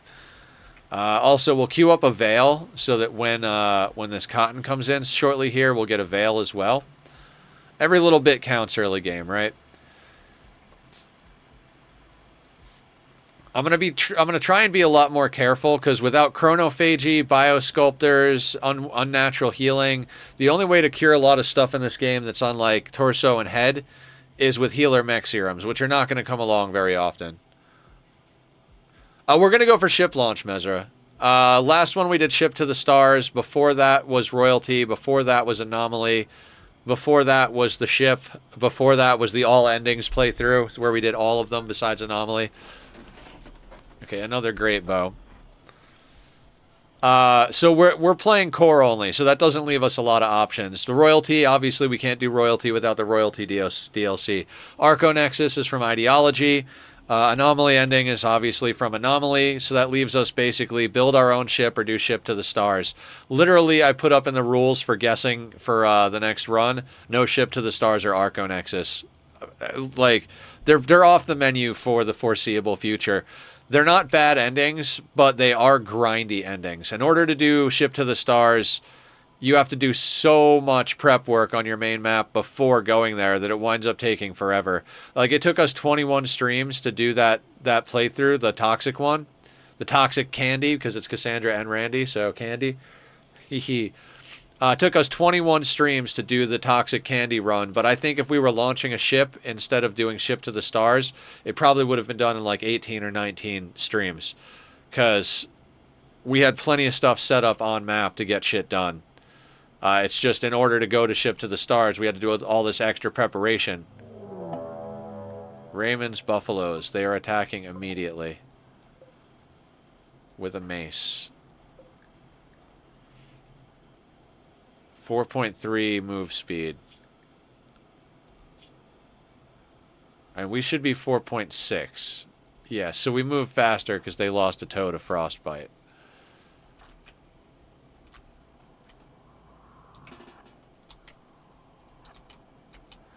Actually, we could probably use this mountain to our advantage and just run them in circles.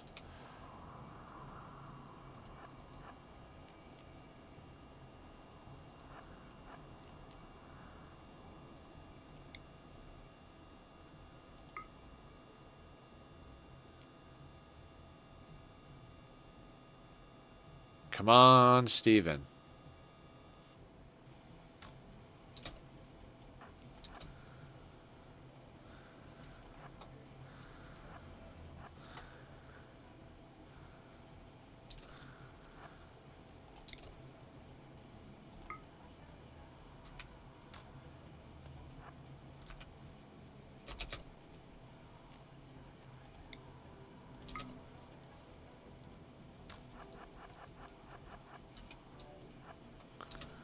Slow and steady, absolutely. We're not a good shot, but we do outpace him by like, you know, half a cell a second or something like that. So we just have to line of sight juke this guy a little bit.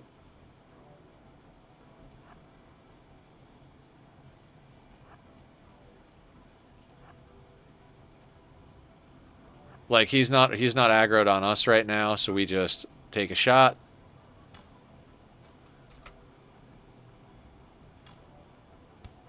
Hit him. Missed him, so now we just got to do some running again.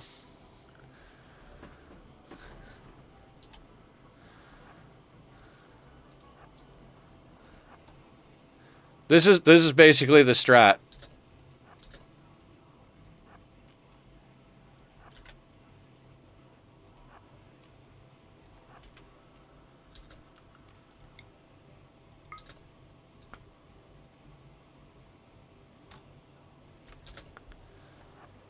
Like I said, just don't get greedy. Now, I was tempted to take a second shot there. Like, oh yeah, but if we miss that second shot, we have a problem. Like, if we hit the second shot, fucking fantastic. But if you miss the second shot, then it's like, okay, well, now they're too close for us to actually run.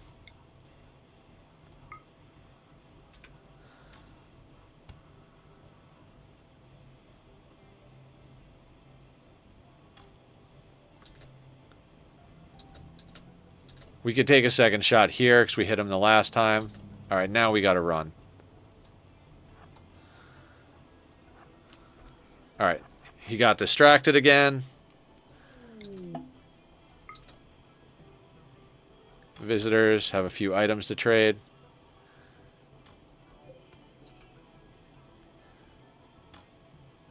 Yeah, okay, sweet. Does this guy have anything we want? Flak jacket. Excellent. Everything else is poor.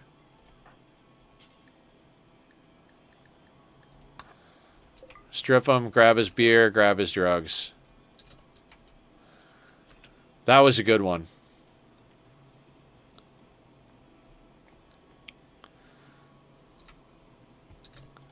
Now that flak jacket, 40% sharp.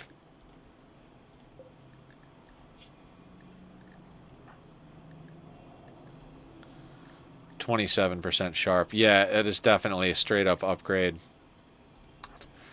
It's only at 70%, but not going to worry about it. Oh, wait, can we pick up the smoke leaf joint? Yes, we can. And then we can pick up the beer. Excellent. Let's go into assignments. I think I forgot to set something on our drug policy. Yeah, I want you to carry a beer. I want you to carry a joint. And I want you to carry one of those. And then we can put this on every 5 days, if we ever get any of it. Note also, flak jacket, minus 0.1 speed. Oh, is it? Didn't even think about that. 3.58. I think...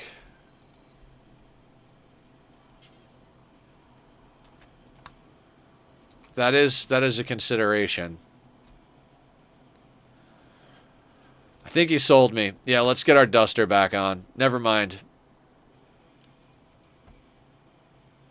Like, that .02 doesn't seem like it would be a lot, but it is kind of a lot. Pick up the beer.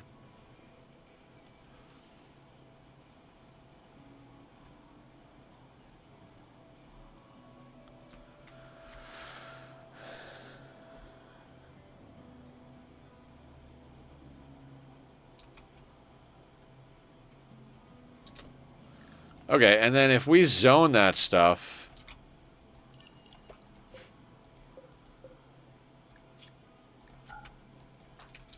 we can sell it to these guys.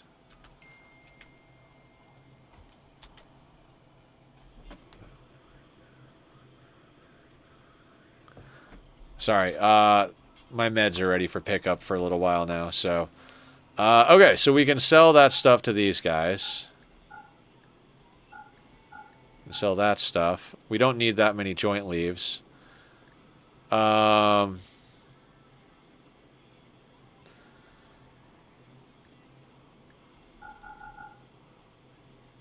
Medicine, maybe?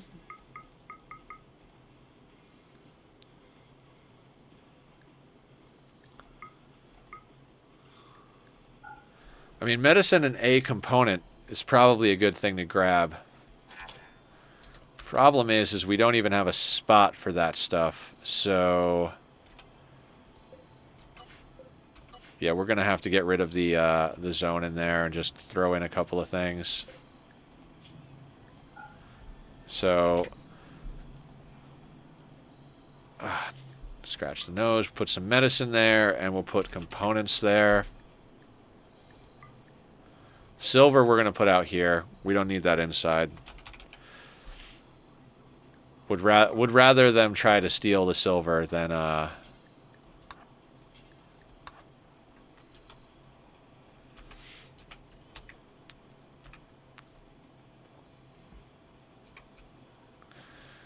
yeah, I'd like to expand out our area reasonably soon.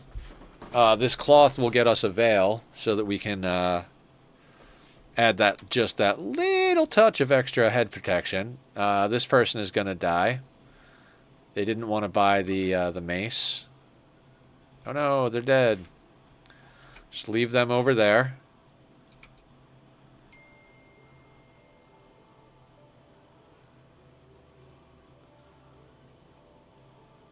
Nice.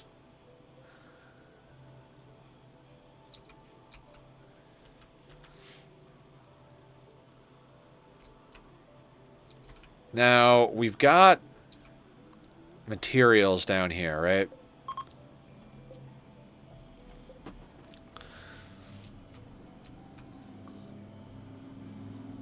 Okay.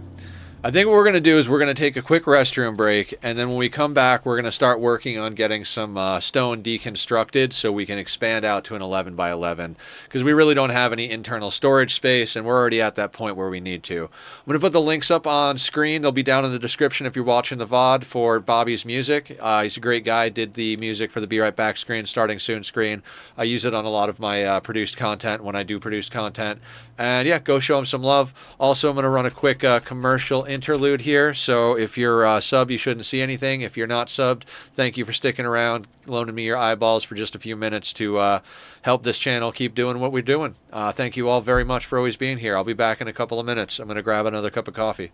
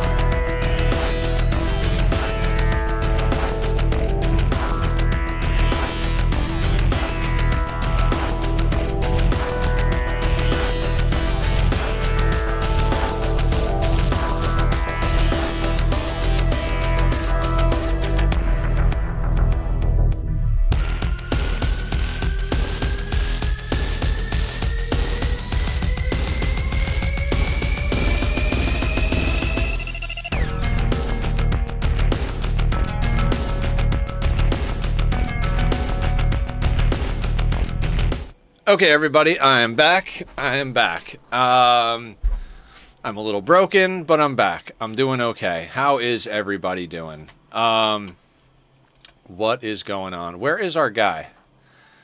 Oh yeah, he's down here. So anyway, I have mentioned my emotional struggles, and pretty much every time I like take a break from stream, I start panicking a little bit. So I'm back, and I'm feeling pretty sane now that I'm here. But dear God, silence is deafening. Doing some plant farm? Heck yeah. All right, we've got sandstone up there. How much sandstone is this? I don't think this is enough sandstone to do the trick, but I think it's enough sandstone to start the trick. Not trick, but you know, do the trick, so to speak. Never mind. Steel column. We could have stolen the steel stuff over here for our base. Like we could, instead of building a wood table, we could have taken the steel table. But no, thank you. So there's sandstone there, and I think there's sandstone up here. So our first expansion will be sandstone.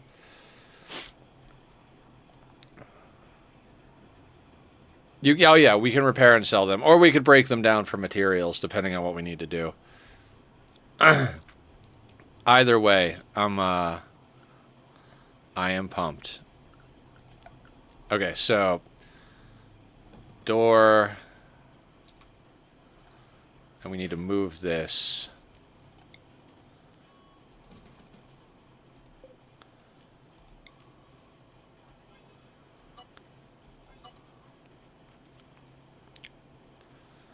And then we're gonna make a structure out of sandstone. Go like this.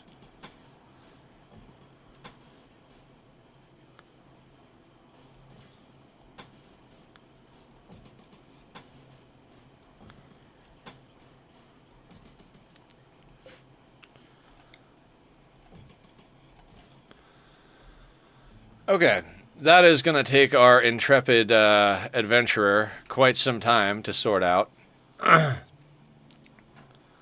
But he will eventually prevail.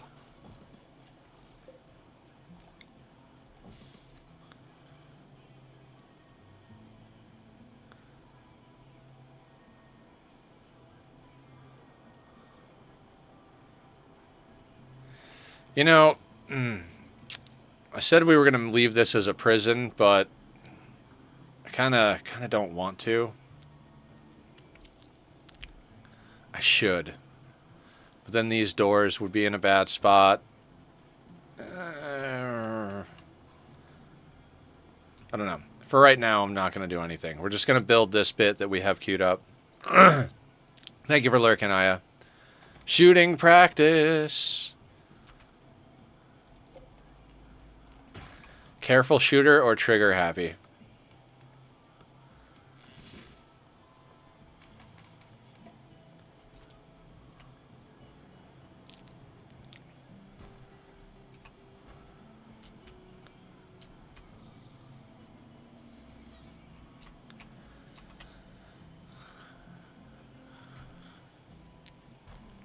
If we have to, we'll break down like the slate and the marble as well. I'm going to try and build out of just the sandstone, because we've got access to some of to a decent amount. Oh yeah, lurking while playing Binding of Isaac. Oh hell yeah! How's your Binding of Isaac going? You've been doing a lot of runs on that last few nights. Decent speed, decent aim. Ah, right down the middle. A baseliner at heart. I don't know. Our construction is getting up there nice and quick.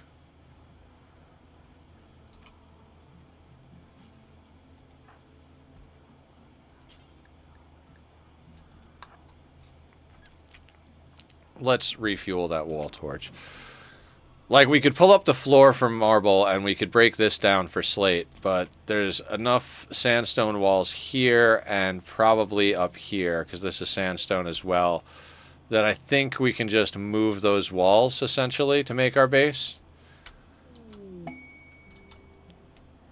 Compound bow users are the careful shooters. Yeah, I feel pretty confident. This run is going pretty well, I'd say. My tears leave one side of the screen. They come back on the other, so it loops, and I have a little dude that shoots a laser beam. Oh, tears. I was like, Binding of Isaac tears. Got you.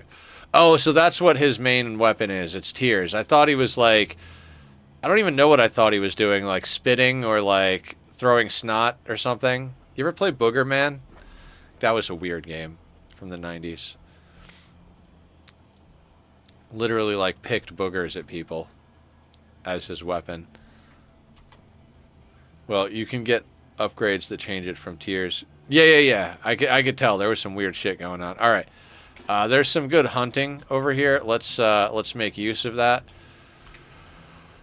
What are we going to do with the horses? I don't know, but shooting them is better than not shooting them.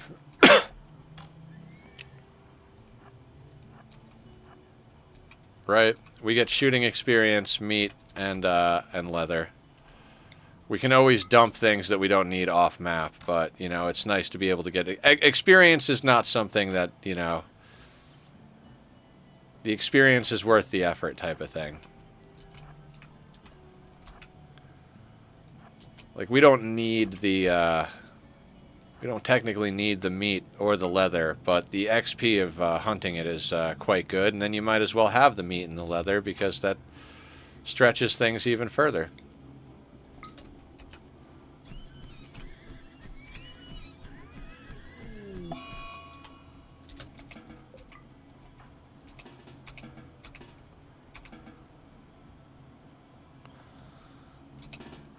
Okay, so yeah, so we draft him, we tell him to drop the food, we move him, then we tell him to haul the simple meal, and then butcher the creature. And he'll haul the meal here, eat, and then butcher. Or no, butcher and then eat. That way, yeah, that's a way to stop the whole ate without a table debacle. Draft them, make them drop it, move them away, and then tell them to haul it. And they'll haul it to the zone that's right next to the table that you have set. And then bing, bang, boom, they're eating at the table.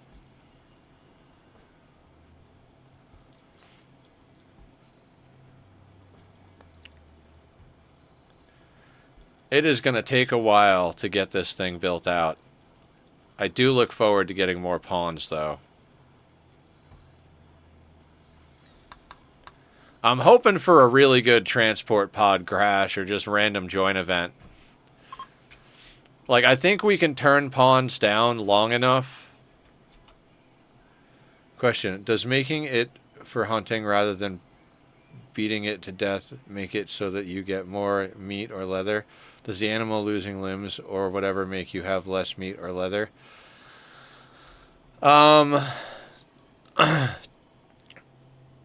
I think the only way to get more out of it in a way that you kill it is to tame it and then slaughter it. So you get more out of a slaughtered animal than you get out of a killed animal, I believe.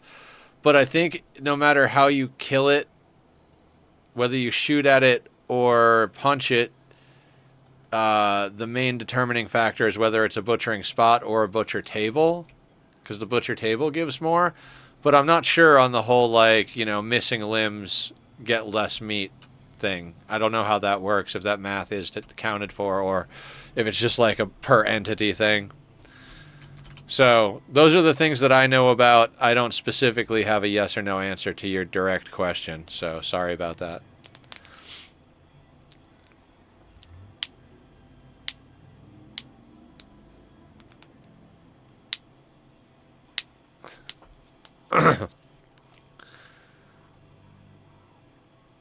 Squirrel? Hello, squirrel. How would you like to have an arrow in your head? Damn. Good move, bud. Steven's learning. What are we up to? We're at a 4.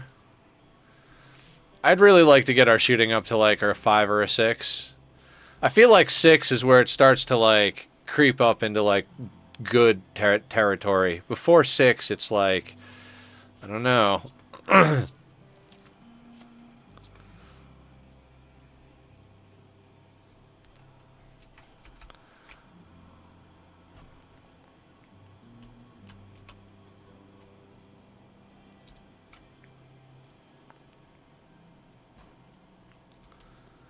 Okay, this is awkward. Manhunter pack. Manhunting squirrels. Alright. I know it's only 2 manhunting squirrels, but let's just go inside and, you know, not deal with manhunting squirrels. We'll just have them clean, we'll have them read. We got plenty of food inside. Squirrels will cease to be mad eventually. And then we can hunt and kill them. Or, you know, ignore them entirely. We should get down, when we get a chance, we should get down a passive cooler. Put that right there.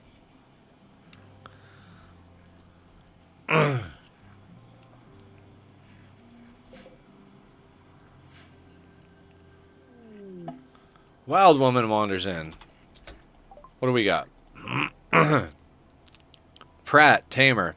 Ironic. Jealous, hardworking misandrist. Good at shooting, construction, animals, crafting. Not good at social. Not capable of social. 33-year-old. No health problems.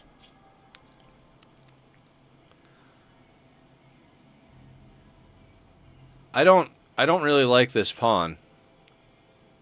And as I said, like, the more you ignore join events, the more options get sent to you. Like, they'll eventually send us another join event. It's like, hey, we noticed that you haven't quite taken on another colonist. How about this one? No? How about this one? No? How about this one? So I'm going to be a little picky.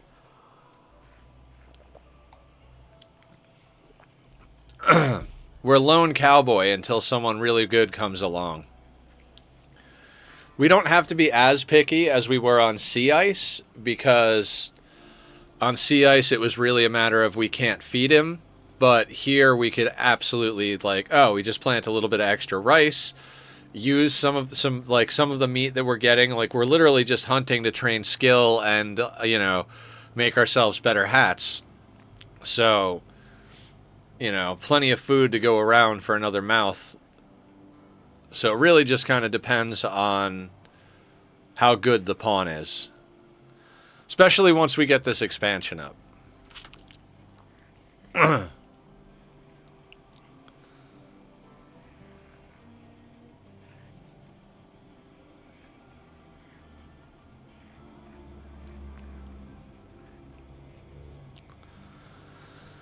But anyway, I'm going to drink some water while we research and have mad squirrels running around.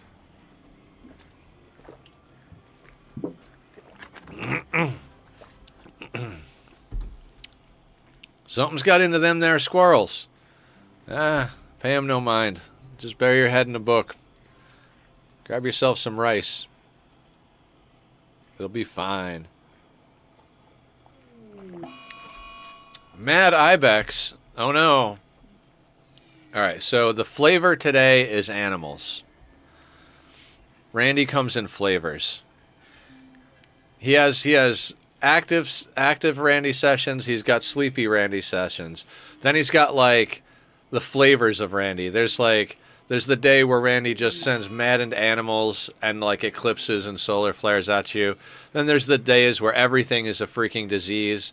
Then there's the days where it's like, you know, mech cluster, pirate raid, double tribal breach, mech cluster, you know, like just nonstop, like every half a day is just hitting you.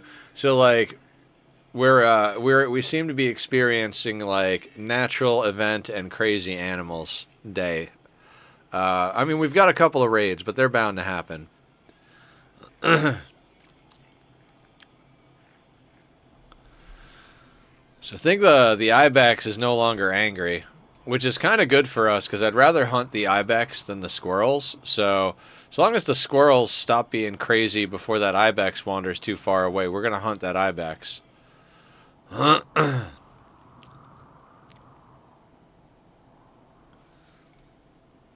Mad ibex.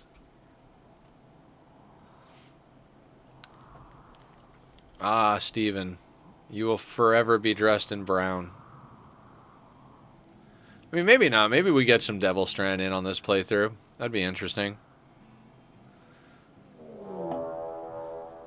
Funendros.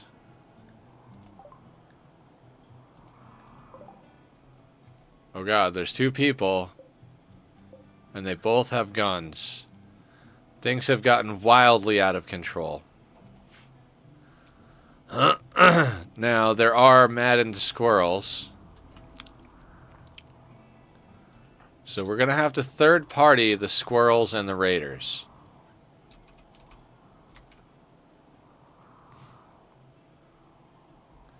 You better not go to sleep right now, squirrels. We are very dependent on our enemies fighting each other for this one. This could be problematic. I do think we outrange their guns. Oh no, their guns are pretty long range.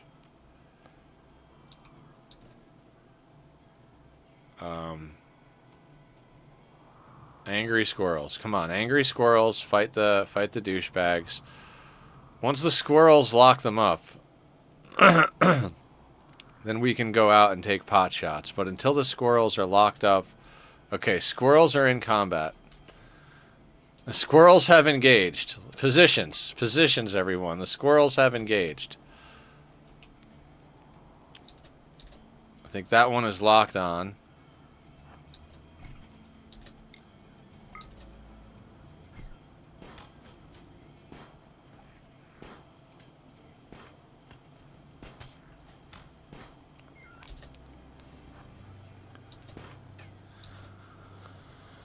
Okay, so we are in a bit of a pickle here. We hit this person. So you're moving at 3.58. You, 3.68. Are you on like... Okay, so you're just like Speedy Gonzalez over here. We've only got one way out of our house, so we can hang out inside while they smash the stuff outside and we stop them from setting fires from inside. They'll probably burn our crops. Thing is do we want to do that or do we want to just kind of go out and kite them a little bit? This guy walks faster than us. If we don't get a shot on him, he can run us down. This guy runs just a hair slower than us. The same slowness. Yeah, so that piece of flak is probably slowing him down just that little bit. In theory, with this guy, we could kite, but with this guy... We don't have really a chance. I think we have to play defensively here, as much as I don't want to. I think hide inside is honestly best strategy at the moment. God, I hate that. That feels so helpless. Helpless, whatever. But I think we got to do that. Oh, okay. Feels bad. Feels real bad, but I'm not risking getting punched and losing again. This one.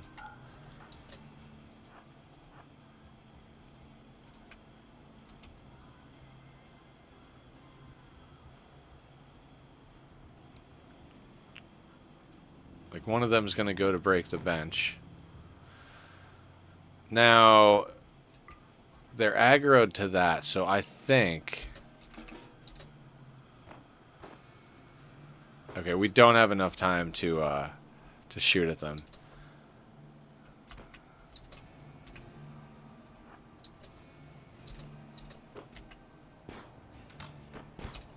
All right, we took a risk. Get back in.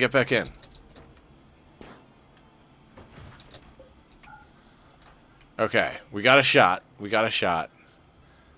They're moving at 1.03, so now we can officially kite them. This guy... 3.58, and we're moving at 4.6. We can theoretically kite them. Hi, Killer. How you doing? We'll do a quick shout out for Killer before we figure this out. Shout out a Killer Jam 25. Go give him some love, guys. Give him a like, follow, subs and hugs.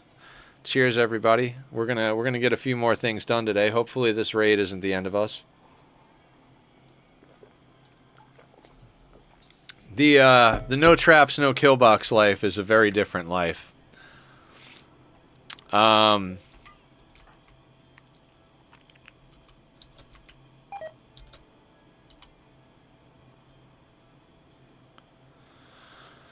Alright, so they smashed up our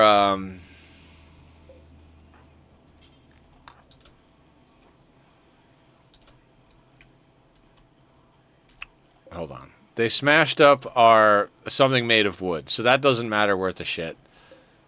They're very close within range. This one is wounded pretty hard.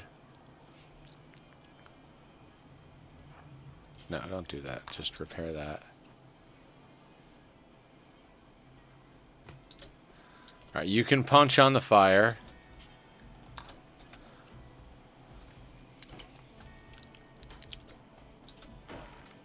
Again, we just got to wait for an opportune moment. We can out-repair them from inside for the most part. But if we can just get them to like bleed a little bit and then take a shot at one of them. Like this guy going around the corner. I think we hold this door real quick and then we like loop around here.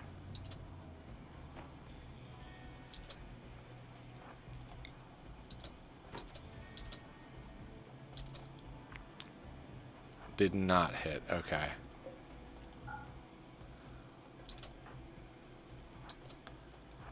I think we can game them. Run, run, run, run.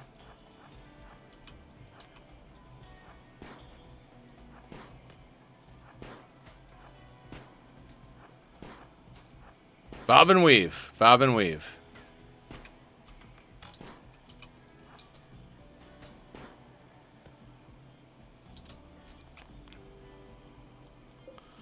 See, this guy has got 22 hours bleeding out, and this guy's got no immediate danger.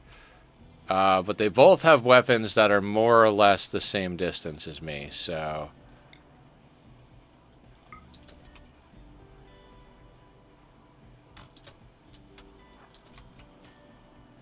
This is fire a shot, run away.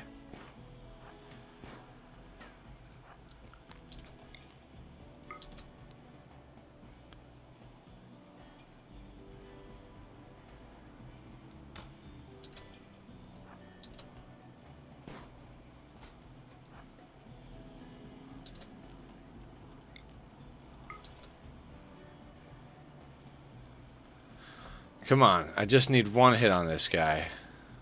One good hit.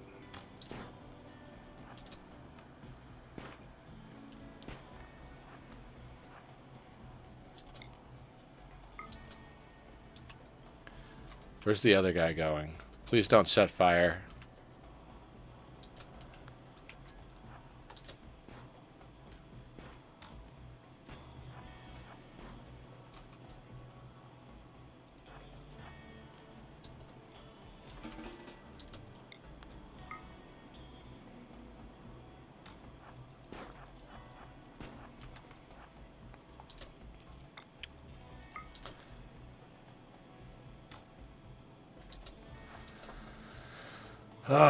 Not a great day for our protagonist.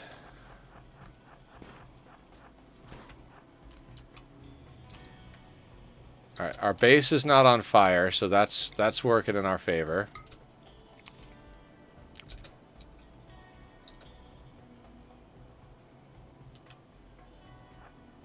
Oops.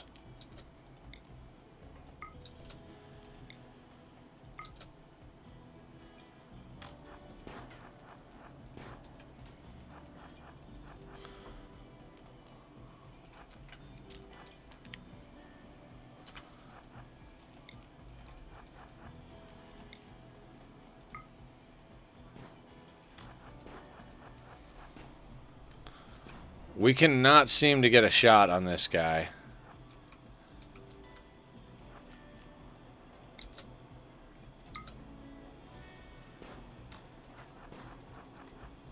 I mean, on the plus side, he's almost as bad a shot as we... Actually, he's a worse shot than we are, if you can believe it.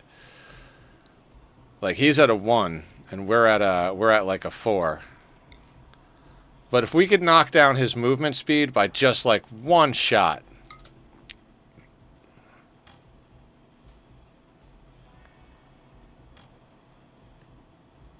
Don't know why he stopped there.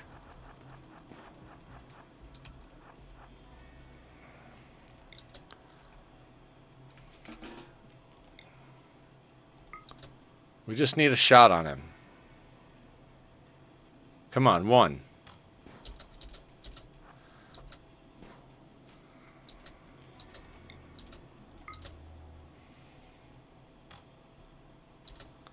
Great, shooting level 5.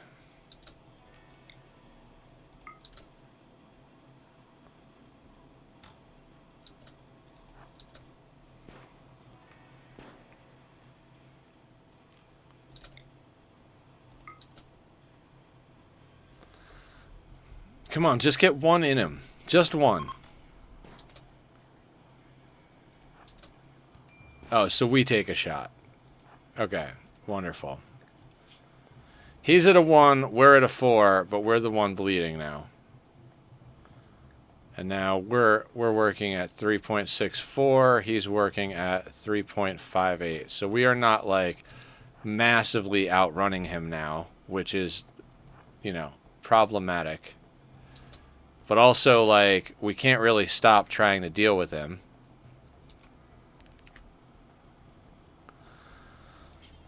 We could just go and... I guess we go inside and hide again. Tend to our wounds.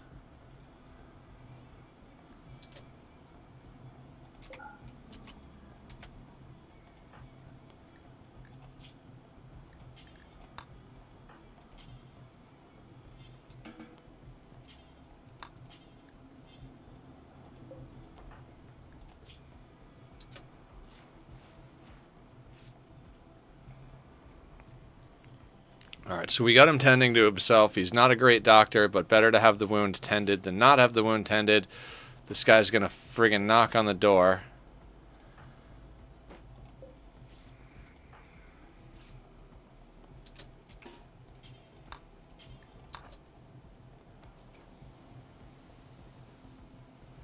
He's gonna set this on fire.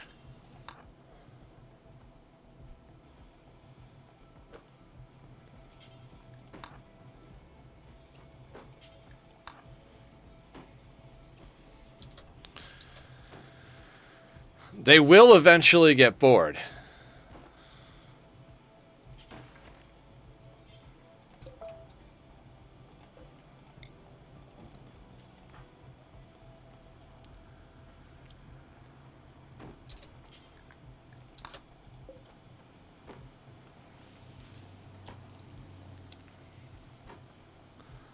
Like, as long as we don't mood break, they will eventually get hungry and get bored and just wander off, especially since one of them is still just bleeding like a motherfucker. Like a motherfucker. I mean, Sammy over here has got like a cracked pelvis, a cut torso, and moderate blood loss. Like, he's not long for this world. And this dude over here, even though he's no immediate danger, he's still got some bleeds going. So at one point or another, they're going to be way too unhappy to continue assaulting our small little shack in the middle of nowhere. All we have to do is not break while we try to repair stuff.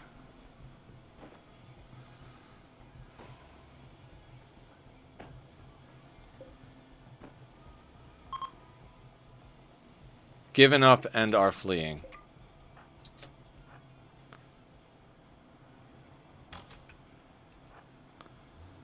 I'll take some shooting experience on the way out.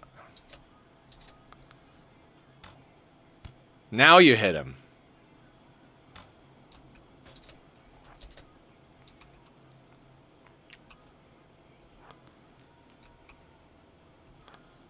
I mean, there's a good chance we can get Sammy, but I'd like to get whatever this dude is. Nope. Alright. Turn our attention here for shooting XP. Nice. No one messes with my colony.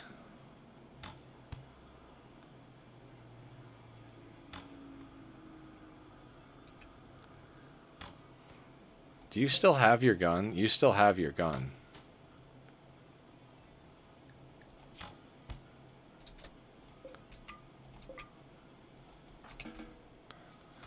Do we want his gun? I mean, his gun is probably terrible, right?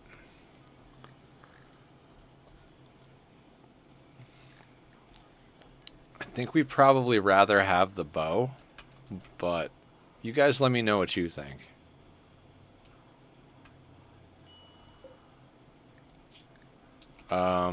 Okay, so we need a new butcher table. And we need a new hand tailor bench.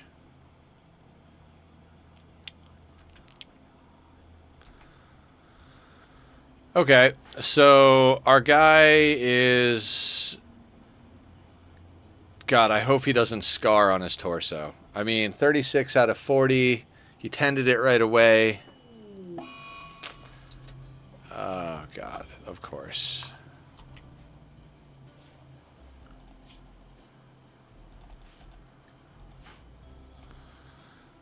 It's like, come on. We did everything we could to get to it immediately. It's only a couple of damage. Why? Why do we have to have an infection? Well, you know. Yeah, let's take some antibiotics and drink a beer. Because that's a great combo. Oh my God. God.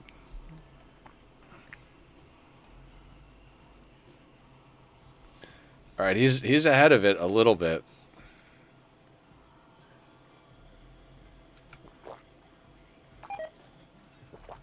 I told him to bed rest too, so he should bed rest.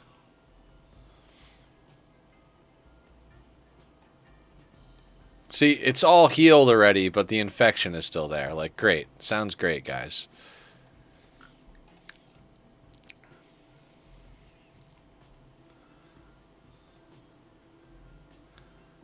It's fine. Everything is fine.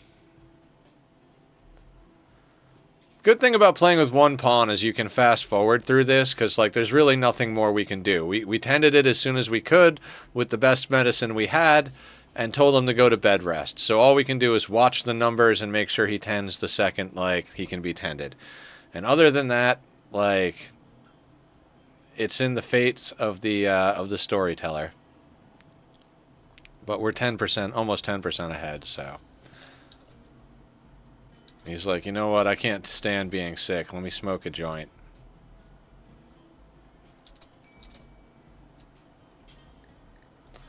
Finish your food and then immediately tend yourself. Excellent. Belly full of food, infection full of antibiotics, head full of joint. Sounds like a good life.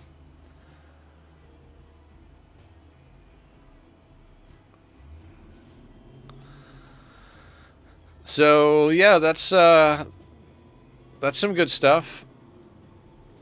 Remember, you can always repair through kind of a bullshit raid. I mean, you are gonna wind up in a situation where you have to rebuild a few things, but early game like this, like who cares? Like, oh no, we have to rebuild the horseshoe pen. Whatever will we do? Oh, that was so much work to build a horseshoe pen. Oh no, the butcher table that's made out of wood. The hand tailor thing that's made out of wood, this resource that's growing plentifully around our base. I mean, I guess if you're on a map that doesn't have a lot of wood, some of that stuff could be devastating, like when we were playing Sea Ice, but like, I'm fine with chilling inside repairing walls until they're like, alright, this isn't worth our time. You know, you repair a wall, eat a sandwich, pop out, take a shot, go back in, repair a wall, eat a sandwich, smoke a joint. Easy peasy lemon squeezy. I guess we're watching this infection is what we're doing, right?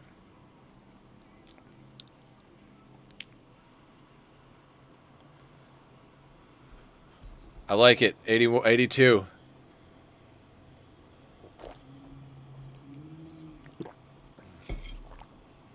All right. I say we take this guy off of the badass medicine because we've only got 2 more of that, and because we're majorly ahead of it. It's not like the next tent doesn't even matter. I don't think. I think we're gonna have immunity before we even get there.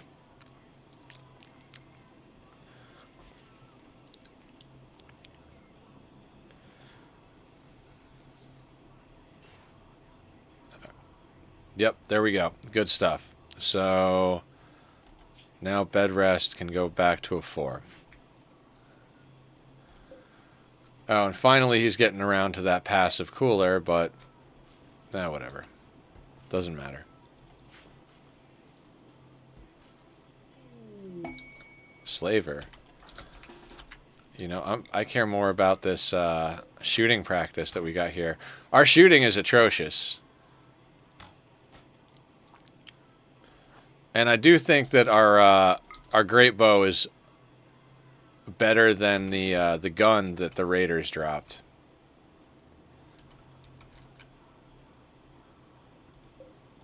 I mean, a poor auto pistol versus a, what do we got, a normal great bow? I'm gonna take the normal great bow. It just seems like the way to go here. Also, we are going to continue digging those out to finish our walls. We're gonna need more than that, so let's get up here and get that sorted. We're gonna wanna, you know.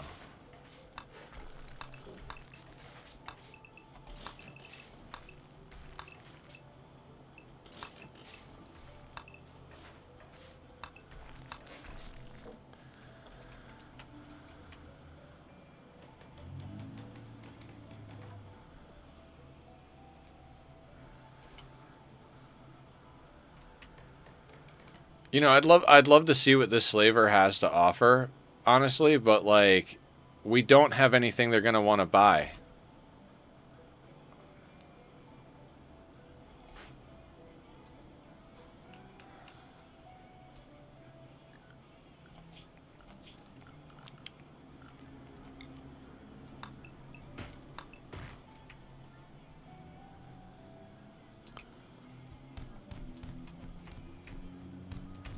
Oh, social fight, social fight.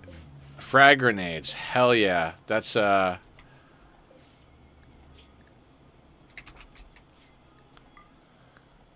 is some good stuff right there. And we got packaged survival meals, which is just like straight up like good in this situation. There's no chance of metal horrors because we don't have anomaly installed. So now we have a spot to like, okay, so we're doing all right. We're doing all right. I mean, frag grenades are not the most amazing weapon to snag, but they are something worth keeping around. Like, okay, we're up against some like insurmountable odds. Well, if we're gonna go out, we might as well go out in a blaze of glory throwing frag grenades, because if the right one hits at the right time, you can turn the tide with something like that. So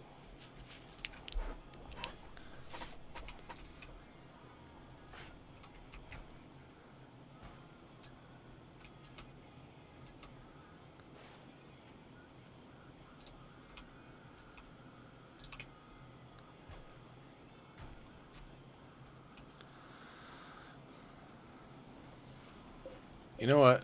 I'm gonna do that. I'm gonna let him deconstruct, because he keeps deconstructing like 1 or 2, and then bringing over enough to build 1 square. Like, I want him to just deconstruct the whole freaking wall. They seem to have some items for trade. Okay, wonderful, fantastic. With my absolutely wretched social, so we get 0 deals. You guys don't really want anything that I'm willing to sell you. Okay, so cancel that.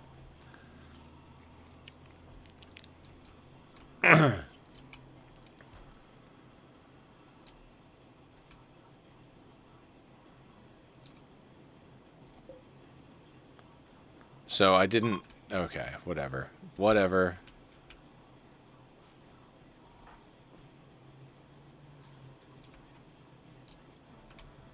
Okay, can we just do like a whole bunch of deconstructing over here? Yeah, there we go. There we go. That's the Steven I know and love. Get you to dig the walls out first, and then we'll have you build them, and you'll carry much more if it's done in that order.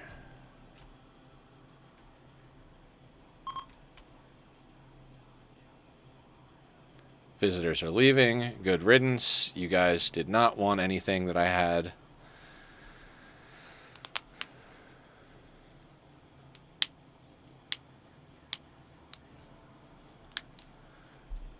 Pratt is eating the meals that got left by those people, so let's, I mean, there's not really much we can do about that. Psychic drone is ending.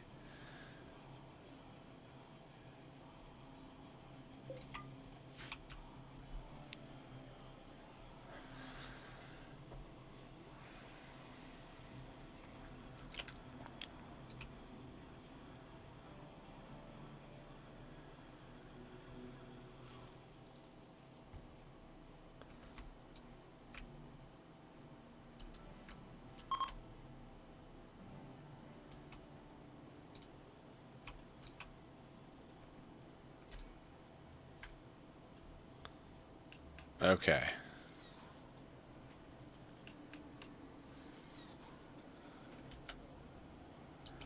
This wild woman is eating my food that I got for free, fair and square.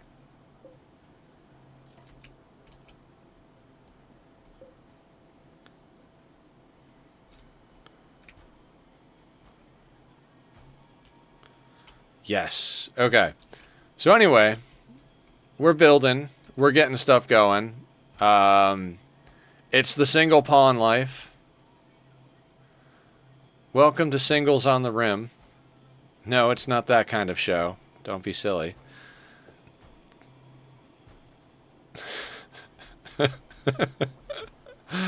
I've lost my mind.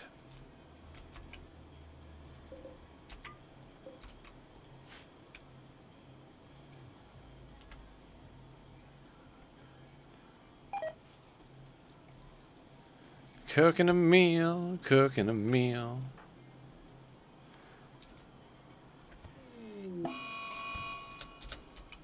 Oh, Mad Ibex right next to us. That is some bad luck. Oh my god. No. No, no, no, no, no, no, no. No. Run, run, run, run. Run, run, run, run. Run, run, run, run, run. Okay, so this is how it ends? Are you kidding me? We have a great bow.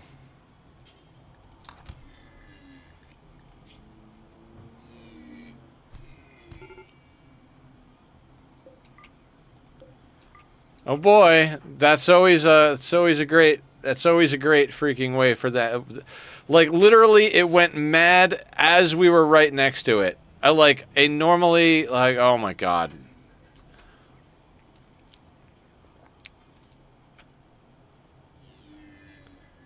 Yeah, eat my food. I understand. No immediate danger. I can't get anything. I can't control the crawling.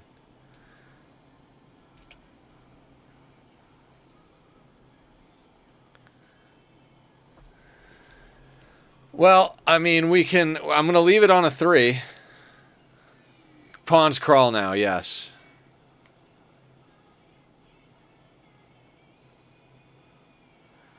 Food poisoning? How did we get food poisoning? God, it's always food poisoning and an animal attack, isn't it? Probably saved me. Oh, I went down before it ripped off some limbs. I mean, we'll see what happens because we're going to hit malnutrition real quick.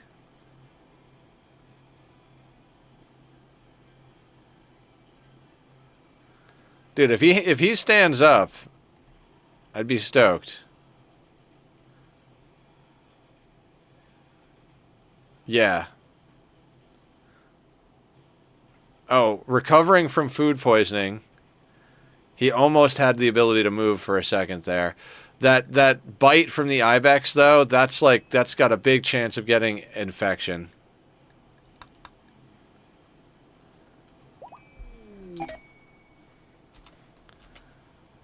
Gazelle self-tamed. Okay, so he's up. He's up.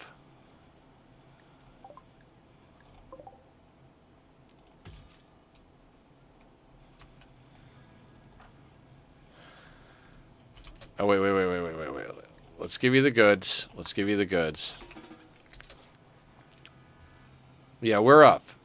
We do have to get our bow back. But we're gonna get healed first, and then we're gonna go get our bow.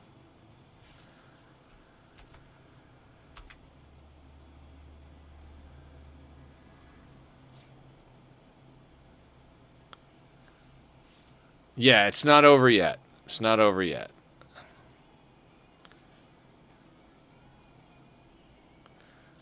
Remember that time when we didn't know we had food poisoning and a ibex went completely insane while it was standing right next to us? Good time. Oh, he's going to get the great bow on his own. I love the new updates. Yeah, that guy right there. Oof, we oughta... Steven's got the joint. He's like, let me grab this joint while we're here. Good job, Steven.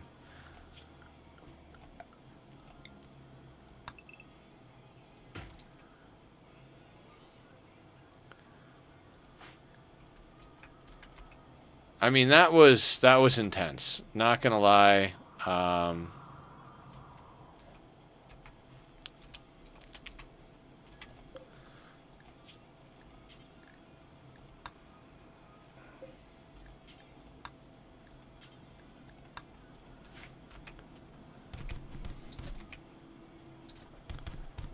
Social fight. Free beer and pemmican.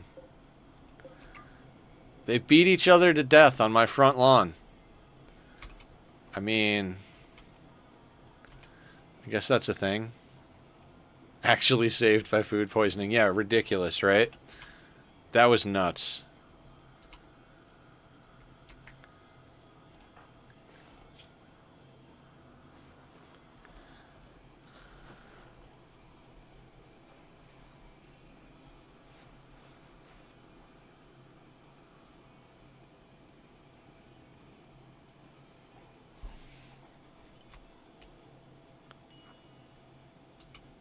Doesn't like the dead body.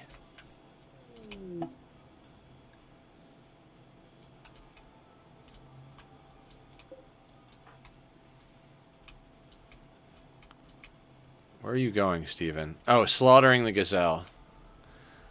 Okay, fair enough. If you're gonna do that, then butcher it right after.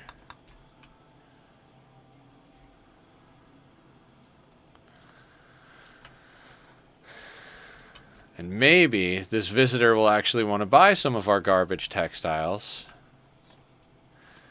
And if not, I think we have enough to try and make a better piece of gear.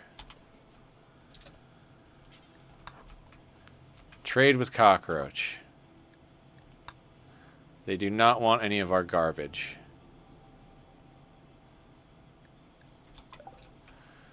Okay, so... what's our worst piece of gear currently?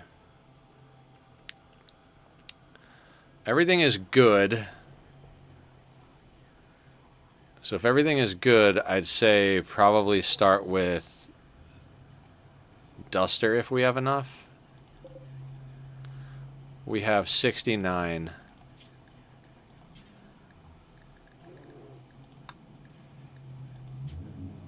Which is not enough for a Duster.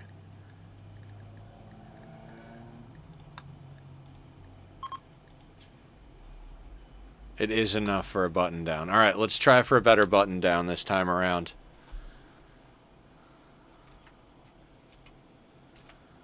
We've also got to get this place finished being built.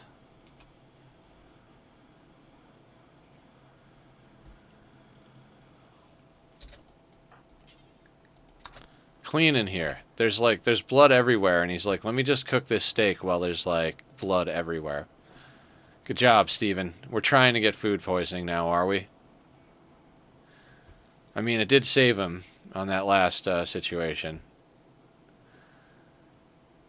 But I can't see liking food poisoning.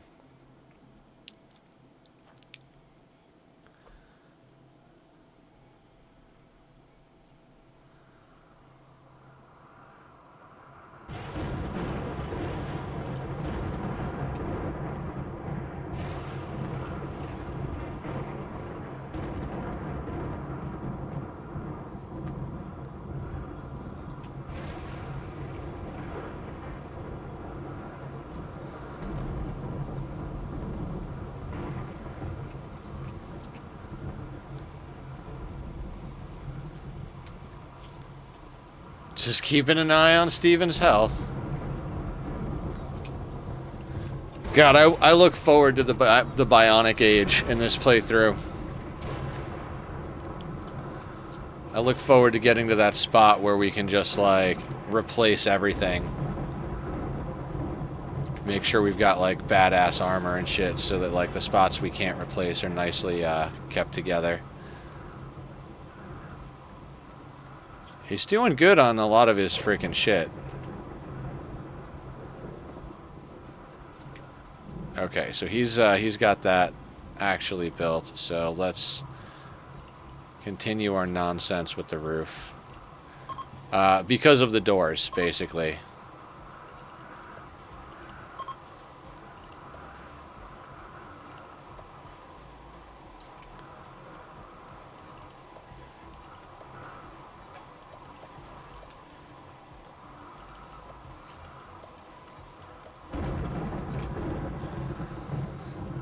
Okay, so soon we will have a much larger inside.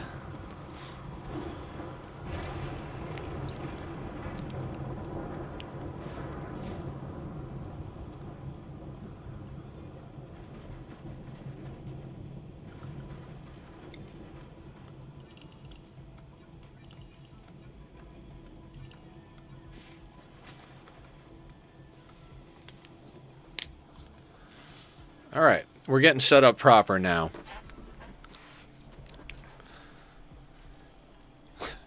You know, now that we're at the end of the week, I regret taking the first couple of days off. I mean, I desperately needed to. I was not in a mental space to stream, but now we're getting towards the end of the week, and I'm like, damn it, I want to play more Rimworld. So,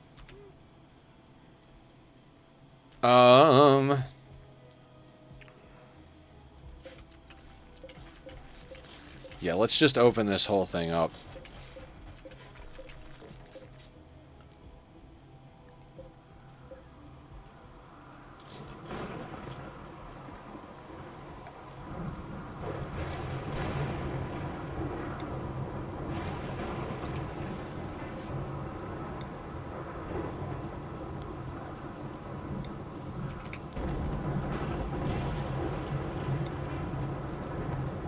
We'll start getting our place put together a little nicer.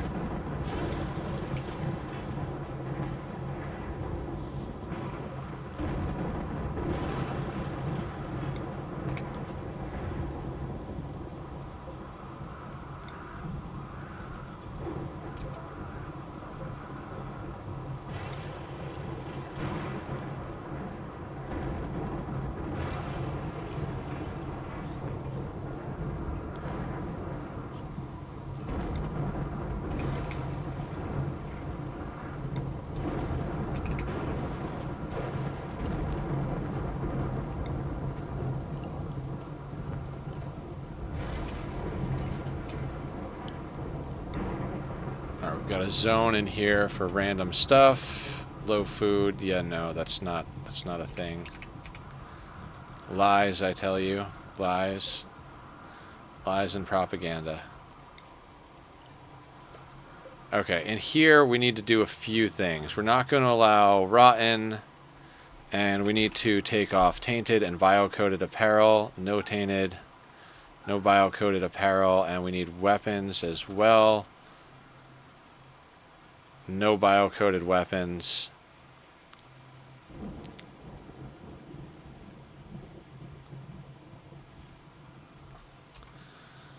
And I think we have, yeah, so we started the other way around. Rather than starting with the basics on here, we started with nothing on here, and we're just adding things as we need it. I prefer to do it that way, personally.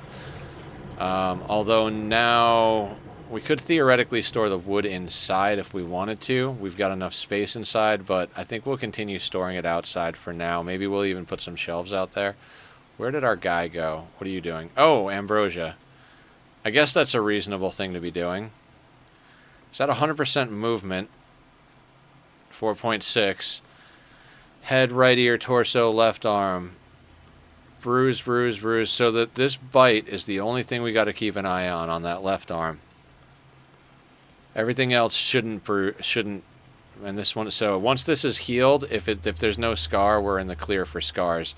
If it scars the arm, that sucks, but not as bad as if it scars the torso. And it looks like there's no bite or scratch on the torso. Cargo pods.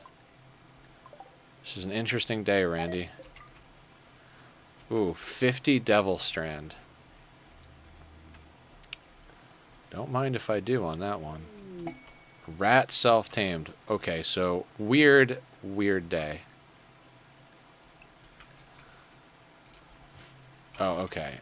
We do want to get the ambrosia in here.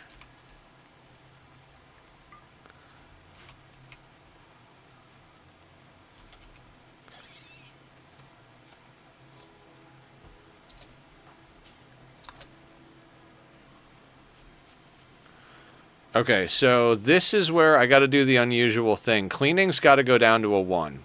Cleaning has to be the #1 priority. Otherwise, we're going to have to micromanage cleaning. Like, he cleans before he does anything. That way, the whole place, like, whatever he's working on, whatever he's doing, the cleaning gets done first. That should mitigate most of the things we can work around for food poisoning.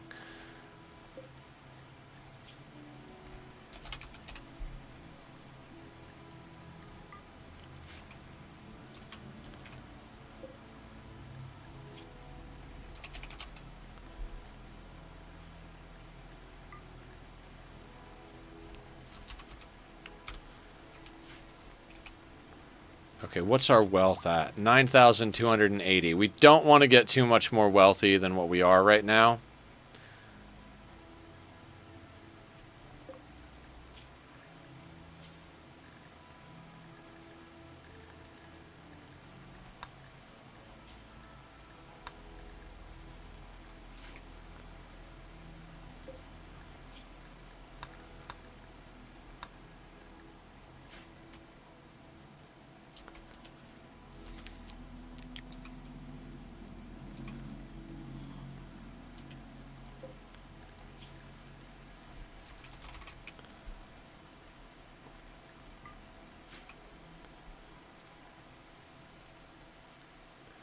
Okay.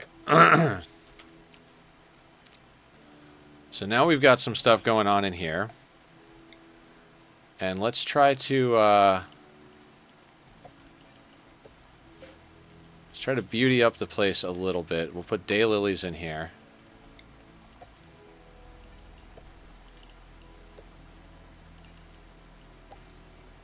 Don't forget about the devil strand. Might be nice to make a shirt out of it instead of like a yeah. I did actually. Yeah, we'll move that now.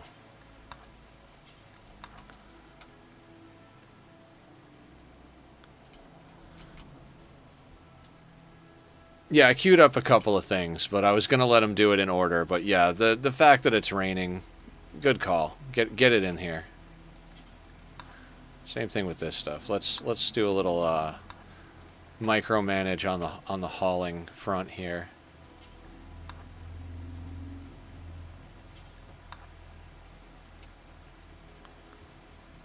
Okay.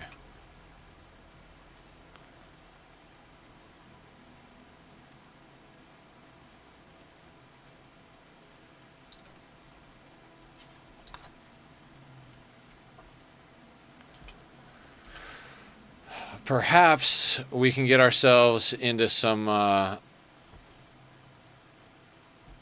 don't know, some extra something with our armor. Like if we can get ourselves like a little bit better something here, like just incremental gains.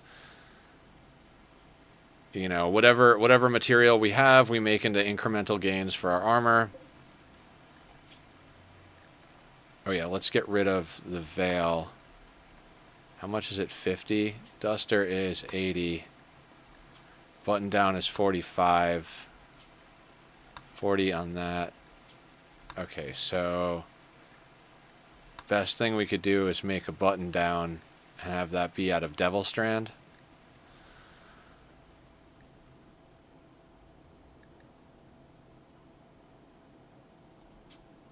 Alright, so the duster, we don't want anything other than the leathers, because we don't want the Devil Strand or the cloth being made into a duster.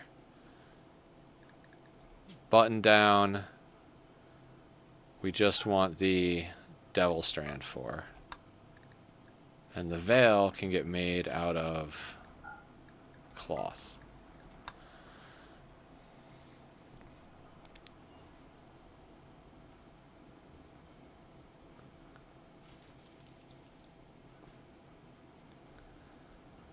And Steven is off to a good start. Now, as far as sandstone bricks, we've got 55.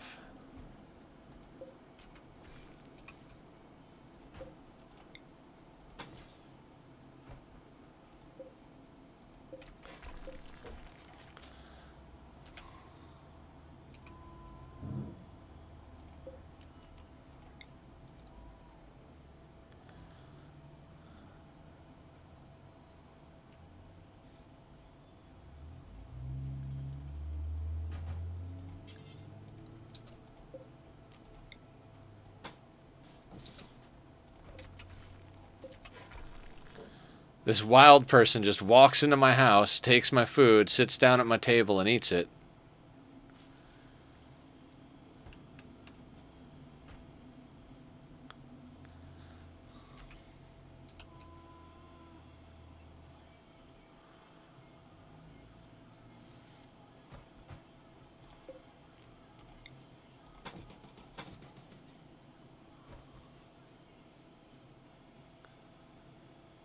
Just gradually replacing the little bits of wood wall.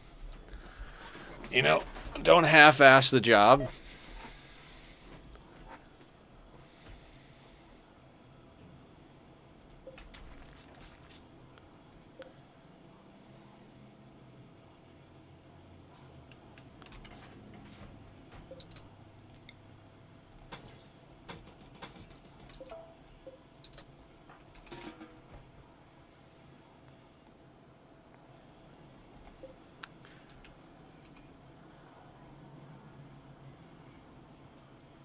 And this is how we Rimworld.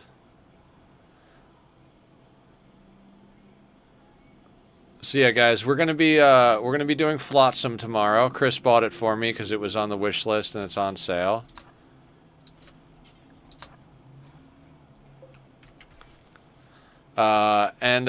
It looks cute. I saw Julie play a little bit of it at one time, and then I looked up the stuff, and I was like, oh, I'm gonna put that on my wish list if it goes on sale one day. So we're gonna noodle with that tomorrow. Pretty excited to be back on the like wild card Saturday type vibe again. It's fun to do different games on Saturdays. Next week we'll be back to our normal schedule, provided my brain doesn't get so spicy that it blows my head up again. But that means we'll be doing Rimworld on Monday, Wednesday, and Friday, and Oxygen not included on Tuesday and Thursday. Off camera, I'm trying to do as much extra content stuff as possible. So I don't know what I'm gonna do. I know that the music review stuff is gonna start coming out soon. I just got to get a couple of more and then do some thumbnail situation. And since we've got the new Minecraft server launching, I'll be time-lapsing a lot of the stuff I do on the server for those builds on the server. And yeah, just keeping right along with all the other stuff as well. I did start work on the time-lapse for the Toxic Candy run. But that's not going to come out till that whole run is already released on the VODs. The time-lapse will come out at the end. I did put up the time-lapse of the Helix tree from the current SMP Minecraft SMP server that we have going. Ooh, Raymond's Buffaloes. They will prepare for a while. Is it one guy with a knife? It's not a multi-angle, is it? Alright, I think it's just one guy with a knife. Let's go. Oh no, it's two guys. Two guys, knife and a club. Alright, Steven, we gotta make some things happen here, Steven.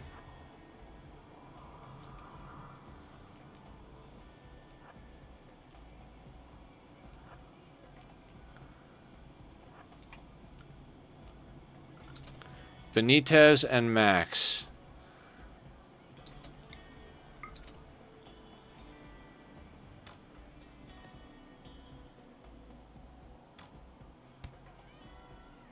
Nice.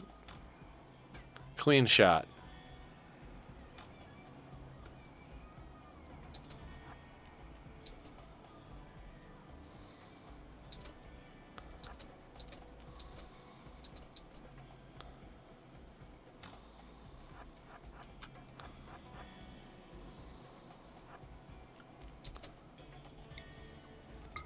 Yo-yo. Nice. Max has taken some hits. Let's see if we can get a shot or two off on Benitez before they start their assault.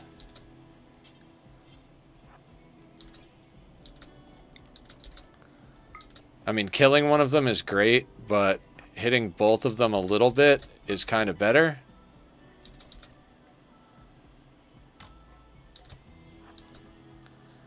See, now they're both like, Max over here is running at 3.17 and Benitez is running at 1.70. So we outmaneuver this by a long shot now that we've got a couple of shots in them. And they're still in yo-yo land anyway, so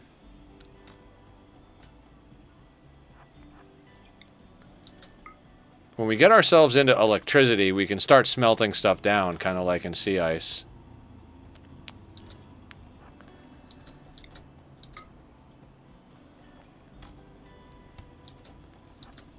Nice. Max is a determined little guy.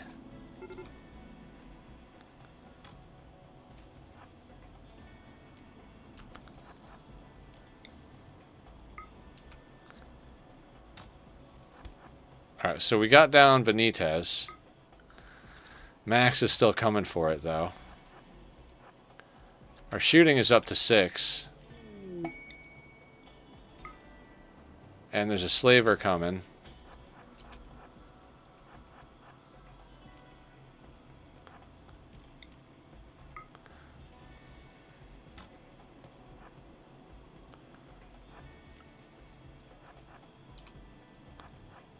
Come on, Max. Your friend is already dead. You're like half bled out.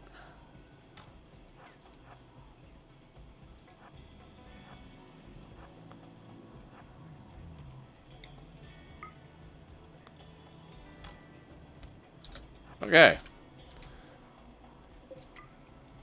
So we took care of Max. Is this set up for corpses? It is. It is. Okay, good, good. So let's get him hauled over to... We'll actually shrink that.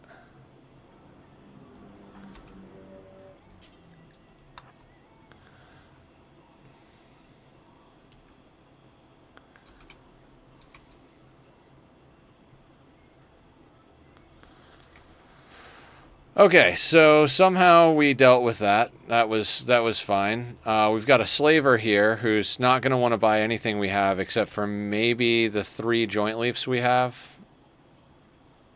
And we are up to somewhat impressive in here because of all the daylilies we have planted. So yay. We've got a stockpile zone in the middle. We've got a little bit of textiles.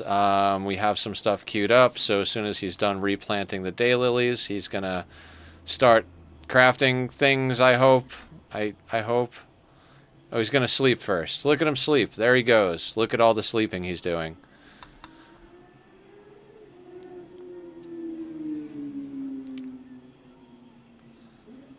I mean, this is definitely a good start. We are up to shooting level 6, which is usually about the spot I like to be. Anything below a 6 kind of feels like we're not gonna hit stuff, but we were able to somehow grind out a living, even with a 6 as our even with a 1 as our baseline. That was crazy. So are we gonna sewing area? Okay, are we gonna make something soon?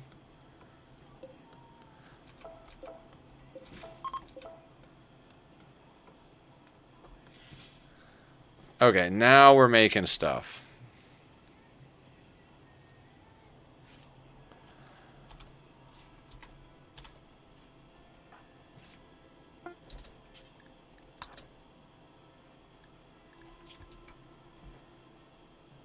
Oh, it's instead of the hat? Never mind. I didn't realize that. Well, that does that does change things. Pretty sure the face mask, but I don't see the face mask on the list, so I'm guessing it's part of one of the expansions.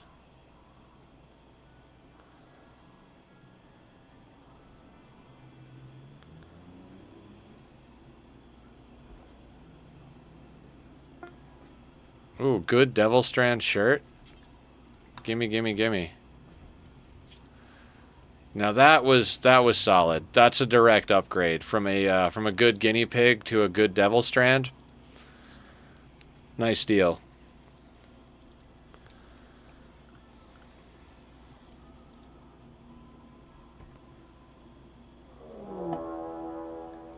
Confederacy of Lebo. Short bow. Is he attacking immediately? Okay, prepare for a while and then stuff. So let's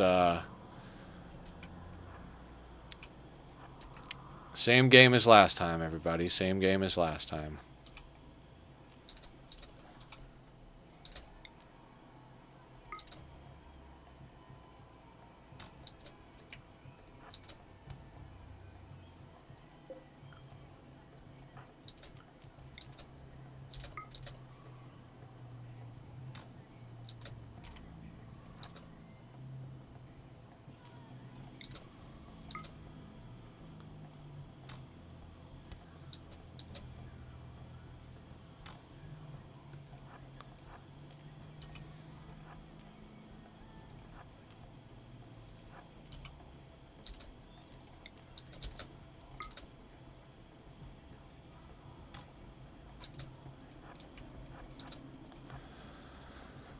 Okay, okay, gonna shoot their face.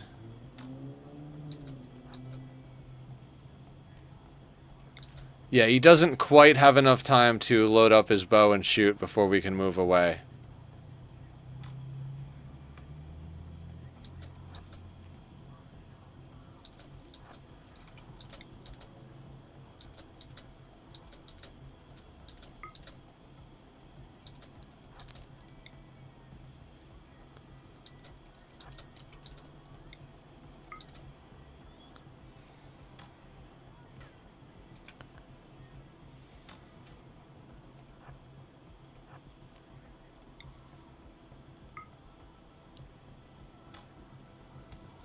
Okay, we got him.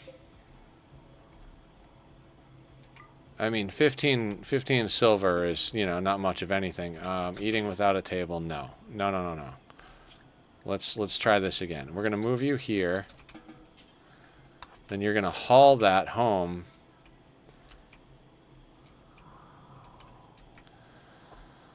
And this is our life for now. Until we get to a point where we want to bring on more pawns, we have the space to bring on more pawns. So we're officially on the lookout for anybody coming in. If we have to arrest them, we're going to make this entire area a prison, arrest them, and then let them kind of tend to themselves. That way, there's no chance of a prison break. When you're playing without kill boxes and you don't have to leave a path open, you can do that because they won't path out through the door. You could walk in and out of this door a million times. They're not going to path out unless you hold it open or it gets broken or a wall segment gets broken or something like that. So we can recruit prisoners in this room. We could bring in refugees that we're going to nurse back to health in the hopes that they join. We could whatever. We're kind of now in the position to be able to take on other pawns. That is except for the fact that we're at 10,000 wealth with a single pawn. So if we just keep a little bit of control under what we're doing right now, like if we do a quick wealth dump right now, we could probably maintain this single pawn lifestyle until we get quite a bit more research done. So it really, like once we get to the 3 to 5 pawns, we got to stay under 20,000 until we've got mortars.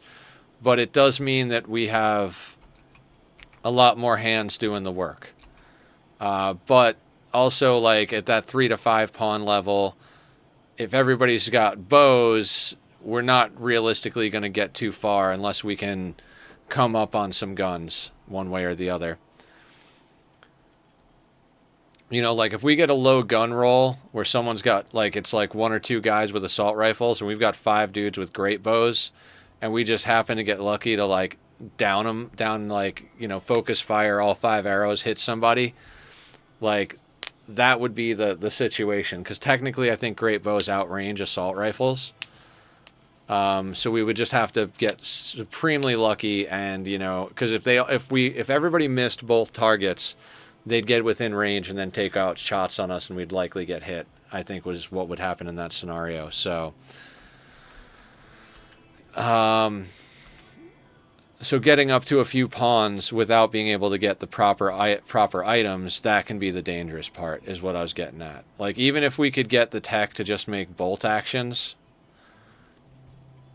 Like 3 colonists with bolt actions are going to stand a lot better chance against most things than 3 colonists with great bows. Although if you have really good quality great bows, you can do quite a bit of damage with them. Adam versus Everything did a bows only run where everybody was using great bows, and he was a, you know, he can do anything. He could literally be like, I'm going to do the blindfold myself and click randomly run, and eventually he'd wind up beating it. He's just that good at the game. But you know, that was, he's done like full pacifist where all he does is run away. Just build, plant, run away.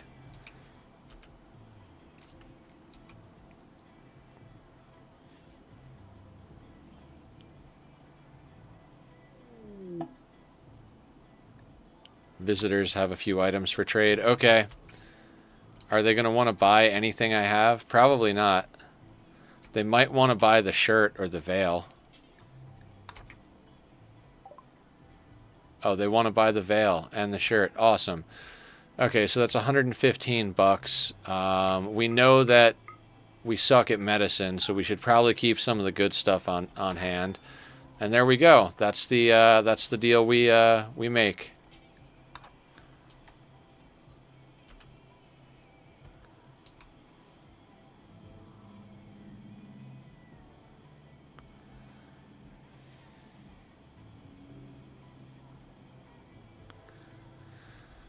Yeah, we kind of do need to get to a second pawn. We've got enough work going now that if we want to keep someone researching full-time, we kind of need to get someone researching full-time.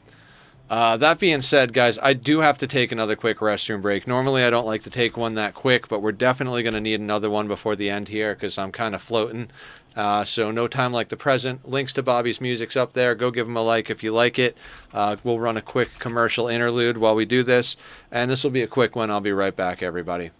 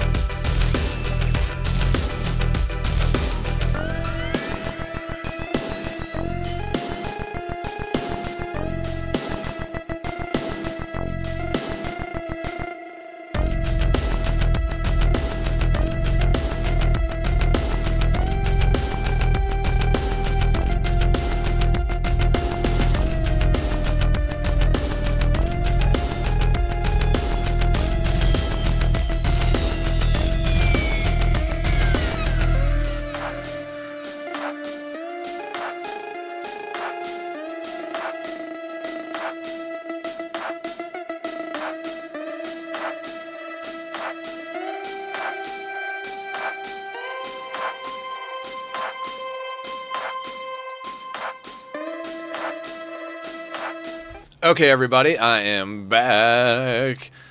And, did we check these guys already? I already forgot. I get distracted easily. It's a thing. We did. They don't want anything, right? They might want the frag grenades, but I think I'd rather keep the frag grenades. Do they? Oh, they'll sell us medicine. I know the like, always buy components is a thing, but I've found that in my runs, always buy medicine supersedes always buy components this early in the game. Like, especially if you don't have a good doctor. Like, our guy here is a medical 2. I mean, he's on his way to being a medical 3, but he's a medical 2. Like, that infection we got earlier could have been the end of us, in theory. So, you know. And we need to not slouch on hunting stuff, because we need to be hunting stuff. I'd like to get wealth off the map, but I'd also like to keep trying to roll better gear. You know, we're doing quite well on gear at the moment, so.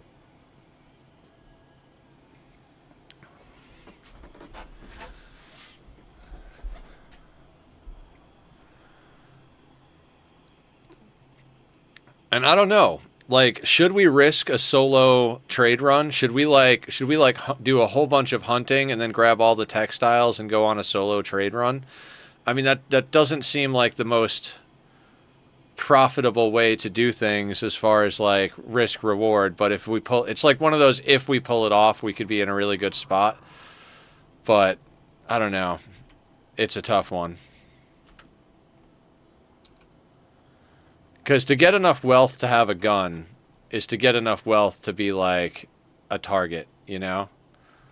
Like, a decent gun is going to pull us up over that 10,000 mark. Like, it's going to cost us, like, $1,200 for a gun, so we'd have to get up over 10,000 in wealth and have it in liquid form for when we got the opportunity to buy a gun. So it's going to be weird to try and, like, tech up.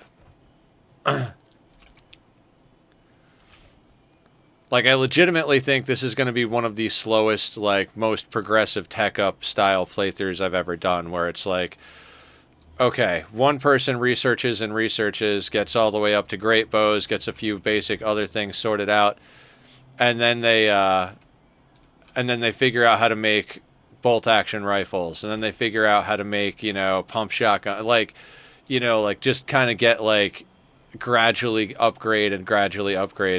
Because I feel like this colonist is a solid colonist. As long as we keep working on his shooting, which the horseshoes actually does help train the shooting a little bit.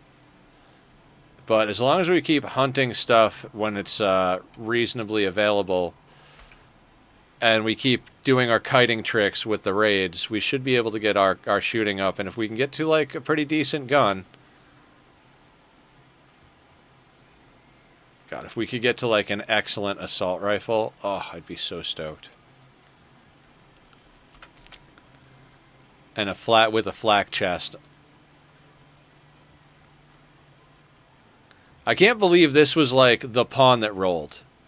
You know what I mean? I feel like, I don't want to be like that person who's like, this has got to be a sign, but, like, that feels like a sign, you know what I mean? Like... It's just the pawn that was there, the very first pawn that came up when we started up. Saving Firekeeper. No. See, those are the type of quests that later on, when they come, you almost have to take them, because there's so few ways to get a pawn in a core-only run. So...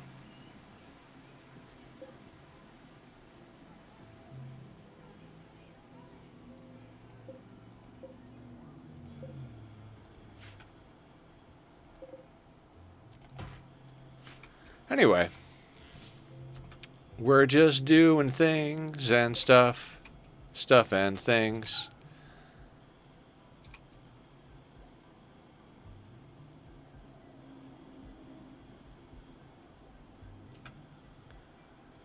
Okay, so after Pemmican, I think we got to go into Psychoid Brewing. Like, we're doing, like, basic sustenance and mood. right off the bat. Like, we've got joint leaves going. As soon as we can plant psychoid, we plant psychoid. I think we might even go straight into beer brewing after that. Like, it's going to be so long before we can smith anything that's even worthwhile. Like, we have to get all the way up to machining and get gunsmithing, which requires us to get electricity, you know, because we need that for the machining table, I think. So, yeah, I don't know. I feel like we just kind of turtle a little bit at this stage. We know how to deal with the raids that we have to deal with. We just kite them around corners, take shots, and move on.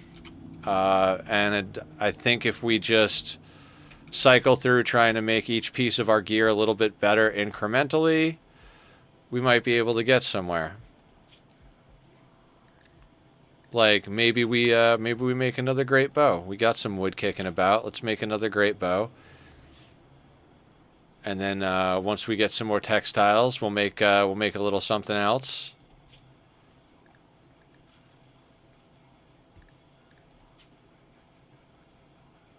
Pants require 40, and we've got 68 cloth. We could make cloth pants. I mean, why not take a crack at it, right? Or 40 plain leather. Yeah, why not take a crack at it with the plain leather? We'll hold off on the cloth.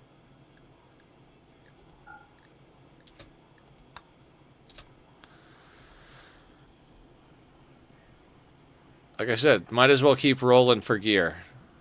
You know, good guinea pig versus, you know, excellent whatever we have left. You know, we're probably going to just, you know, move up slightly. And it gives them something to do to keep their crafting up. Double passion at 7 means we're going to have a pretty good crafter as long as we can keep him working on a few tasks here and there. Okay, excellent. We're working on a plain leather set of pants. Come on, excellent.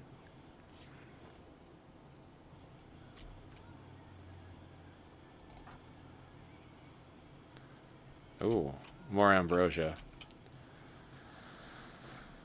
That stuff's probably our most wealth dense item.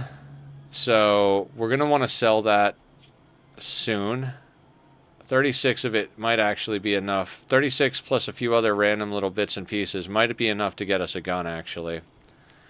Probably not, but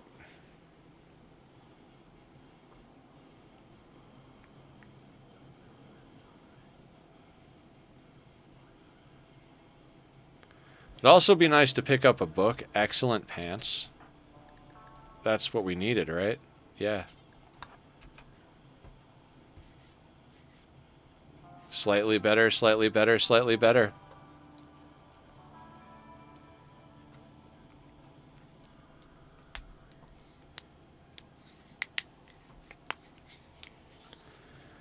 This crafting just went up to 8.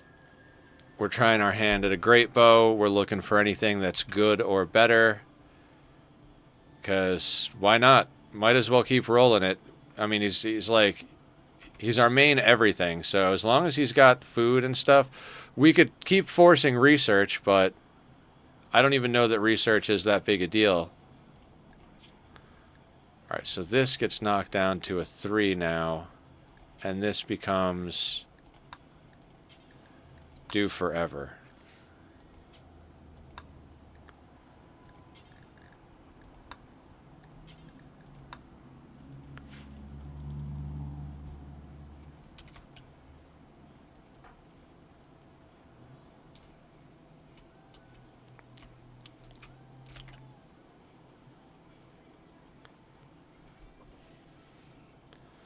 This is so weird. It feels like Sea Ice Light. Like, we're just hanging out in a small hut, just one person, being super picky about pawns, you know, being very, like, particular about what wealth we want to take on. Like, I mean, that ambrosia, I'd like to get a trader over here with that much ambrosia on hand. And our guy, like, so the dandelions in here are making it very impressive. But in addition to that, it provides him planting practice. You know, he's almost to a 6 in plants. And once he's at a 6 in plants,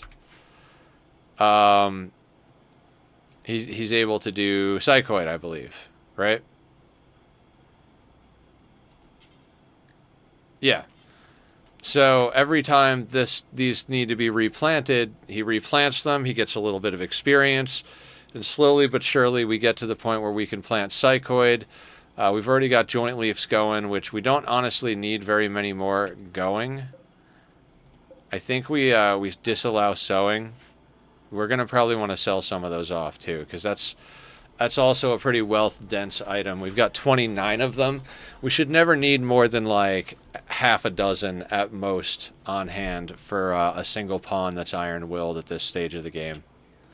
So we could definitely sell some of those off. So I'm gonna tell him not to sow these crop areas.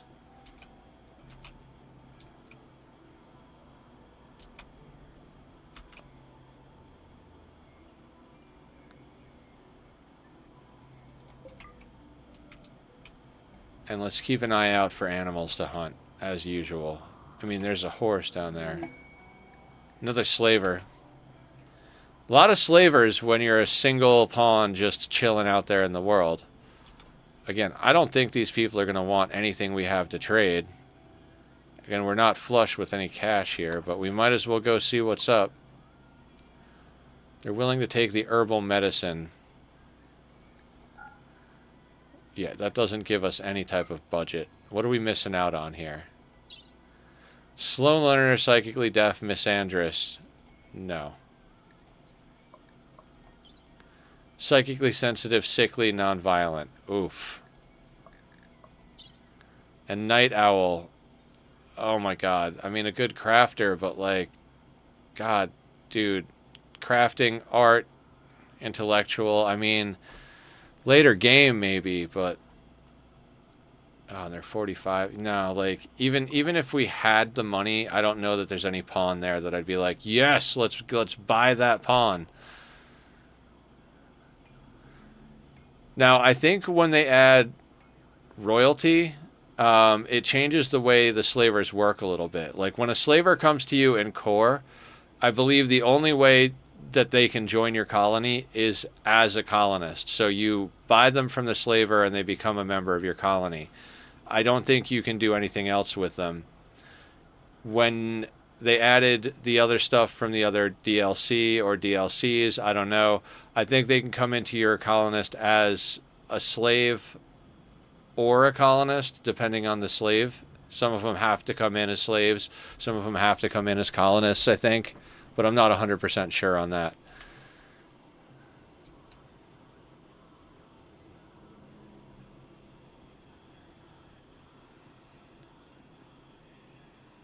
Alright, we're getting our cowboy on. We've got a great bow.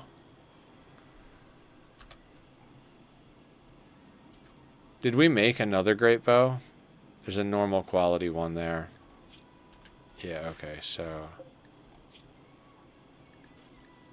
I mean, I think we try again on the great bow. It's not like we're like short on plants.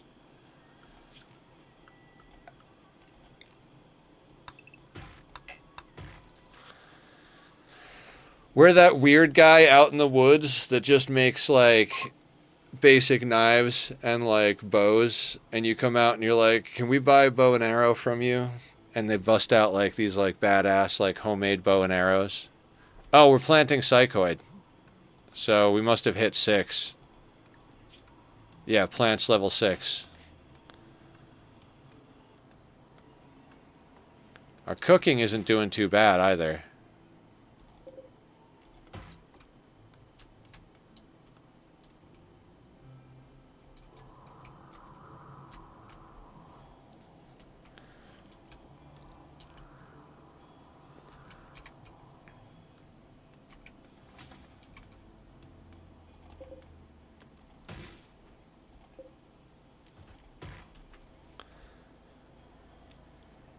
Yeah, I'm definitely going to be hanging out in Discord after stream tonight. We might actually go a little longer than usual because We're almost 5 hours in, and I feel like we're just getting started here. So we're gonna go until we don't want to go anymore. Well, more or less until Nether gets hungry enough that he's got to stop, which I'm feeling pretty good at the moment. And I've got food in the refrigerator that's all ready to go. Just got to slap it together into a sandwich, so I'm not going to worry about, having to go to the store or whatnot. So yeah, we'll go as late as it feels necessary to go. See if we can get some progress. Maybe get another pawn. And then, like I said, tomorrow we'll be trying something new. I'm actually pretty stoked about that because it looks like a cute game, and it looks like something that's like, something that we could be like real casual about. I've been really digging the more casual vibes of some of the stuff we're doing. Like when we were playing Ani yesterday, and we were literally just building a base on our second planet while we like gradually built out the petroleum boiler setup on the first one. And like, I'm looking forward to finishing that. Like, I don't know, maybe I'll end up doing a bonus stream on Sunday or something because we took off time, and like I know I shouldn't stream too many days straight in a row, but honestly at the moment streaming days are better than non-streaming days for my mental health, so I'm kind of like really dying to do a little bit more Ani.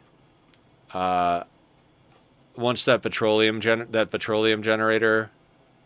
boiler setup is going,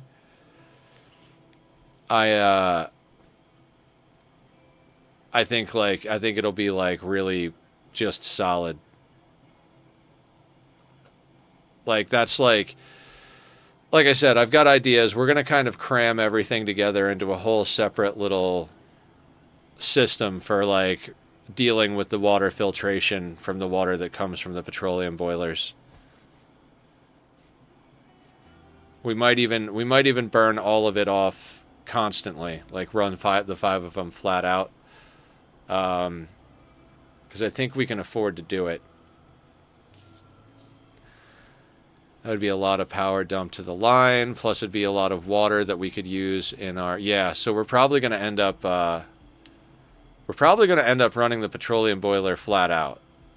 I mean, the only reason to not in that thing... Similar situation for me, by the way. Desperate to get back into work so I can get better. Yeah. Yeah, sometimes it just feels good to, like, throw yourself into what you like to do. Ooh, a good one.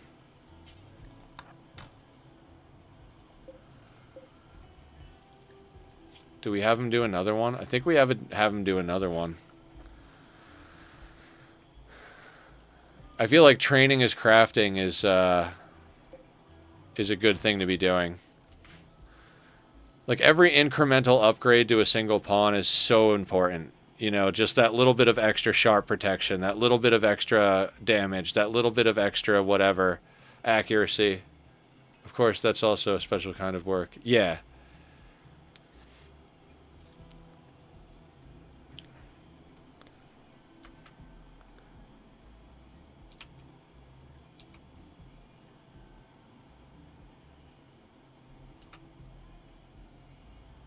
Alright, so we've got 68 cloth. What could we take a stab at with 68 cloth? Duster is more than that. Button down. Okay, so what's our worst piece of gear?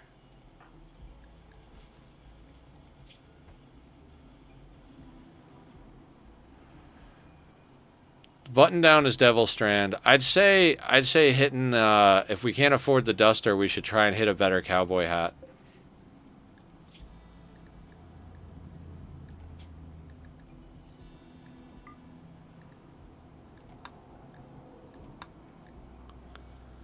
I mean, why not, right? And actually, it's 25. We can take it off of cloth, and we'll make it out of plain leather.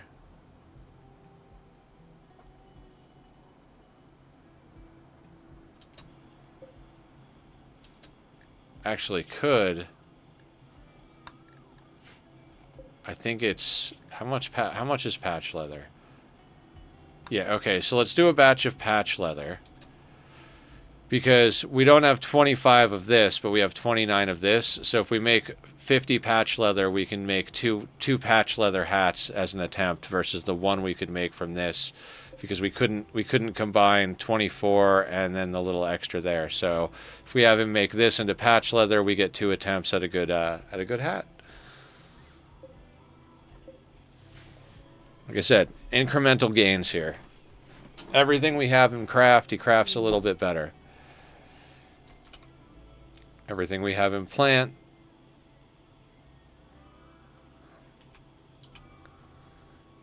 like I said, kind of like dude in a shack out in the wilderness. Like every season he brings in a new crop. Every time he brings in a new crop, he makes himself a new hat. Every year the hat gets better. Then you show up and you're like, I heard this was the place to come to buy hats and bows. And he's like, yes it is.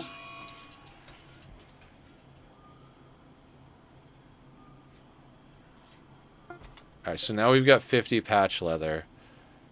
So we can do 2 cowboy hats at 25 apiece.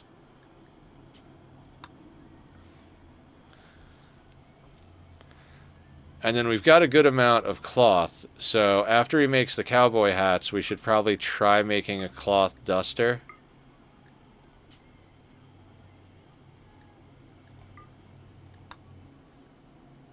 Right?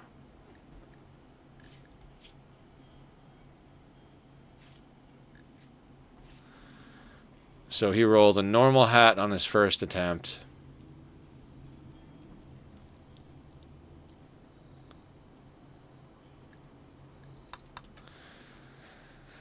And this is more or less our life.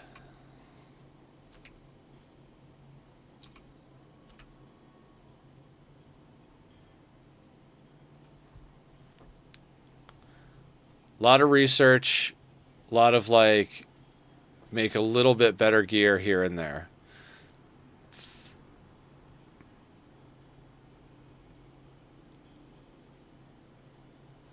It'd probably be better to actually move the horseshoe pin inside.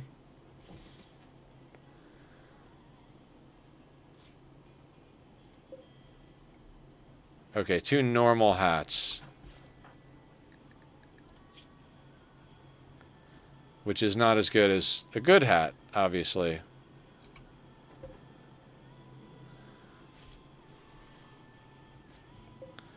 Then there's another 60 after that. So we could make a shirt or pants.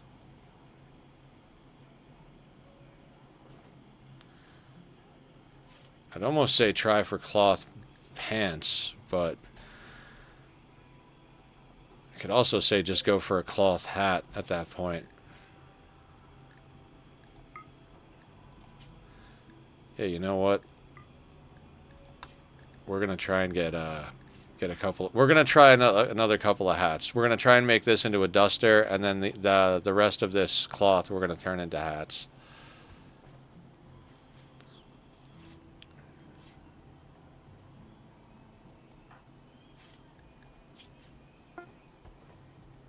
Normal duster. All right, so that's not worthwhile for us.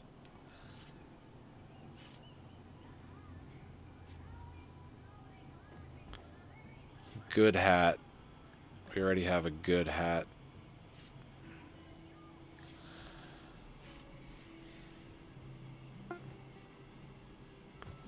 Well, we tried.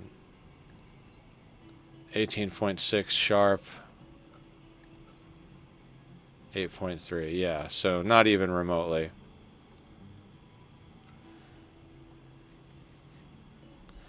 So we're trying our hands at another great bow. We got good quality, I think, now. I'm a big fan of grinding gear. Like, no matter what game I'm playing, when I start to see like higher quality gear and like, you know, having all slots full, like, even the fact that our durability is all, like, 85 and above, even though we've, like, had some of it a little while and we've been through some fights, like, I love doing stuff like that. You know, like, oh, every time we craft it, we have a chance at making it better, so let's just keep crafting it. Now we're at crafting level 9 as we're making this bow. You know?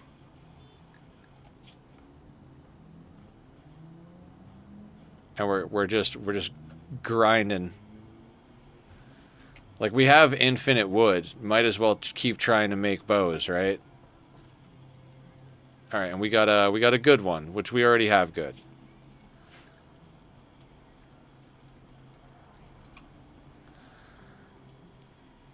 And then it just, just a matter of like, what do you want to go for next? Okay, so there's 90 cloth. Cloth seems to suck at just about everything, so I don't know that we want to make it into anything except for maybe something specific.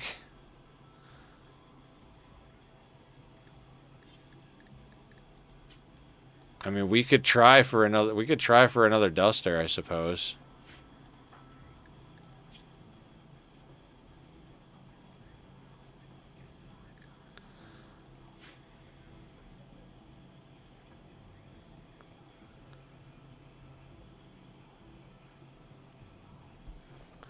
Everything is going all right.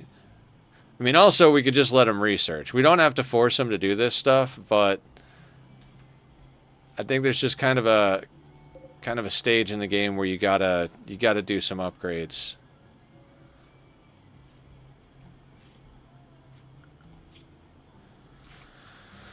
We are just above that 10,000 line, which feels problematic. Like, I don't want to give up this wealth, because this is enough that if the right trader comes, we might be able to get something decent in return for this, like a few great bows, some hats, some all that random stuff. But it's also at the spot where we could have some real problems. Items for trade. Okay. They should buy some of our stuff, whatever it is. But let's try and finish this while they're on their way walking over.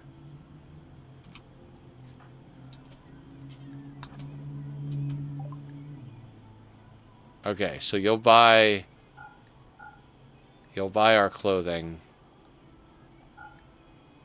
Let's buy your medicine.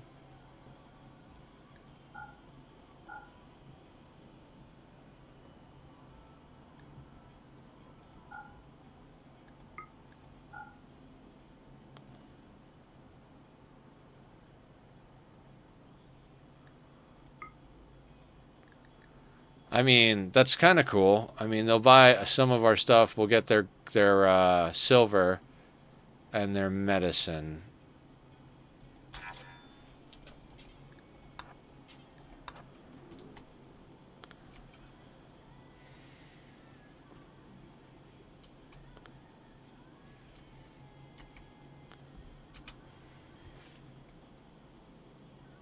I mean, they don't have anything else I want to buy. We could theoretically buy their pemmican, I suppose.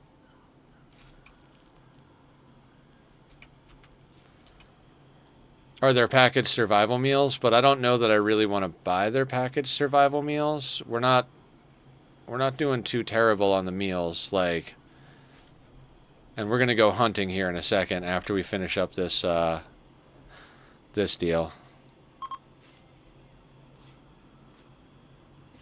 But I mean, you always want to do a trade. Like, even if you're just trading for straight up silver, you always want to do the trade, because you're trading at a disadvantage. You're always going to have less wealth after a trade than you did before. So if you have stuff you're not using and you can trade it for anything, including silver, you might as well do the trade, because you're going to have less value in that thing that you need than in the stuff that you traded for it. So do the trade. Always do the trade. Okay, I'm actually going to switch this stuff over to rice so we can get just a little bit ahead again on our rice.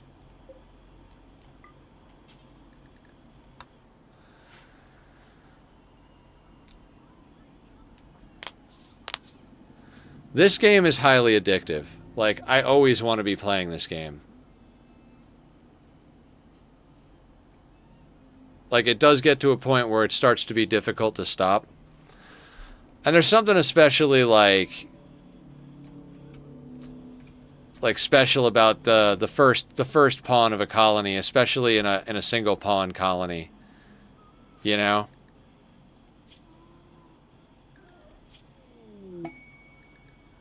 Like, you get a little attached to them. Oh, I'm not going all the way down there for ambrosia. No, there's ambrosia here, and that's already far enough that I'm like, I don't know if I need to do it anymore.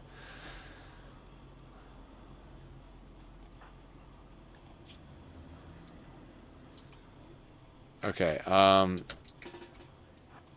know we could probably stand to have a horse, but since we only have one pawn and nobody to do trading...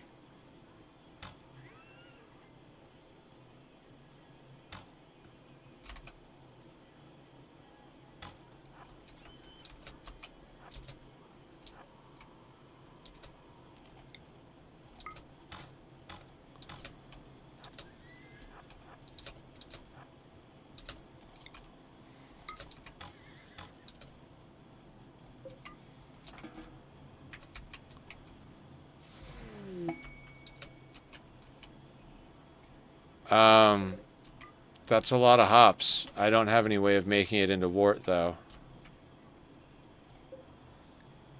I guess I could bring it in and maybe trade it.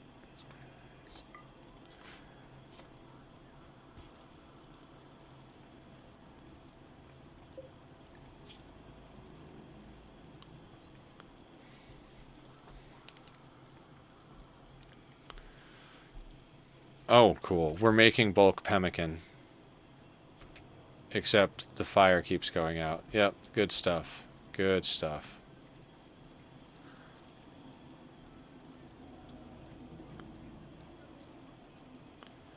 Yeah, we might want to,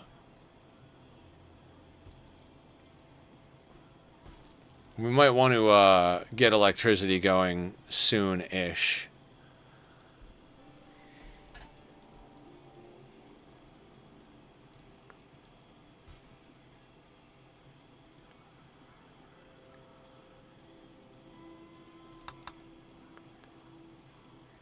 I mean, the gods said beer.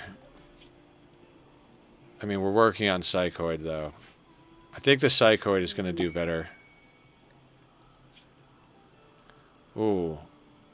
1-star, unknown threat, psychic shock lance. This is often just like a couple of man-hunting rabbits.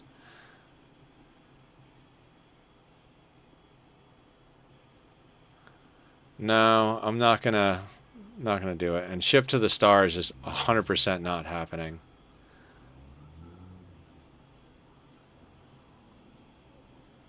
I don't think I'm gonna do that, but it expires in 25 days, so you know we'll just leave it. We won't refuse it, but we're not gonna actively go out and. Let's refuel the torch lamp. Then you can cook the meals. Actually, refuel the stove, too.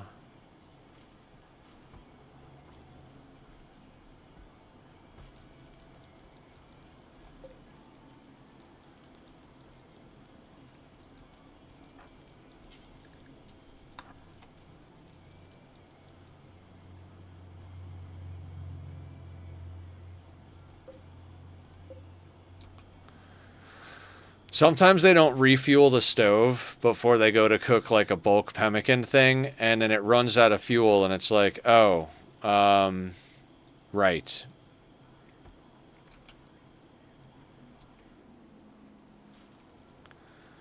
Okay, so now we've got some pemmican going on, which is nice. It's a good use of the meat and the rice together. That's going to get us a lot longer lasting food. And should make things a little bit easier as far as food is concerned.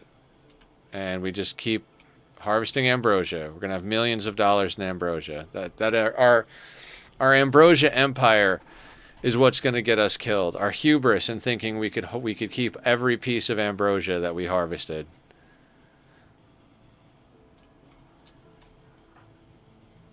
Going for a walk. Oh my God, there's ambrosia right over here. I mean, I don't want to say we have to, but like, how do we not if it's right here? This will be the death of me. This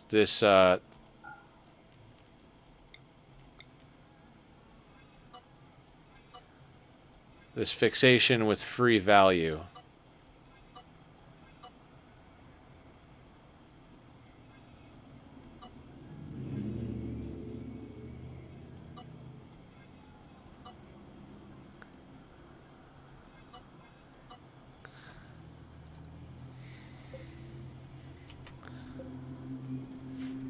Okay, sweet. Now he'll harvest that ambrosia as well. Good job, Steven. Before we can even make drugs on our own, you're harvesting all of the drugs in nature. I'm very proud of you, sir. You know how to bolt this colony ahead into the distance. I'm very tempted to just take everything we have and go on a caravan, quite honestly.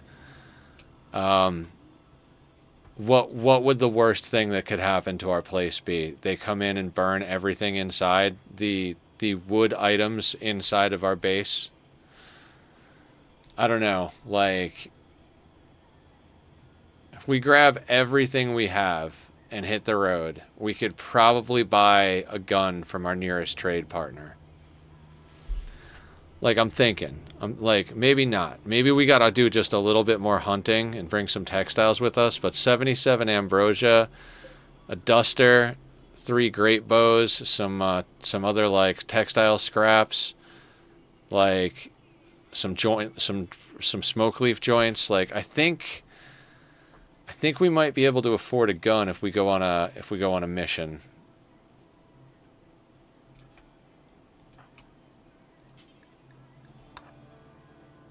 Nangar, how you doing? Welcome in. How are you, first time chatter?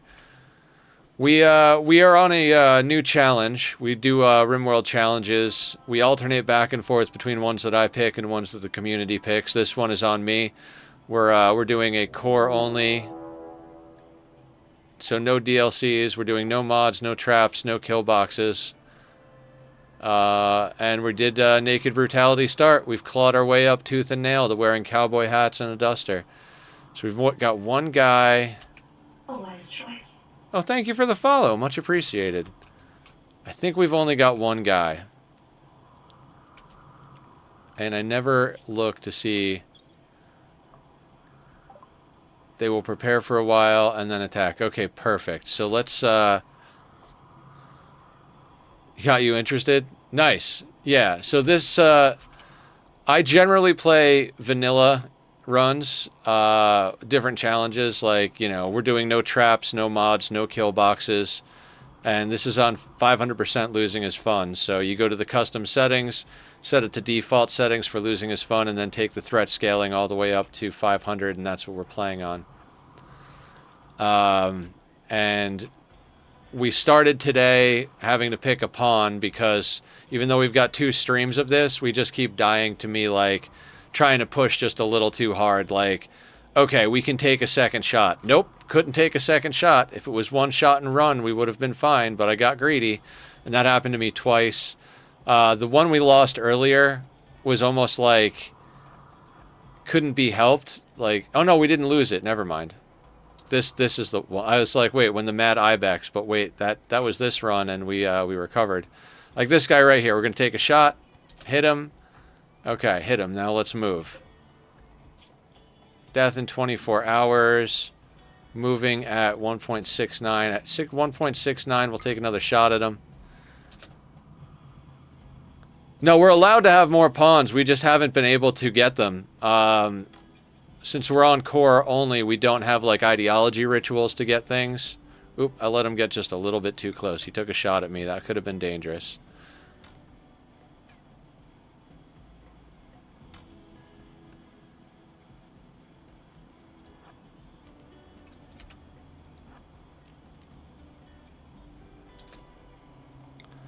So yeah, I'd love to get more pawns. We just barely got enough space for our base to take on another pawn or two.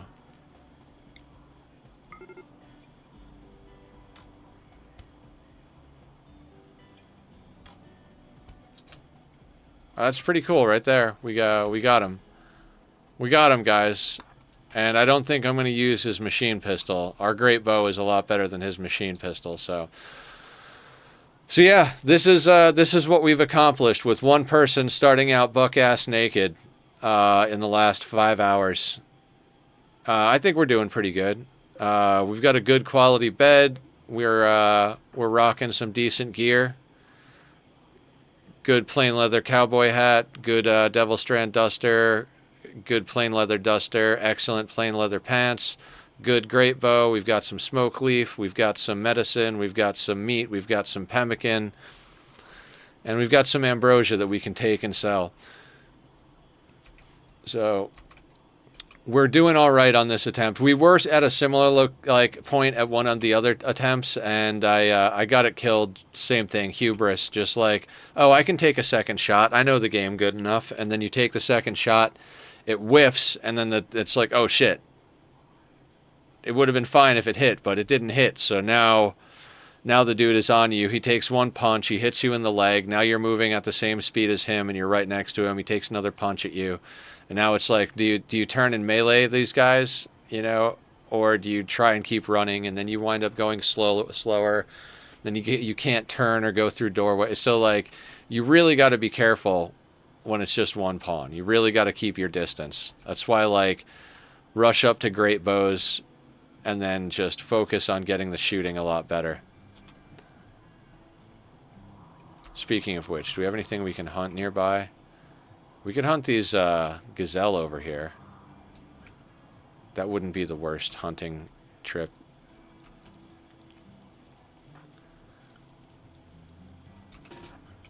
Yeah, let's do some hunting. Getting more skill at shooting is a lot more important at the moment than a lot of things, so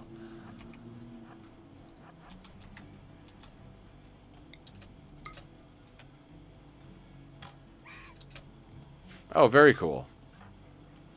Steven over here proving me wrong. Like, I don't need training.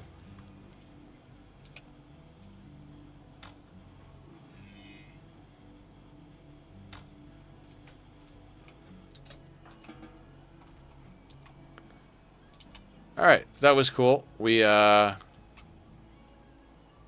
don't know where that warg is going, but as long as it's nowhere near me. I think he's going after the wounded animal. Good job, warg. You finish him off. Okay, now we've got more plain leather. 75 to be exact.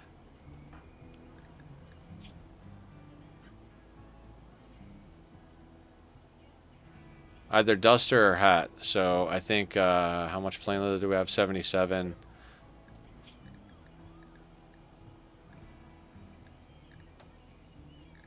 Duster is 80, so we can't, but we could do 3 hats.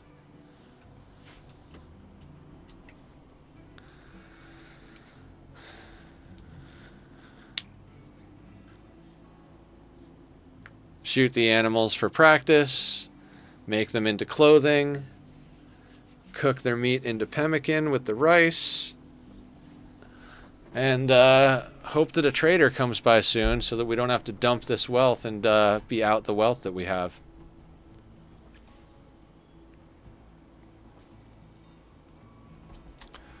I'd leave the crafting alone for now. You're at a good point. Research time is more important now. Yeah, I would say so.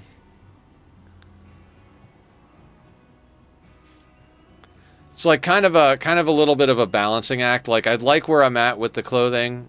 Ooh, there's an excellent one.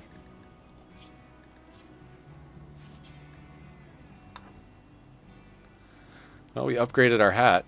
I think we're at a good spot, but it's also like the clothing made is going to sell better than the raw textiles. So if we're going to do the hunting and use the meat, we might as well make the textiles into stuff that we could actually sell.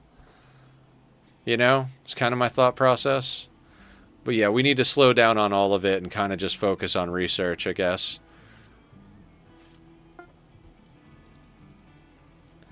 I just think we're going to end up buying a gun long before we end up making ourselves a good gun.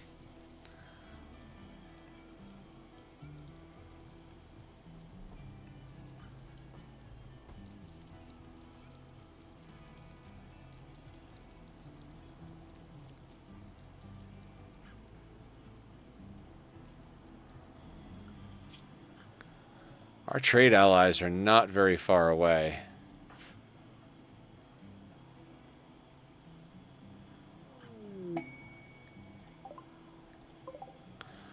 God, our ambrosia business just keeps getting bigger and bigger.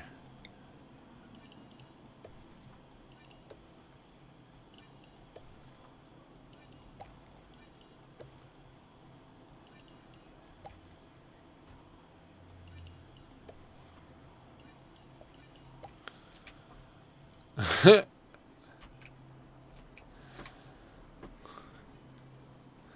would agree, if not for the obscure amount of ambrosia right there that's already going to bankroll what you want to buy. Yeah.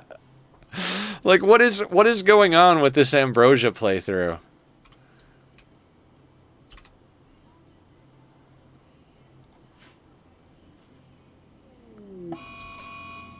Mad Muffalo. Stay inside, Steven. Disease flu. Okay, so that's where we go in here. You're already on the good stuff. You're already on self-tend. And so this is where we put you on bed rest first and foremost. Tending to Steven. Good stuff.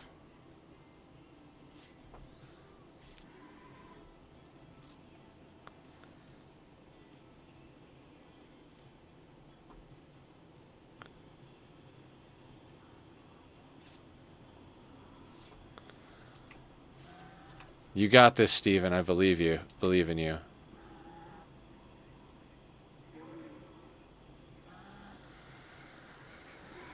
All right, we're catching it. We're kind of catching it. All right, we're getting there. Almost.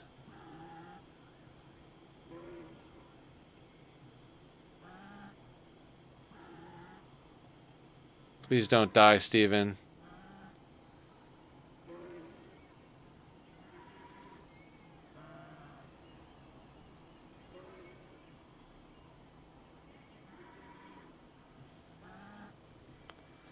I think we're like barely at speed with it. Maybe just a hair ahead of it.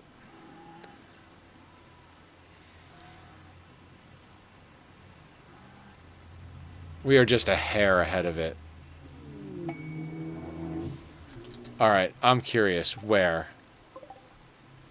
What is going on?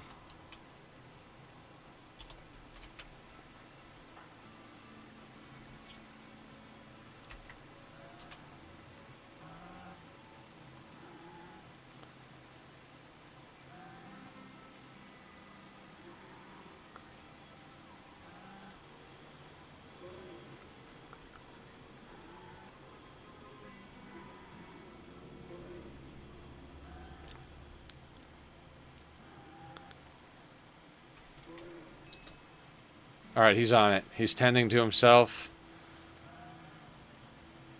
41%. Much better than the previous tend. Okay.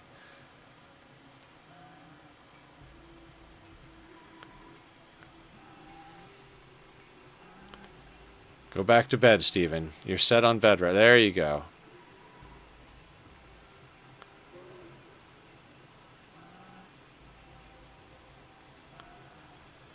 At least with one pawn, we can do diseases on a 3. Because we can just watch the disease. Like, there's nothing else to do. There's a mad muffalo outside, and we need to tend our disease inside. So, yay.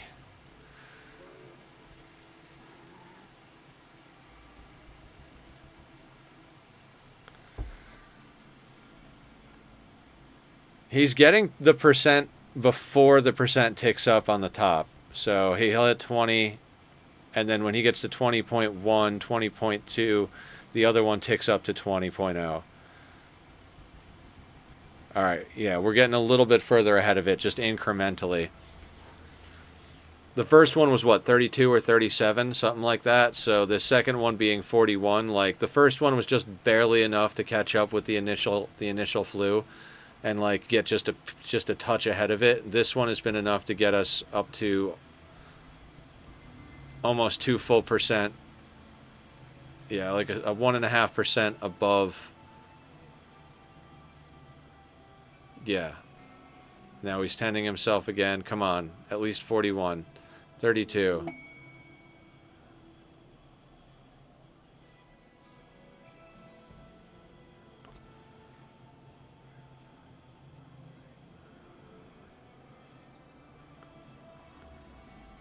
It's a nail biter.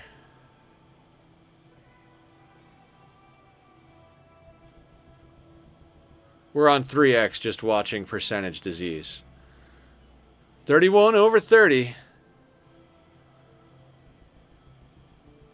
32 over 31. Yeah, we're just We're still a little bit ahead of it, but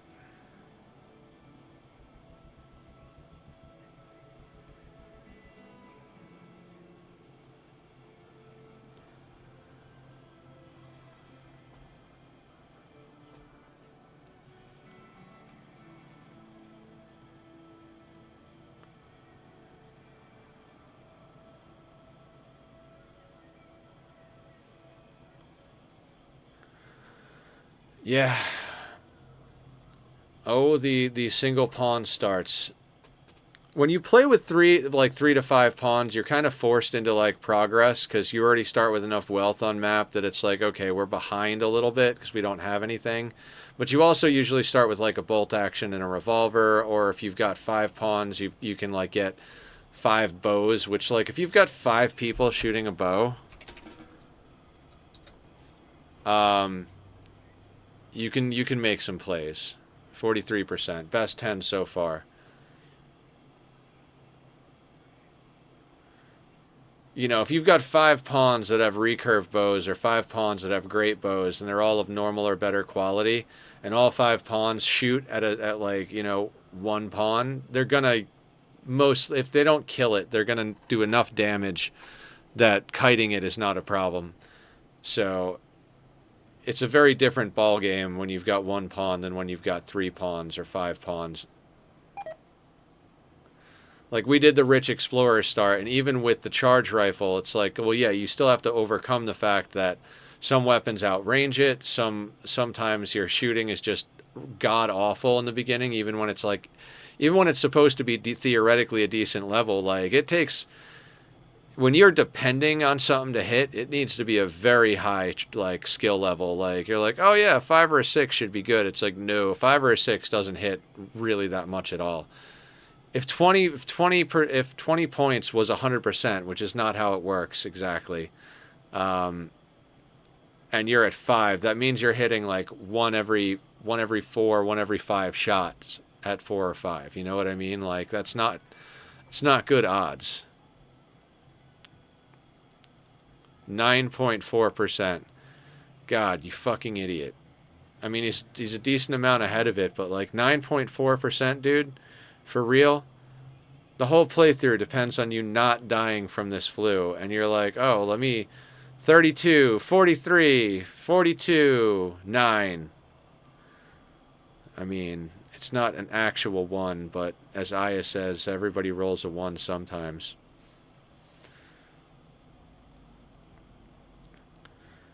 I mean, after this, it's more of the same. It's just, I mean, 62%. What's the needs here?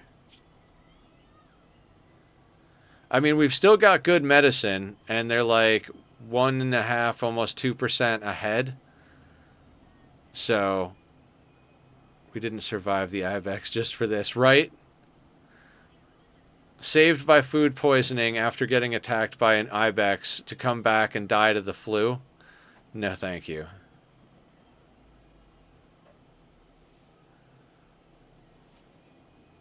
We already had an infection we had to beat.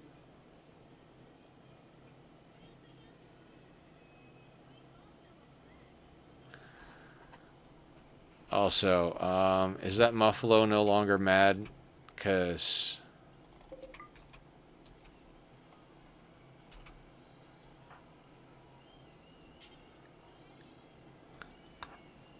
even though he's not feeling good, I need him to cook so that he can eat something.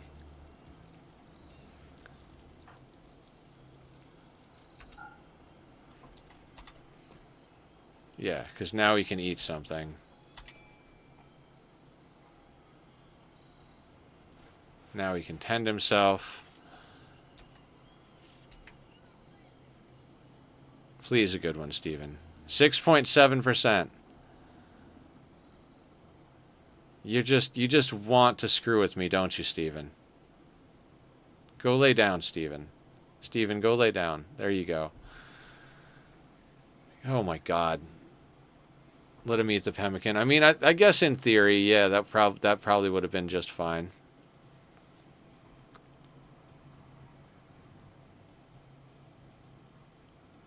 I mean, he's ahead of it, but like these tens have been pretty horrible.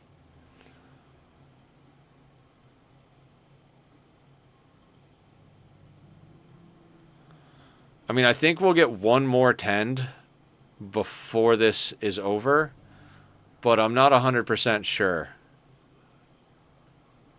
5 hours. We're on a 3. We're just here watching the freaking immunity number.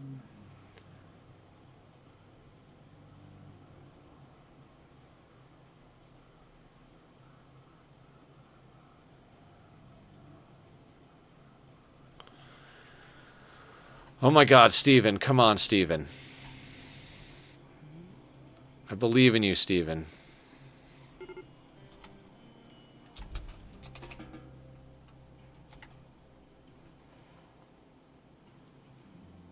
Watching always makes me want to play. Yeah.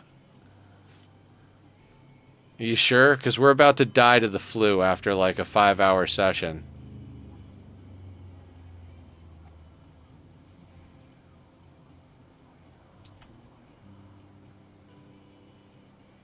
%, 10 quality.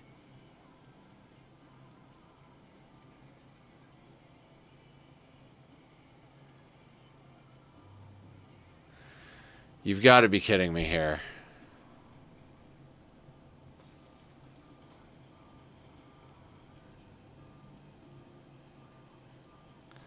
Yeah, yeah. Rolling hard zeros over here.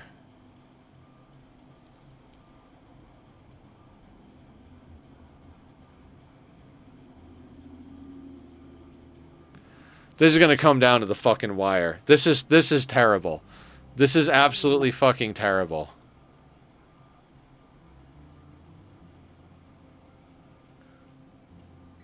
Should have used essential oils, right? Imagine if I hadn't stopped him in the beginning and switched him over to the good meds and the first heal would have been worse.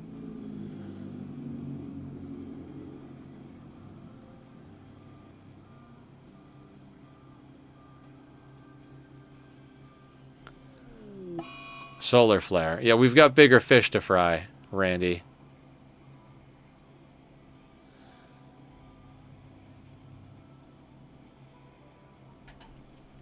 Dear God.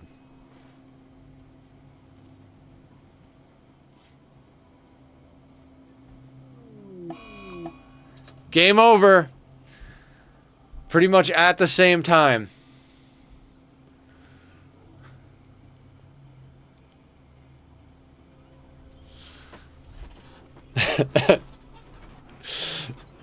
Oh, boy.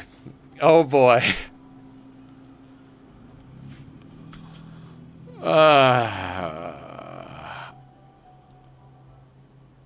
New colony. Naked brutality. Oh, Randy random. Commitment mode. Custom. Losing is fun. 500%. Next. Crowded. Generate. I really thought Steven had it. Ah. Freaking disease, man. We're not going to a tropical rainforest. That's just disease with extra steps.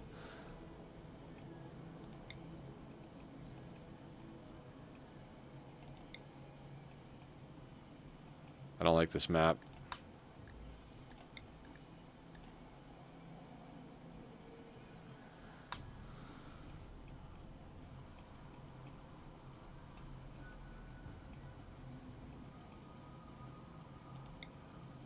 Tropical rainforest. No, it's not tropical rainforest. That doesn't sound good.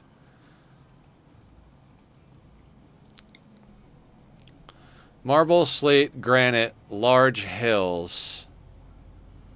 Near decent amount of trade partners. I mean, that's not bad right there.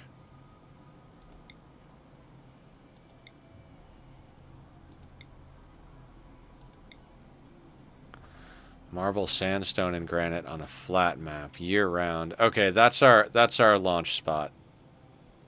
All right, let's go there. Oh boy, you guys ready to try and roll a good pawn?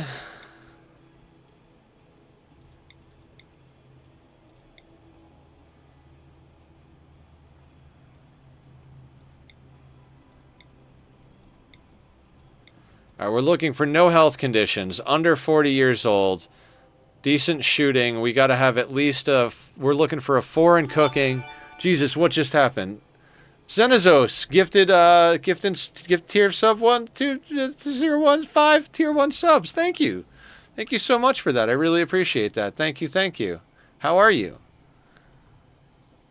How is everything in your neck of the woods? We just died. Thank you for following. They're coming. They're coming to take me away. Haha. They're coming to take me away. Ho ho. Hee hee. Haha. Anyway, Joe gifted me one. Figured it was only fair. Aw, that's awesome. Thank you so much. I really appreciate that. Thank you. Thank you. Every little bit helps. I don't really have much else going on as far as income other than streams. So, you know, it means a lot. Okay, hang on a second. Oh, incapable of intellectual. This would have been a great start. Trigger happy, kind, cannibal. All right, let's keep going.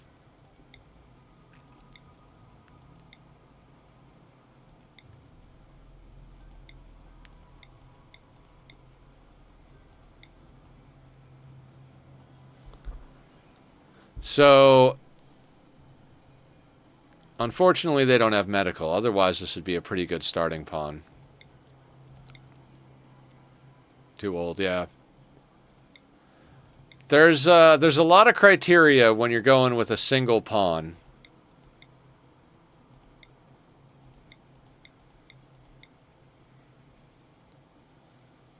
Like cooking's only at a 3. Crafting's only at a 2. Yes, you can't really use him. Tough jogger, 17-year-old, but 0 crafting. That 0 crafting is just like big ol' middle finger. I could get by with a 2 construction. Even with a 3 cooking and a 4 plants, I can get by. But like 0 crafting, we get nowhere with that. Yeah, we have to craft something. We can't rely on luck every time to come up on some sort of weapon.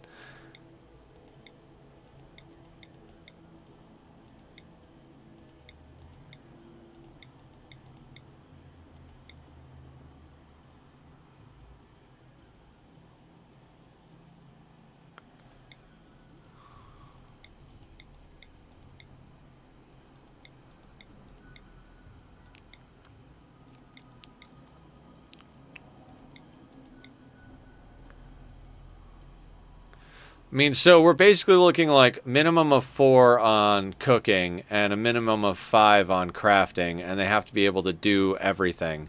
Preferably like decent medical and decent shooting as well. Hype train. Oh my god, Linu with the Prime sub too coming in. Thank you, guys are really kicking butt, throwing things over here today. Thank you very much. I appreciate it. You're making me remember why life is good and not bad. Because it's good. Even though sometimes it seems bad, it's good. I swear. I swear I'm not being sarcastic. I don't know why. It sounds like I am. 4 cooking, 5 crafting, decent medical, and cooking, incapable of none. Got it. Yeah, basically. Because 4 is where we start to get a little bit of a chance to not get food poisoning. And then 5 is where we can craft the great bow, eventually. Construction-wise, we need construction, but like also I think like shooting is more important than construction. We can't do pessimist. No health conditions under 40.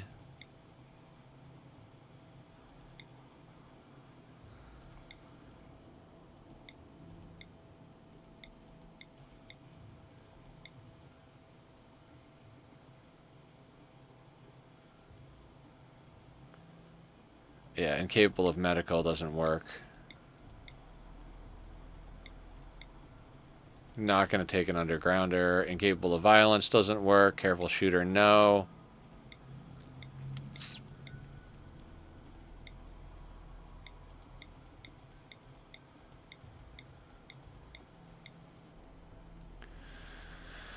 Kind trigger, 0 cooking. Ugh.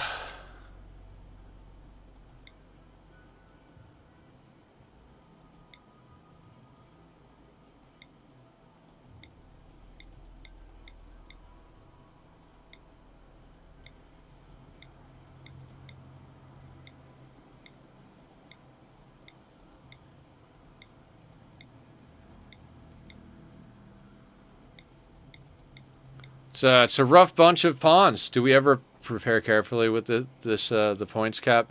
Um, I don't do prepare carefully. I usually use random plus if I'm going to use something to help me roll pawns. Random plus I can usually roll a pawn I like pretty quickly. The main reason this is hard is because it's a single pawn. If we had to pick 3 pawns, we'd have already taken 3 of the ones that popped up. Because 3 pawns adds up to a pretty solid team pretty quickly. 5 pawns makes it easy to get everything covered. But when you've got 1 pawn starting out fully naked, you really need a little bit of everything, and health problems are just gonna fuck everything up.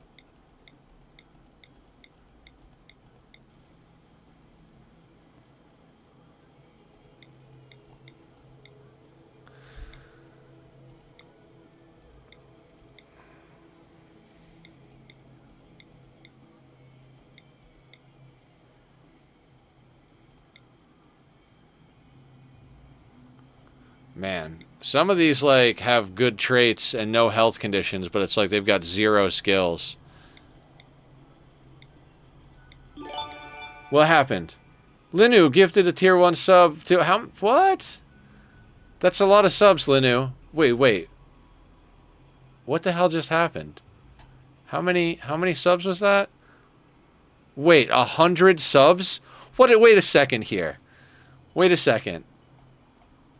That has to be a very wait, what?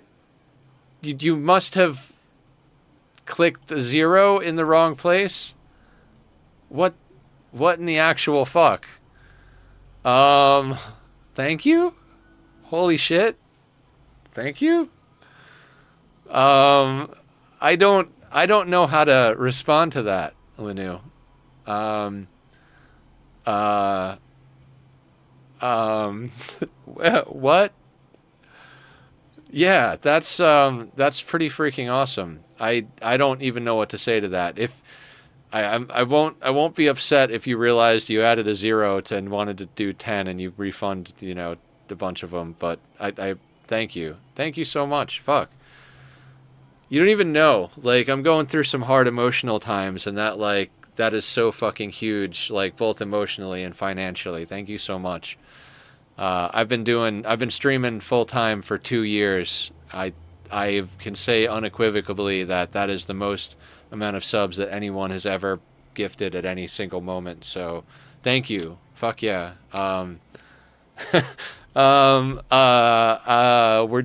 Yes. Thank you. Let's do a pawn. I think the next pawn is definitely Linu for sure. I'll try not to get you killed when we do it.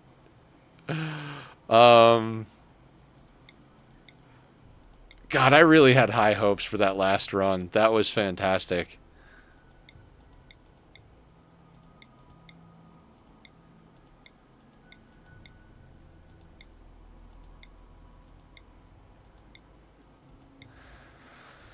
Oh, this feels like last stream where I was like, man, we could roll a pawn and get something going real quick, and it's like, oh god, we just can't land on any good pawns.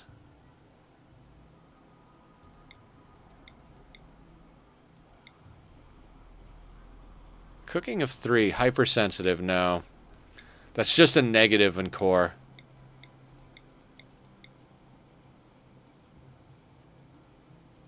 Chemical fascination isn't gonna work. Hard worker, night owl. Bad shooting. 0 cooking.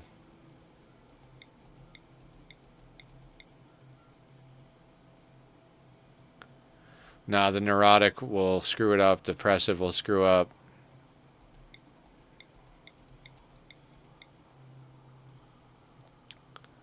Wait a second here. Oh.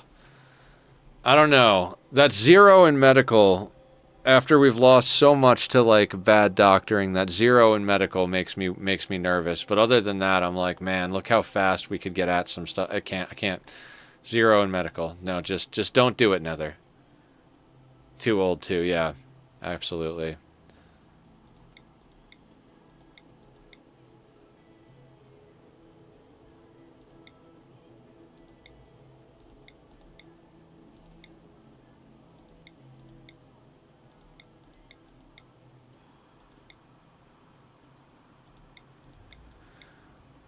I don't want anything that's going to make mood breaks more likely to happen. Like, they don't have to be iron-willed or sanguine, but they definitely have to be not depressive or not very neurotic.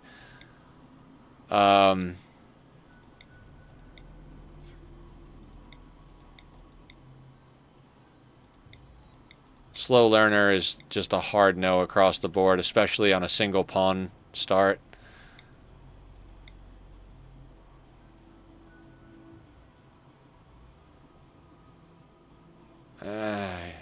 Almost. No Gormons, no Pyros.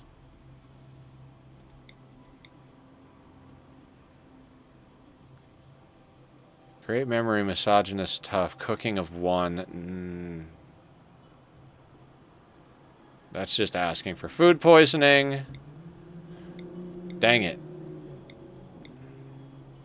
Quick sleeper, great memory, and 0 cooking. Hype train success. I don't even know what that means. Hype chest. Oh my god. Oh my god. What is it? We have a heart emote. Choo choo. That's cool. That's awesome. Thank you so much. You guys are awesome. I love you guys.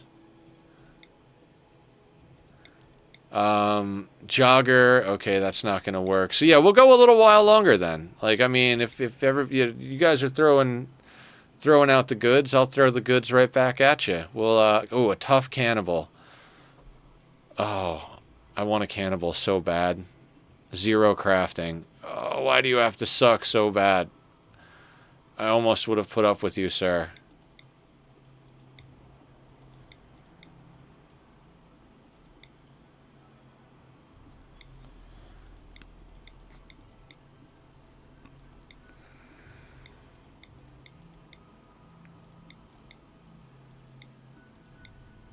We had some good rolls last week.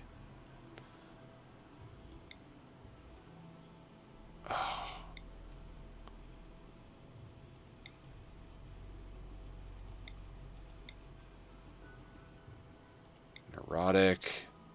Jogger kind, iron-willed. Cooking. Crafting. Oh. I mean, their construction is not great. But jogger kind, iron-willed with an 8 in cooking. The plants can get better over time. 6 in crafting with passion. 6 medical. I think this is our pawn. 20, no health conditions. All right. So this is Linu, right? I mean, they have definitely earned it. Thank you so much for that, Linu. I appreciate that so much. All right, let's see if Linu can take us all the way. Yeah, this is the kind of pawn we're looking for.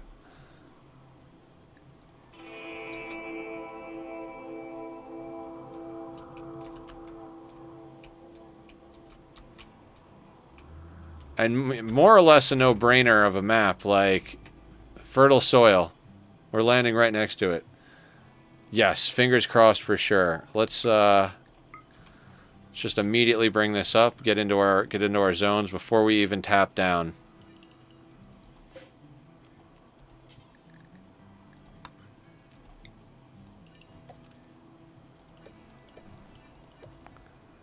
We'll do 22. I think we only need to do 21, or 20, but we're going to do 22.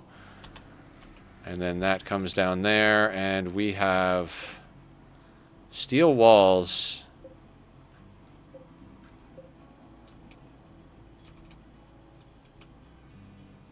We got sandstone. Okay, so we've got some stuff we can rip apart. But I say we just go with our wood-based start. Need warm clothes. 38F. Oh my god, it's cold.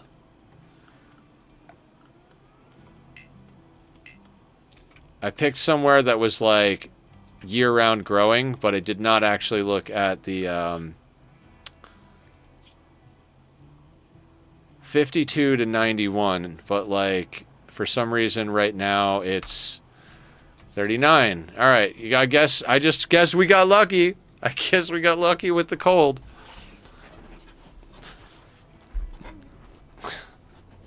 We're going to get through this with all of our digits? I don't know.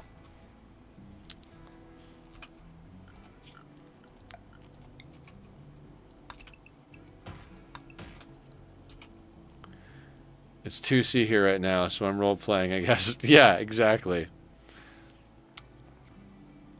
I should switch this to B and C because I generally think about things in the terms of F when it comes to temperature, but ever since I started streaming and ever since I've started playing a lot of Ani, I've gotten a lot more used to C.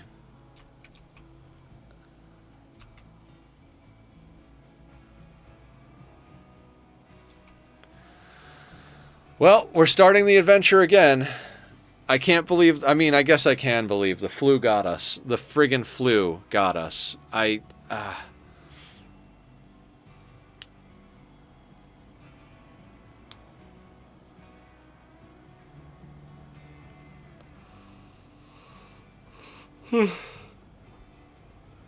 Self-10 can be brutal. Yeah.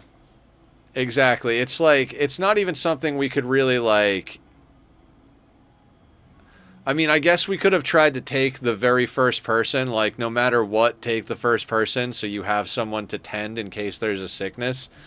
But I don't want to get stuck with garbage just in case I get the sniffles. If we got just one extra 1% on one of those 10s, Steven would have made it. Yeah, they literally ticked, like, at the same time. Like, it was just like... It's like one freaking game tick away from each other. That was just insane.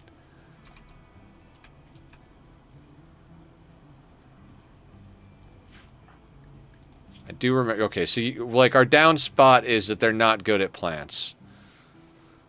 So getting our first round of plants down is going to be a chore. But on the plus side, they'll get good pretty quickly because they're going to have to do all of the planting. We won't be able to really get into much of anything right off the bat, like we were with the last colony, because we had a pretty good planter. But an iron-willed jogger, and then you throw kind into the mix, can't go wrong. There's also going to be berries around in case of emergency. Yeah, we'll have to eat berries. I think basically it takes us the first like 3 days to get off of the berry diet. Right. I also forgot. First day down. Man, I was already so used to... we work. That's what we do on the first day. We work. I was already so used to having everything in the right spot. Now I'm like... aw.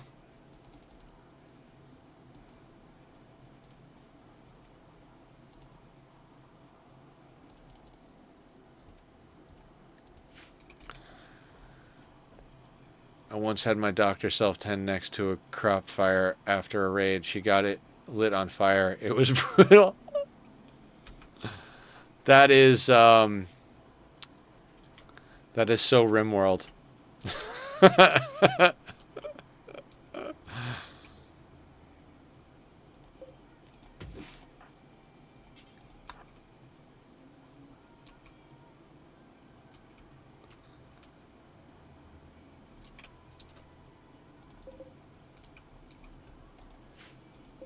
Alright, those don't have anything on them.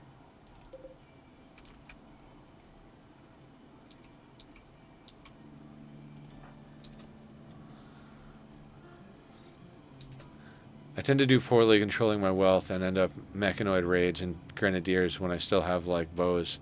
Yeah, that's something I got decent at. Like, once I got that under control,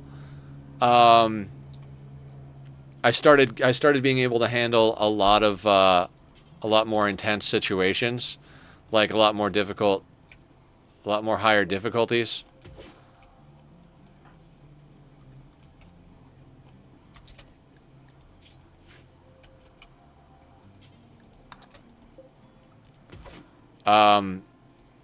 But there are still things that you just can't predict. Like, if Randy decides you're going to get the plague, you're going to get the plague. it really does come down to like just the rolls sometimes. You know, like you can have all of the things in place, but something goes ever so slightly wrong. Like this pawn is a good pawn, except our construction and our shooting are low. We don't really need our mining up. We can scavenge what we need for the first little bit. But let's say let's say our first raid doesn't go well because of the shooting problem. We could be hosed.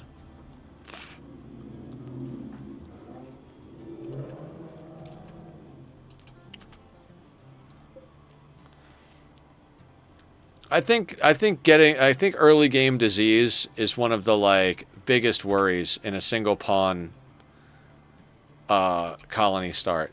Like self-tend, unless you like, I almost feel like medical's got to be high up there. Like cooking and medical got to be high up there, and we know that our crafting needs to be at least a 5 for us to get anywhere as far as weapons on our own. So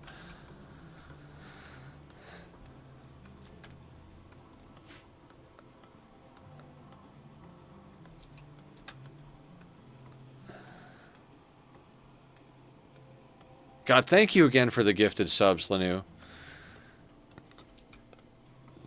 That is absolutely insane and absolutely wonderful, and I would say I owe you my firstborn, but I can't have kids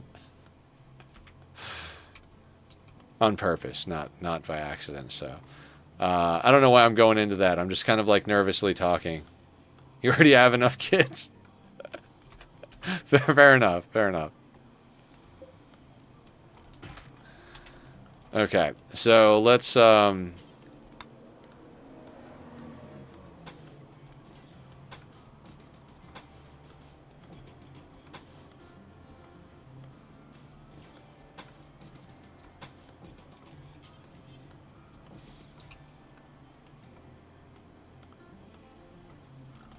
so now we want the construction.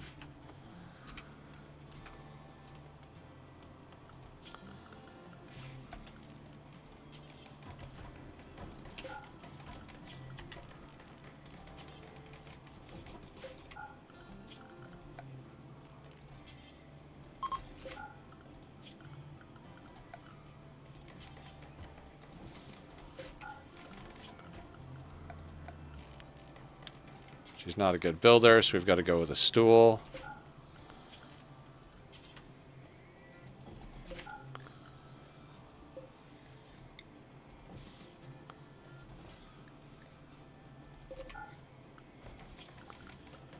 Recreation.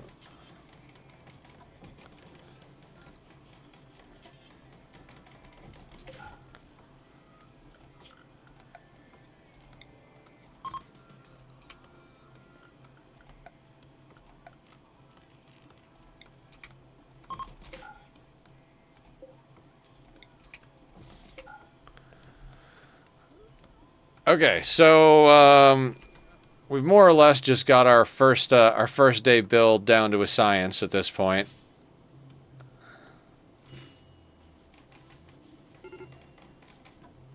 Yeah, it's fine. If you're gonna have a major break risk, now is the time. You work until we have inside and you have a place to sleep, and then you can break if you want to. Oh wait, you probably need food, huh? Yeah, you need food.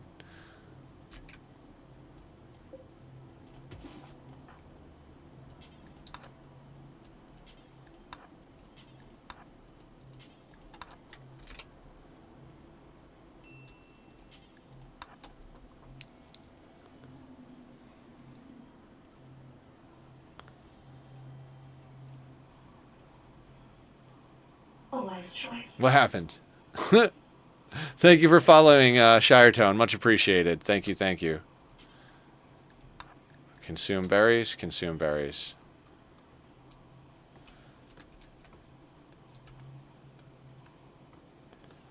Unhappy nudity, unhappy nudity. How can there be such a thing?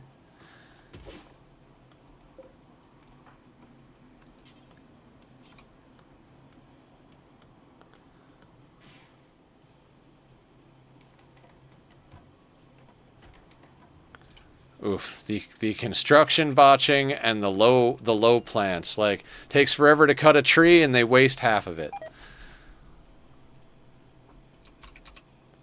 Collapse due to extreme exhaustion. Looks like a pig fought a cougar. Major break risk. Yeah, I know, that's fine.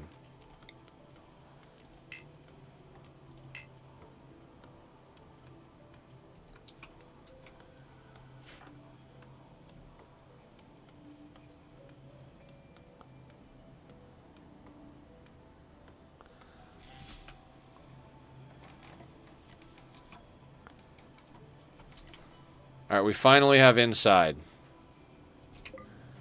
Next up is bed and our overhang.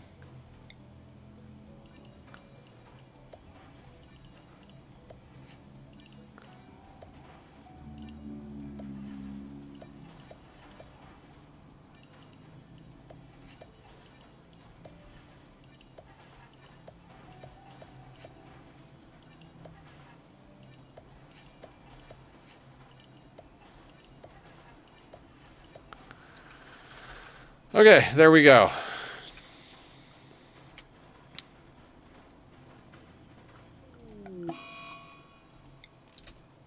Days is fine. They'll get over it shortly. We've already got the rice planted. That'll be fine. Starvation. I mean, snap the fuck out of it.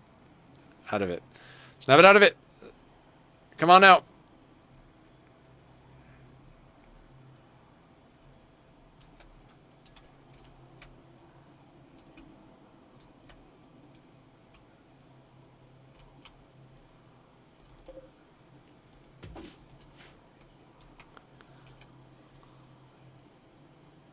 Favorite Thanksgiving food? Huh.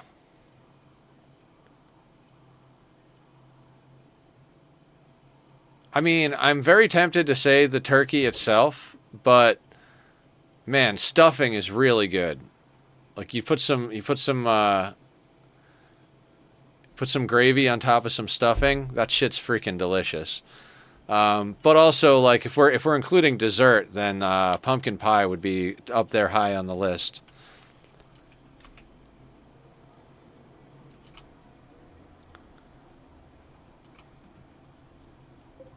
Boy, you really are just trying to starve yourself to death, huh?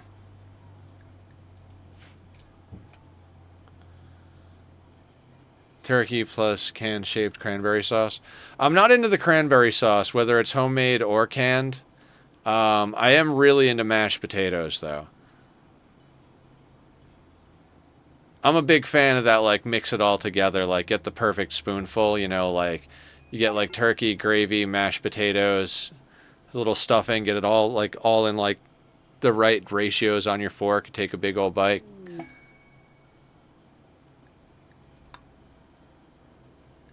Donkeys join.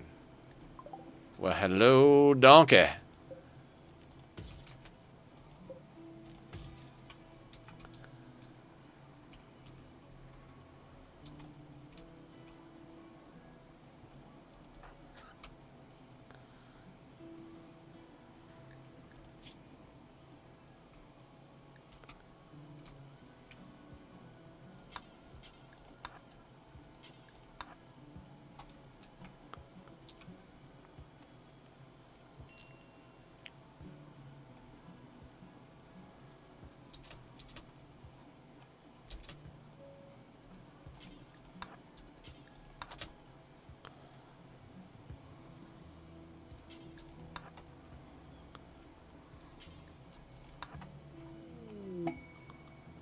Slaver. We're getting the slavers, guys.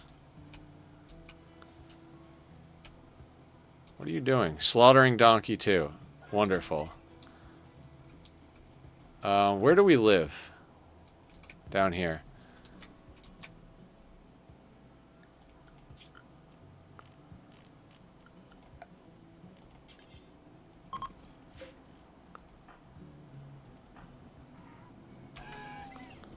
Alright, well, we'll get the butcher table up soon.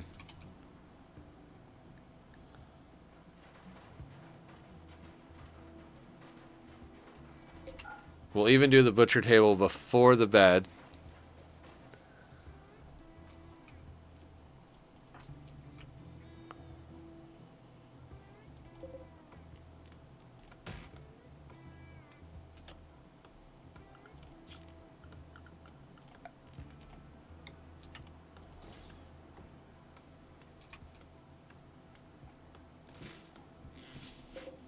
The amount of chopping for this pawn to actually chop is crazy.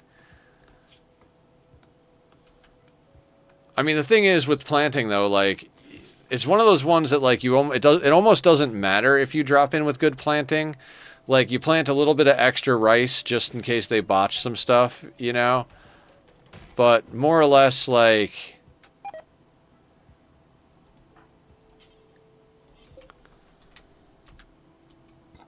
more or less, they're going to do enough planting to level up their planting. So there are definitely some things that could go wrong and fuck up your whole world, but that's Rimworld in a nutshell, so...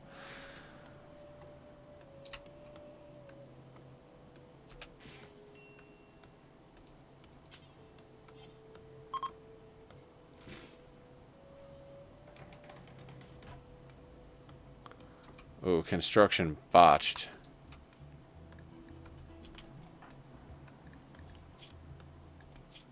Oh my god, they need more food.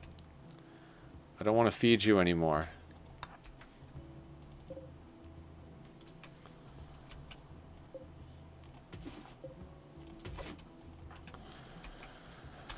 I miss Steven, guys. I miss Steven. He was a good colonist. He really didn't suck, which is really all you need to be a good colonist, is to not suck. He will be missed.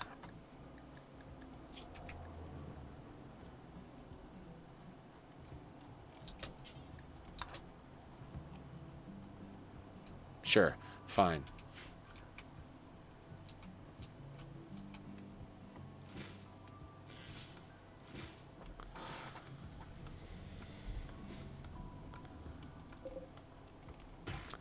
I swear to God, this cougar.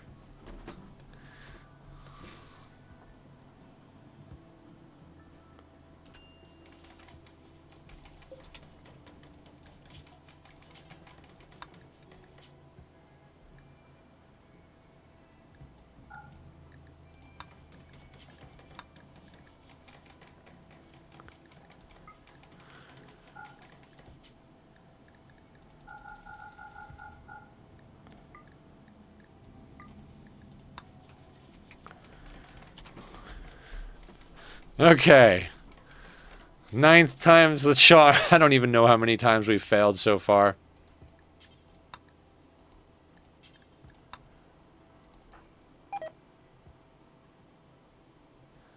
Okay. I'm gonna put them on anything now.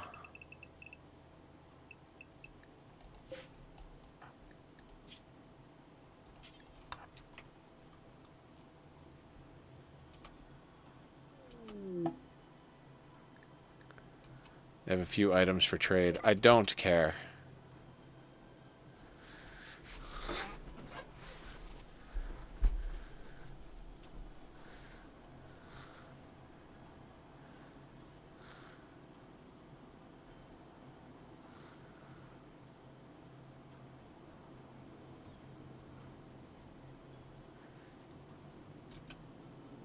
Alright, we've got plenty of steel real close by that we can just break down for our other needs.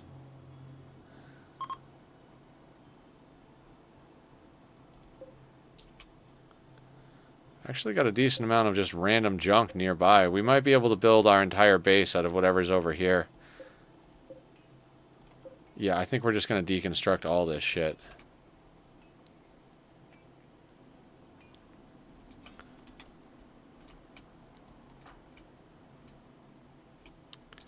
Oh, do I not have things queued up? Like, do we not have choppy orders?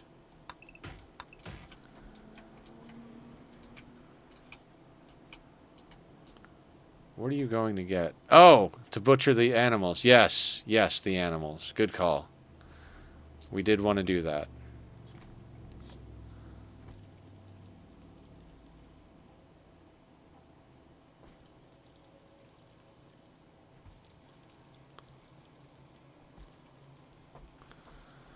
She will probably just cook all of them because there's no zone next to her, so...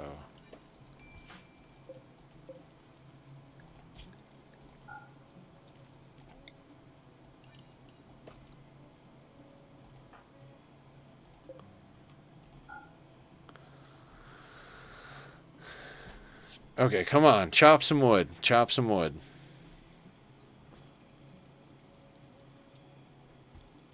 It's fine. Everything is fine. Alright, I think she's going to get the other donkey to butcher the other donkey. Excellent. This will increase her cooking skill, which is good, which is wonderful, which is fantastic. I mean, she's already got pretty good cooking skill. Now she's going to go fuck with the rice. Still, meanwhile, not making herself a bed, because we don't have enough wood for that. But we don't want to interrupt the rice. Botching harvests left and right. But who cares, because we've got meat.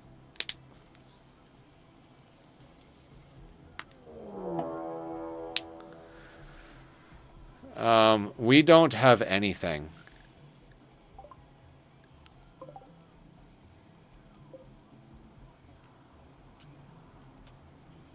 Alright, so we have one strategy, and that is run away.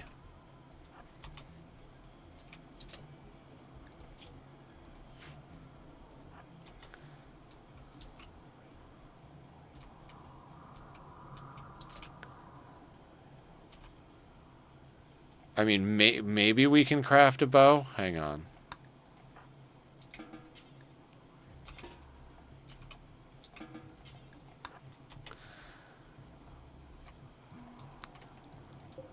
Now, in the time that it takes for him to start attacking, can we cut a tree and make a short bow?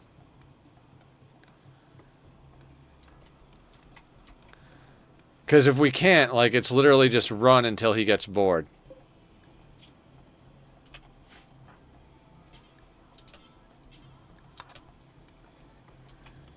Yeah, this is absurd.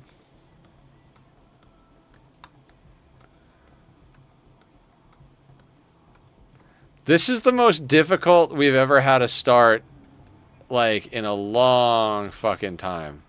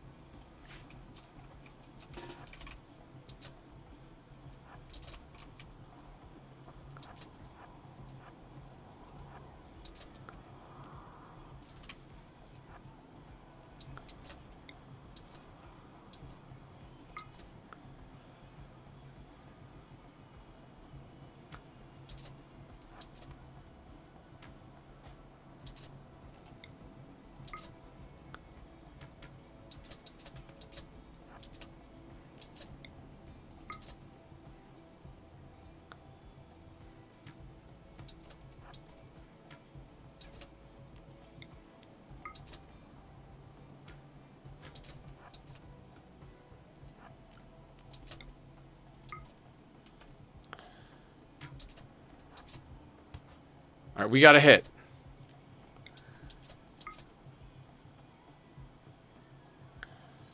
This is the dumbest thing fucking ever.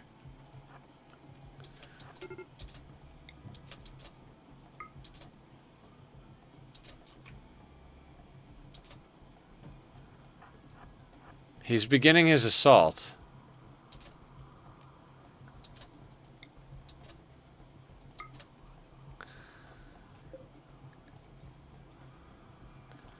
.8 move speed, and we are at a 5.0 move speed.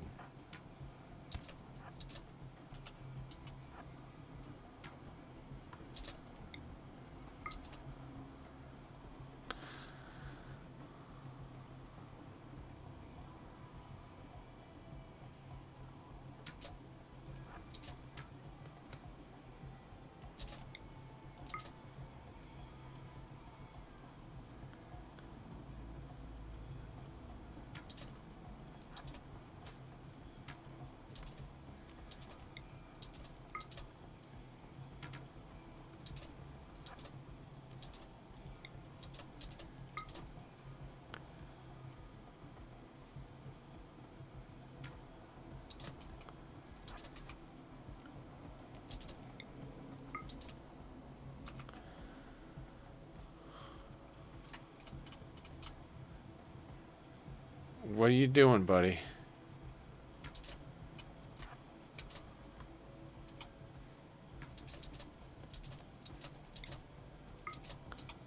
We get just out of range. He's still walking when we loose our arrow, so we have a better chance to run away.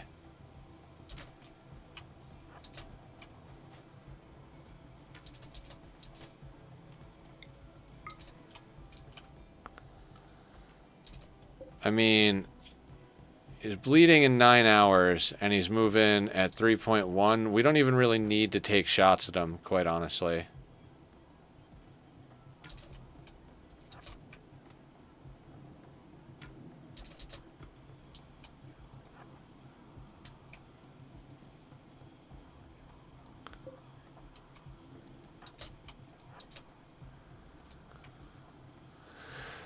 Yeah, I think we try to play it safe on this after hours attempt here because he is bleeding out quite quickly and we are a jogger, so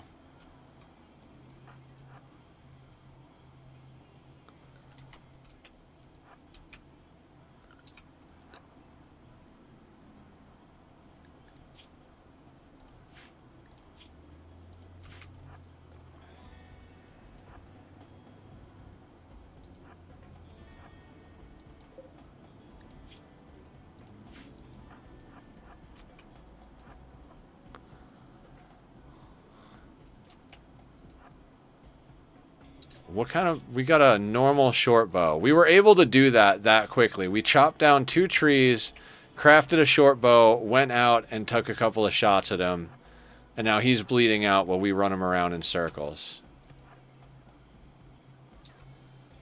Okay, he's attacking our fireplace.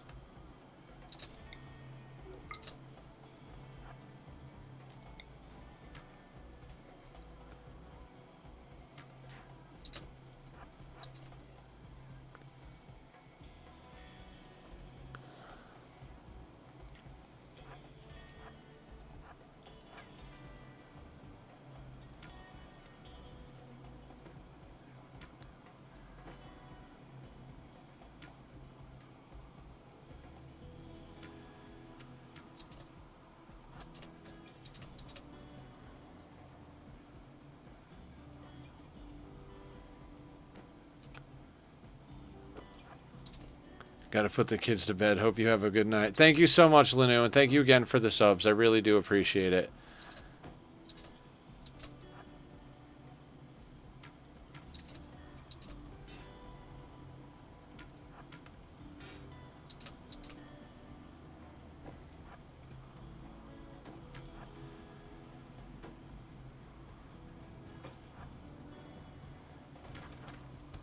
Okay, so we got him.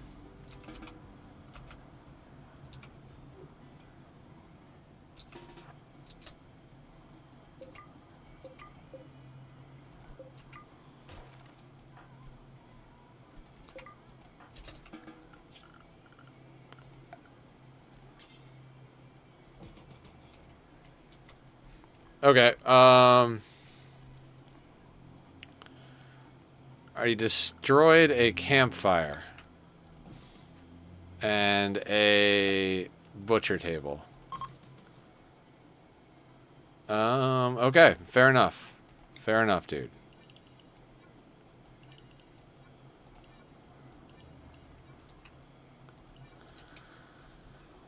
Okay. So we are once again back at the beginning. It seems like every time we go up to the 11 by 11, something happens, and it's usually disease.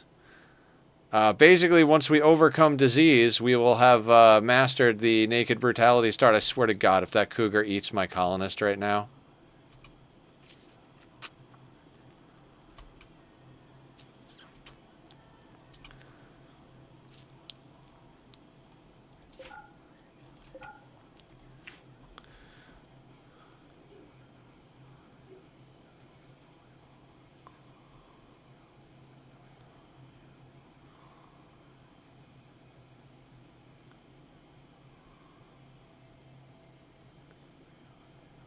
Okay, eating without a table, totally understand. Like you're a savage. Just go and Oh my god, cut the wood. Please cut the wood.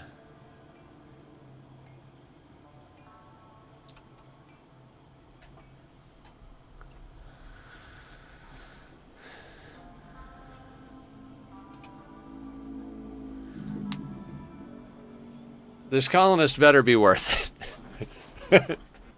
She's a good colonist, but like everything is getting done so slowly because of the way her skill set is set up. Tachyon. Alright, let's set up a dumping stockpile over here for rotten corpses.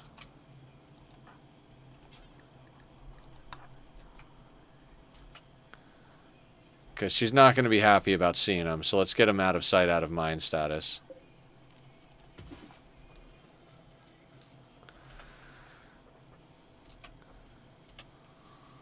That rabbit is eyeballing our rice.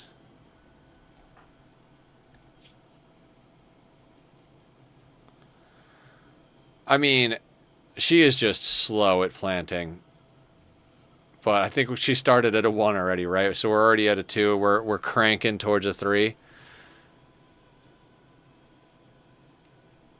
This is a very odd pawn. I mean, a 0 or a 1 in construction, whatever the heck it is not usually something you'd want to take. But the medicine and the cooking means we're going to have a lot easier of a time surviving the basic bullshit that hits you. We already proved that we could start with a 1 shooting and work our way up with a little bit of resolve, you know. But we also were able to get a lot of that early stuff done a lot faster.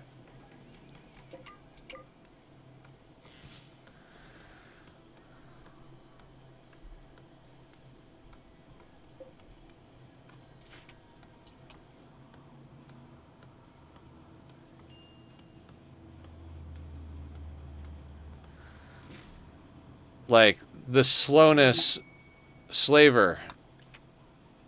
One of these days we'll actually have enough money to buy a new pawn.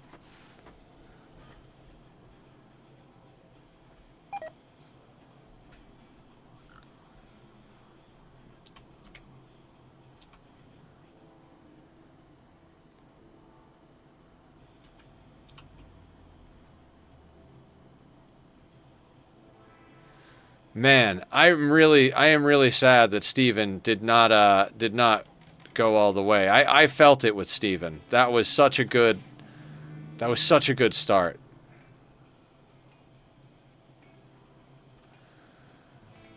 Like, we upgraded his stuff little at a time. We did a wealth dump. We did everything. We did everything for Steven.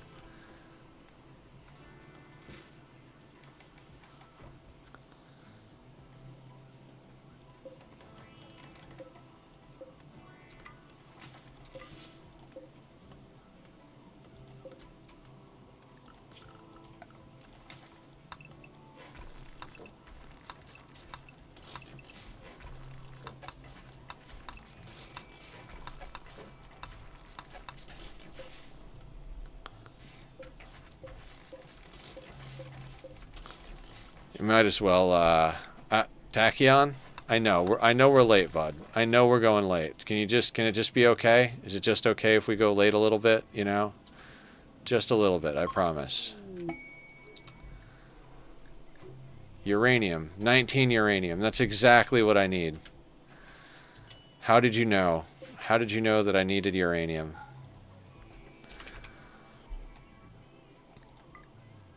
Meals and medicine.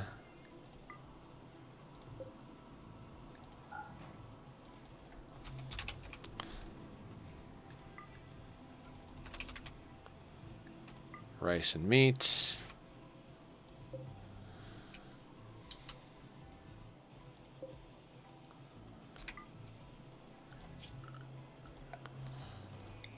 More zones. Let's do more zoning. Yay. The uranium is relevant this time because we have uranium. Yay.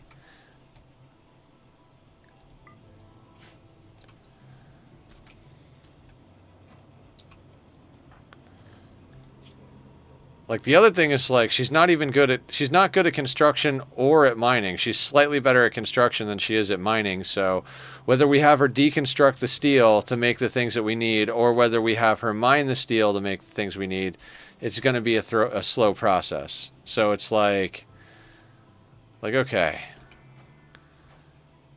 your cooking, crafting, and medical better be worth all of your other shortcomings.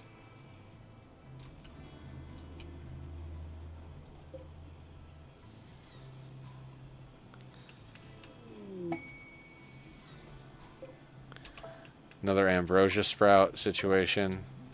Yeah, let's just ignore that for now.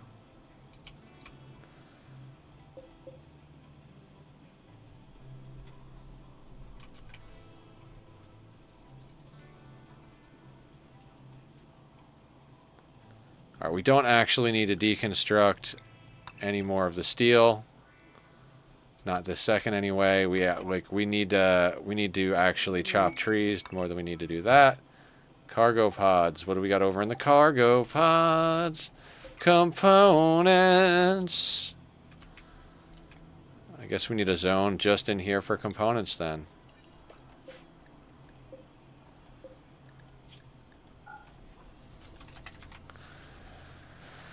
I mean, that is a weird but good one.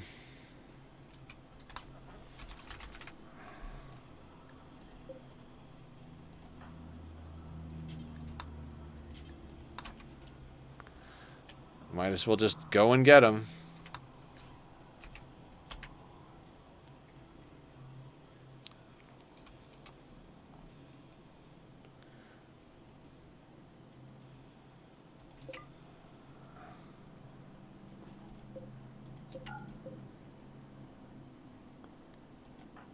Relaxing socially.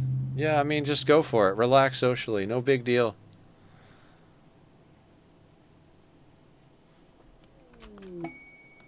Yaks join. Yakety yak.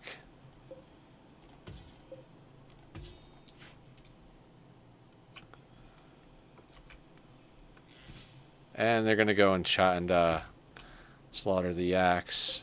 Get that going again.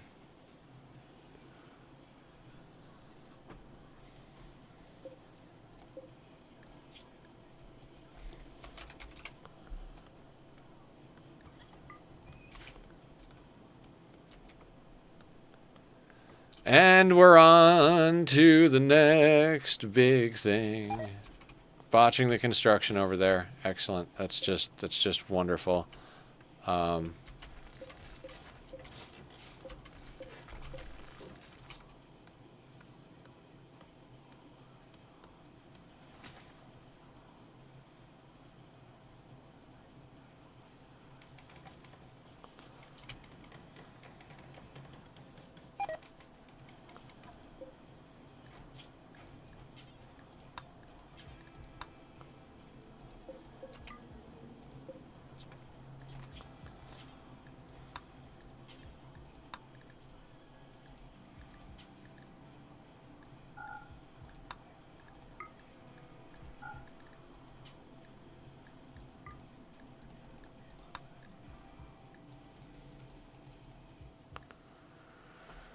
Okay.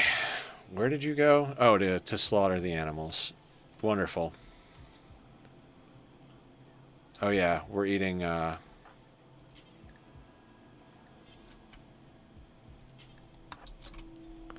they're going to be upset about that raw food, but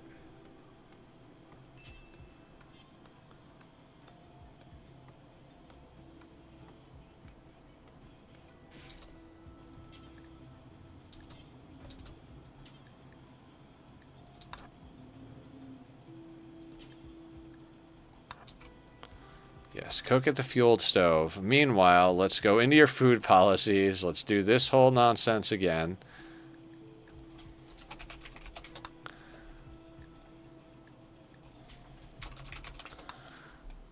Okay. Default, we don't want K and kibble. We don't want raw food. We don't want raw resources, plants or corpses. And we don't want to allow rotten. Okay.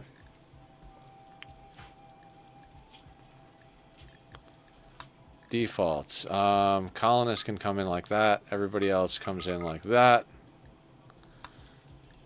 Put you down on herbal for now. We're going to have you be self-tend. In theory, we're going to go into quests, go to reward preferences, turn off goodwill.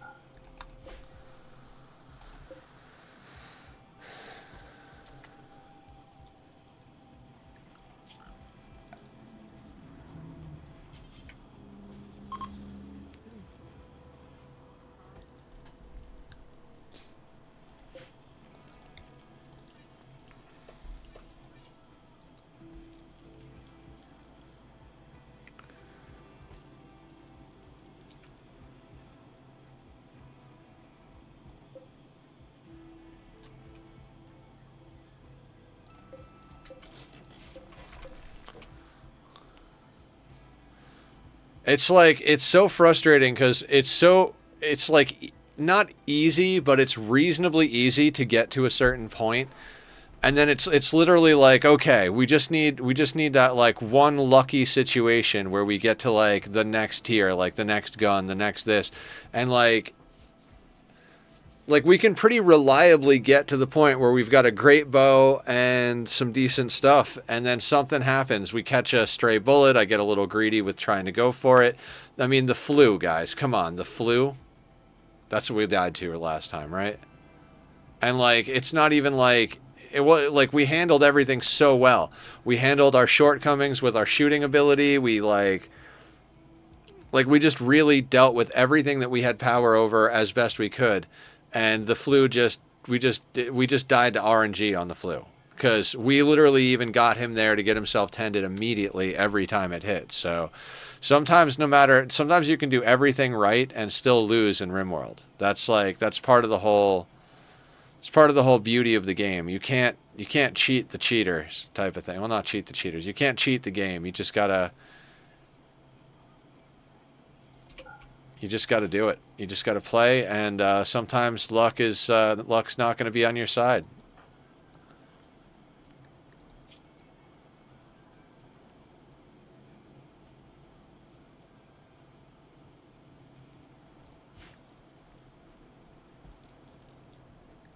Oh yeah, we got to make sure that cleaning is on a 1 again.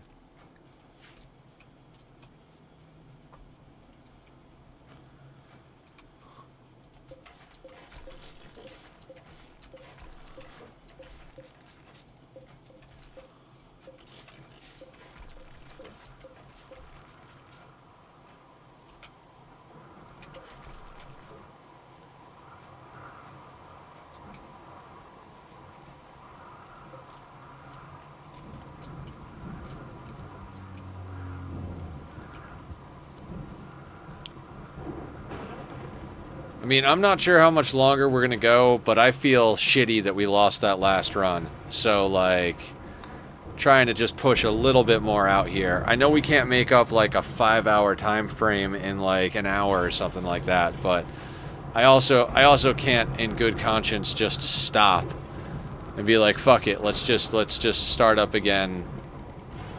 God, when? On Monday? This is our 3rd stream, and we haven't gotten a full off-the-ground start. It's starting to get to, not starting to get to me, but it's starting to be like, okay now, come on. Come on.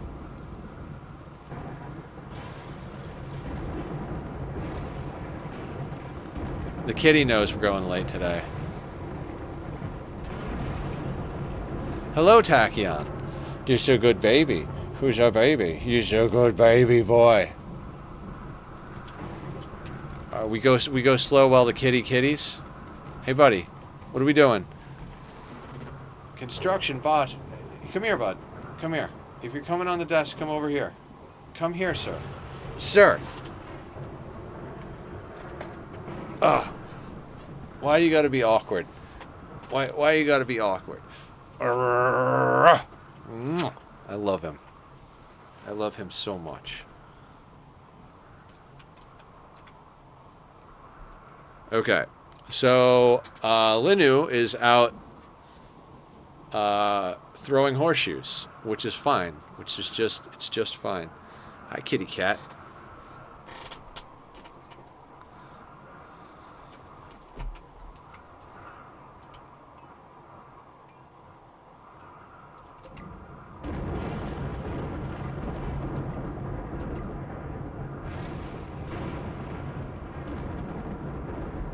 Hey, buddy, let's not do this. You're in the way.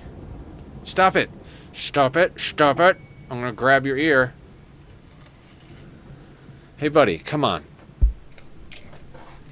Come on. Let's just not. Let's just not, okay?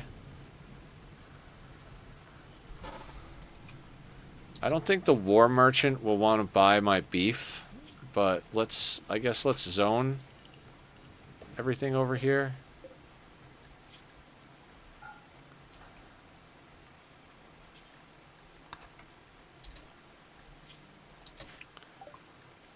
Okay, so they will buy the components, which honestly I'm not even sure I want to keep them at the rate we're going here. Like, they've got a good great bow. We could almost afford that. Oh, that would be a huge jump for us. What else will they buy?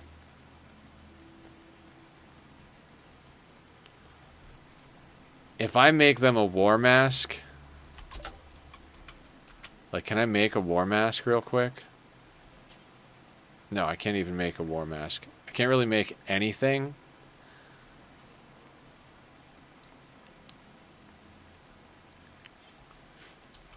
Gosh darn it. What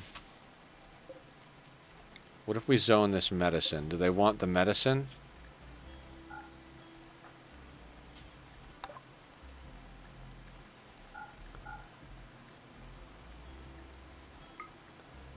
Oh, we need one more thing.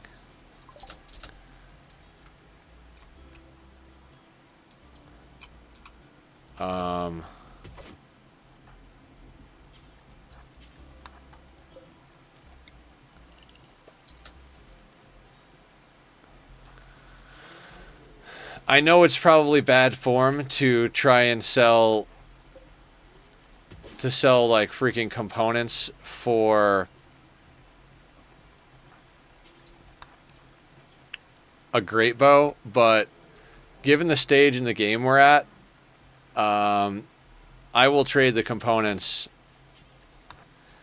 and the herbal medicine to take that kind of jump.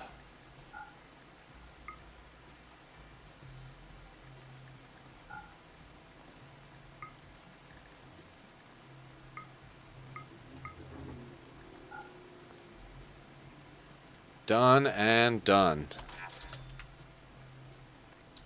Where is it? Right there? Fantastic.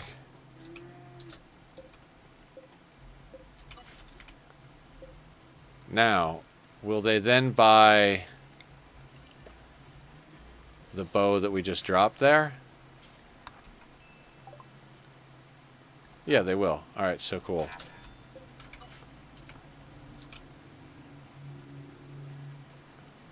Alright, that was a great buy. That got us ahead.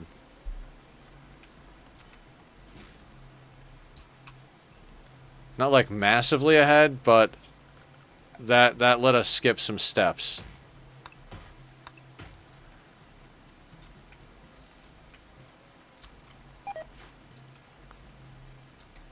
Right, bringing the corpse over there. Yeah, that's important. Let's make sure to do that.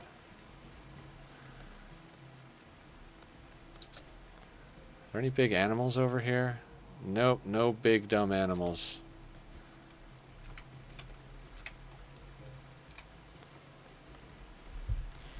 Tachyon, I'm gonna need you to stop, buddy. Come on, bud. Come on. Come here. Sit down. Sit down. Look, they've got a polar bear. Polar bear.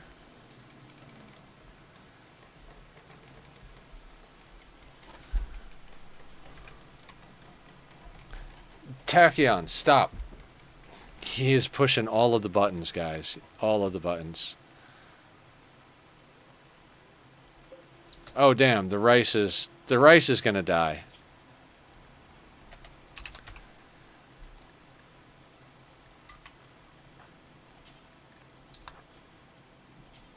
Oh, well, there you go. Rice is gone. All gone. Well, there's There's his buttons after all. He can press them when he wants, right? Yeah, exactly. All of the buttons, all of the time.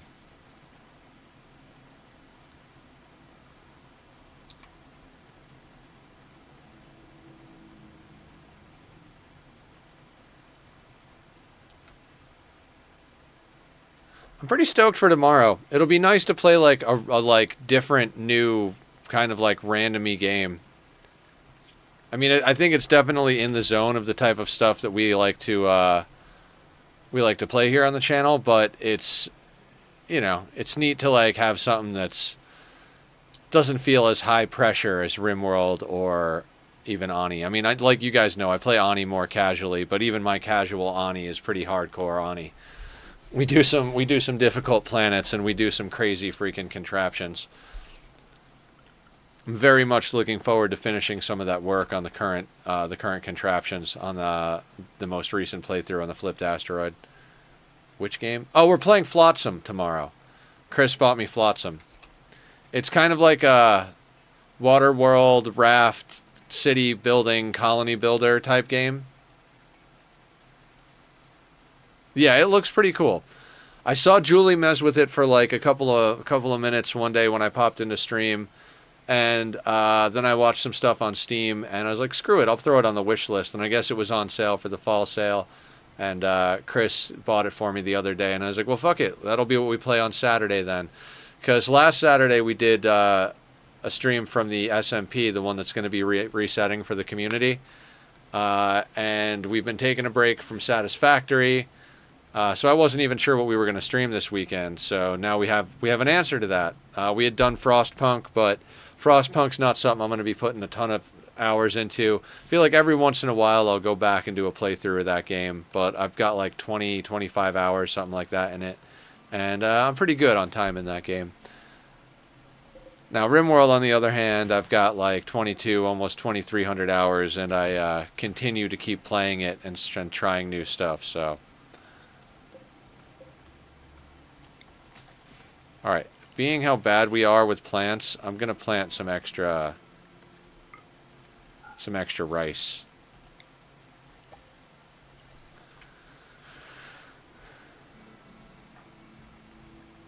And her plants is at 3. When it gets to 4, I think we can do smoke leaf.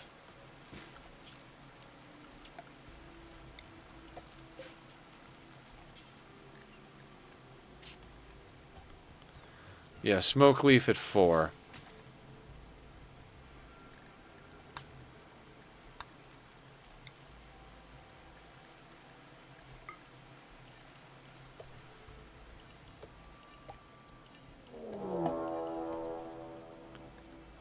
They are attacking immediately. What do we got? One human with a club, careful shooter with a club, attacking immediately.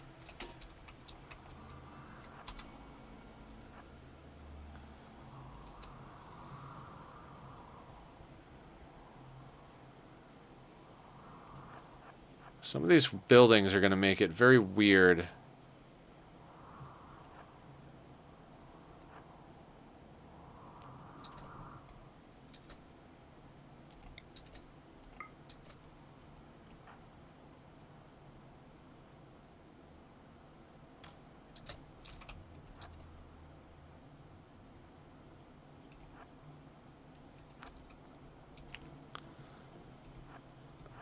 Now, I didn't see if Cheetah here... No, Cheetah's a careful shooter. They do not have Jogger, and we already tapped them with an arrow, so... shouldn't have any problem outrunning Cheetah here.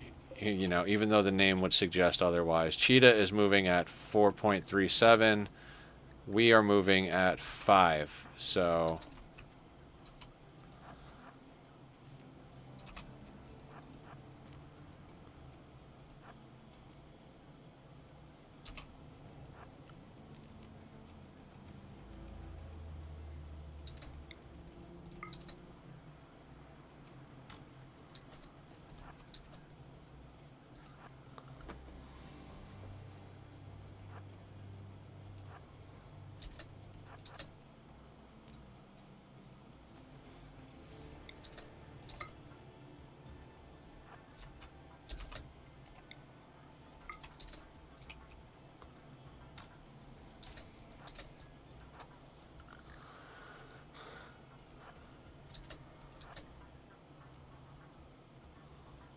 Fusing the AI.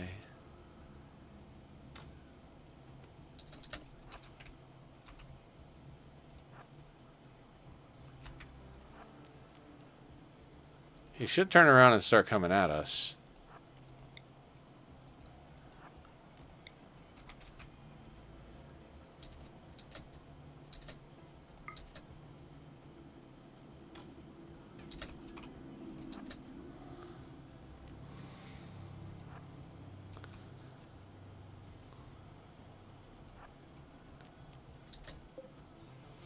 Death in 22 hours.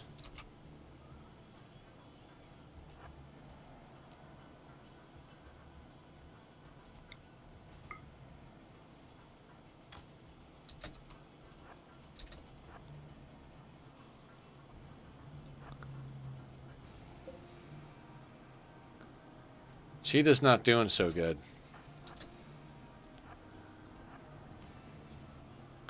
I mean, we're getting a lot of practice with bows. If we could just stop dying to stuff like the flu, I think we'd be alright.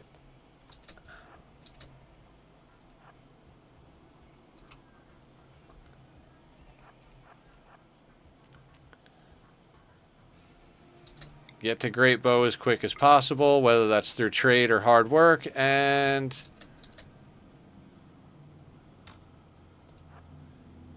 kite around large stone structures.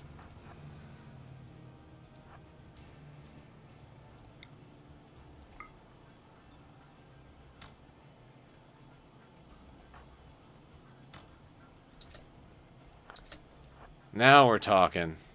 Major damage. Yeah, Linu went nuts with the gift subs. I've never been gifted that many subs before at once.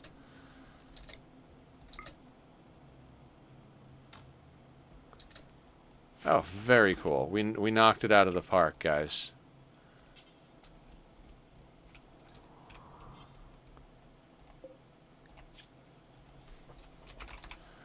Now we can bring back that bit of pemmican.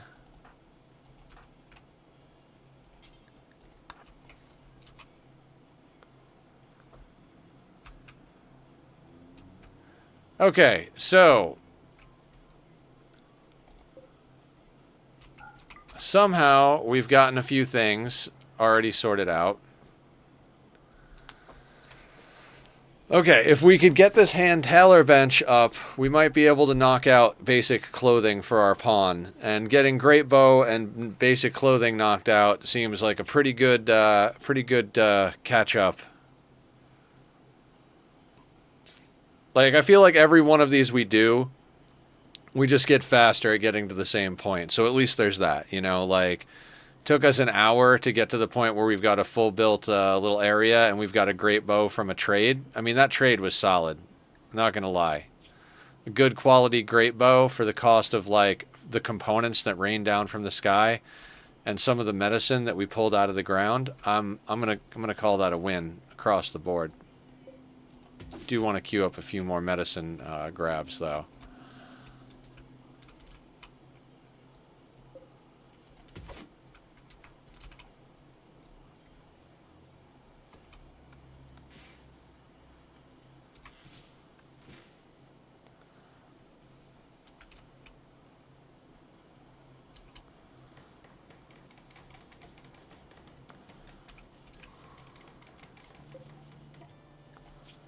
Okay, so we need a pair of pants, we need button-down shirt, we need duster, and we need a cowboy hat. And those are, I think that's the order of operations.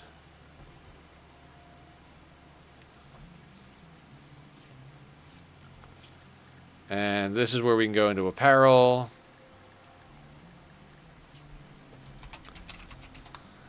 Default, no tainted apparel, no bio-coded apparel. And that'll do for now.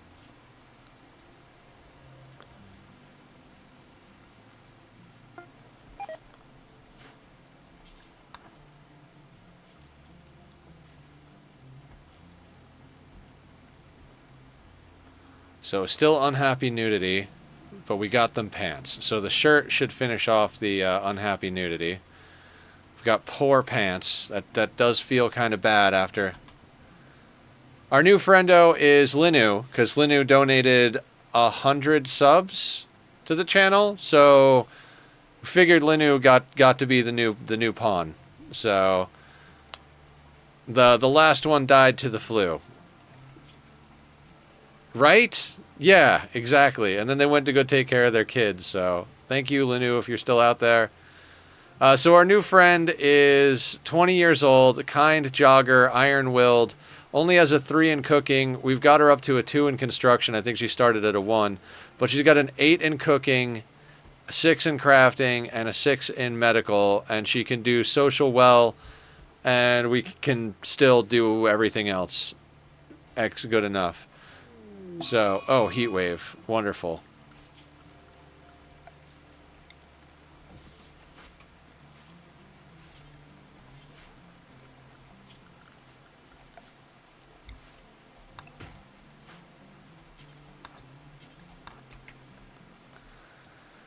And we managed to trade for a great bow. So that was pretty awesome. So even though we haven't researched the great bow, we still have the great bow. 50 wood, okay.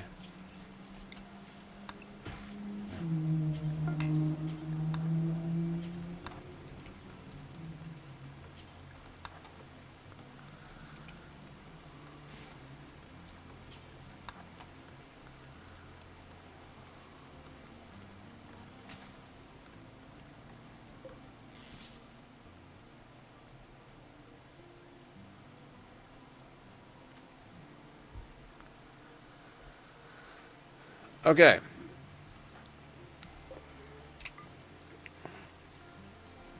We have a great bow, we have poor pants, good button down, and we've got enough leather, I think, to make a duster and a cowboy hat. So we should have a set of clothing and a weapon and a small house, which basically gets us back to where we were, minus the research, which at this point we can just go straight into...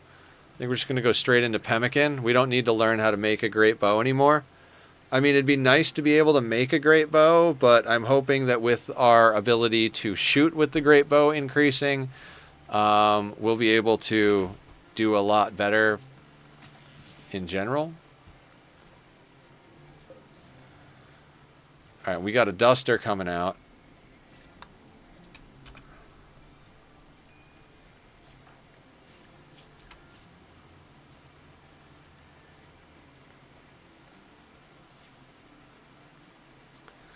That double passion, jogger kind iron-willed, like this is a good pawn. Like the only thing that makes me nervous is the shooting, but we've dealt with this kind of shooting before, and we have a rock to juke people back and forth if we need to. So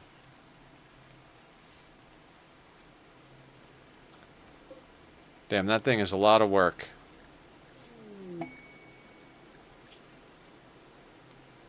No. It's weird to have gone through this many colonies for this attempt, like, or this playthrough. I never would have thought, like, I figured we would lose like somewhere between like 1 and 4, but we're on like colony number like 7 or something like that. Some of them we gave up right away because it was just like, oh, this isn't gonna work. But man, we've done quite a few people now.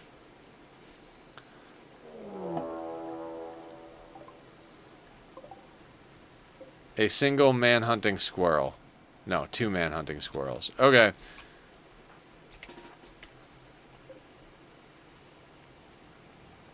Wouldn't count the misclick ones. I'm still not even sure then how many we have, because Tom was the first one, then Cat Pig, then Killer. Then I think we had Forbes, which never got a name.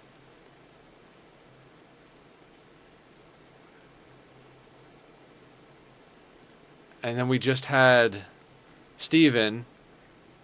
So I think we're on like attempt number 6, like legit attempt number 6. You know, no like misclick or like pick a pawn and then realize like, oh yeah, no, that wasn't a good pick.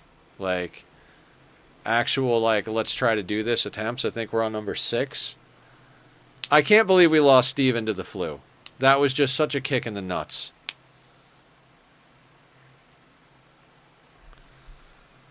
Like of all the ways to go, like, and by like that small of a percent too. Like there was so much good work done.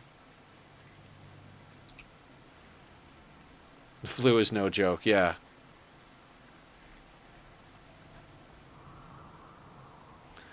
I really just kind of want to process all of this yak leather that we got for free. Like, it's almost like Randy was like, "Look, I know you're going late. We'll give you a jump start on this run so you can feel like you got to like a reasonably similar place." Like with those 2 yaks that we butchered, we got so much plain leather we're going to be able to set up an entire outfit.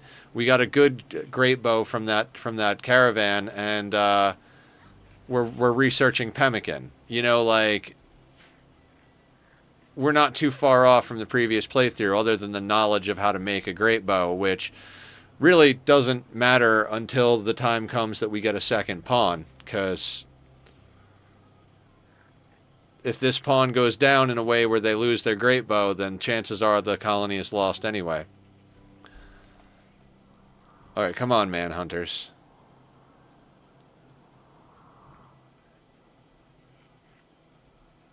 Man-hunting animals.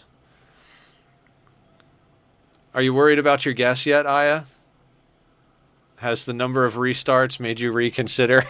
Because I think you're the most optimistic about my odds of getting to the end of this. Look, a rhino.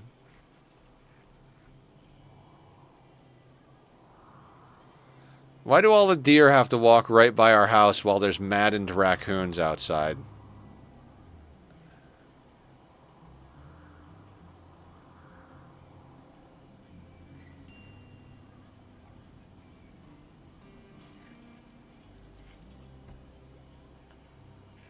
You believe in me?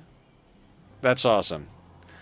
I believe in my ability to do this. I don't think this challenge is any more or less terrible than any of the other things that we've done before. I just think we've gotten kind of a bad shake of it, and you know, I've been a little off my game with my current mental state. So we'll get it. I'm not worried about getting it. I'm just like, which pawn is it going to be? I feel like the things that we can learn from, we have learned from, as far as like what the right research is, what the right level of care is when it comes to combat, like what we should be looking for as far as like starting stats and stuff like that. So I feel like we've learned a lot. I don't feel like the like things that we've learned are what's going to kill us. I very much feel like it's RNG stuff. Like when that thing attacked us, like went mad right next to us and knocked us down, and then the fact that we had food poisoning actually saved us because we went down faster and didn't get as many like broken bones or anything like that. Like that was fucking nuts. But that's what I mean is like if the RNG puts like a maddened fucking manhunter right next to you, there's not much you can do about it. If the RNG gives you the flu and every tend is bad is like just bad enough to make you lose, there's nothing you can do about that. Like, I don't think there was anything we could have done differently with that flu to make the flu not kill us. Like,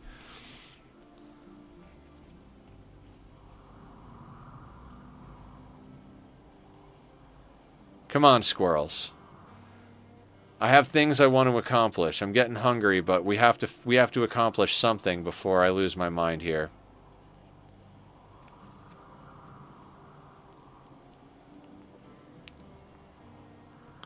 And I mean, this map isn't bad. I don't think it's as good as the previous map, but well, I guess as far as geothermals, maybe it's not as good, but the fact that we've got all these steel structures and other structures that we can deconstruct here, maybe it is, it's on par with the other map. I like the other map a lot because we had access to like 4 or 5 geos like really close to us.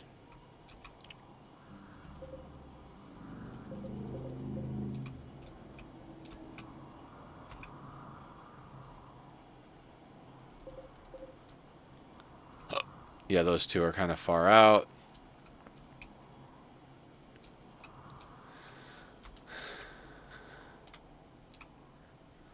I mean, two of them right here. That's going to be solid. That's gonna get us a lot of what we need.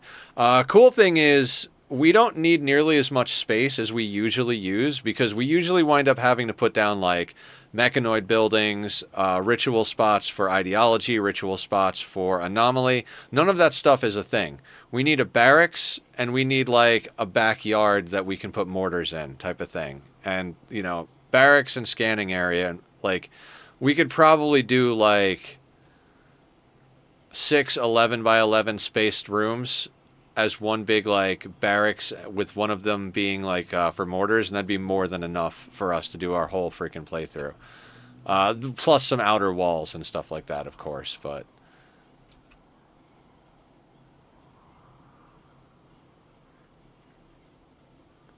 we're not even getting to the point where like we can do any type of outer walls. Like we're just literally like, okay, we got just to the 11 by 11. And I like the 11 by 11.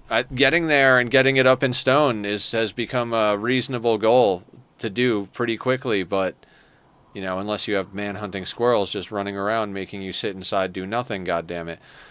But like in here I'm like, oh, we could plan outer walls. We could connect these bits here and then we can come up just enough so that these guys are within the outer wall and come down and hit this, then come back over and link into this. Like, okay, cool. There's a great little like outer wall set up there.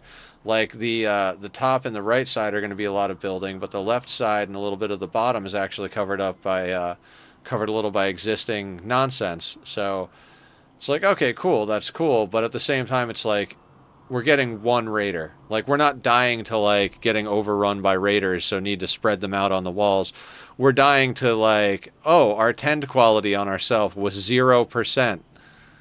When all it needed to do is be 1% and we wouldn't have died. Alright, so one of the squirrels fell asleep. And usually once they sleep and wake up, they wander off.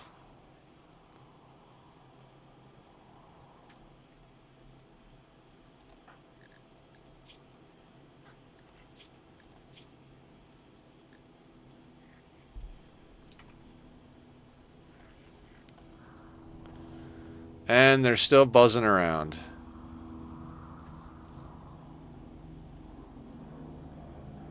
If you keep going longer on streams, I might be very close.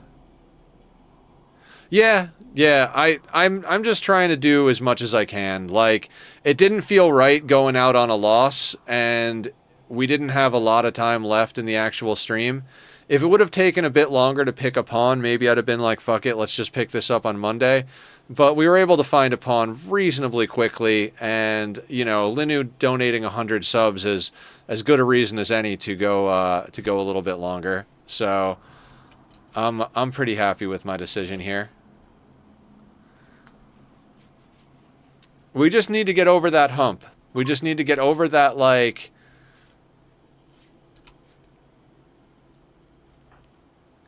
Basically, like it's the first disease hump. Now, with 6 and a passion in it, I think we're more likely to survive disease with this pawn. And I think we've kind of proven to ourselves that even with low-level shooting, if we can move, which this pawn's a jogger, if we can move, we can usually get the work done in battles.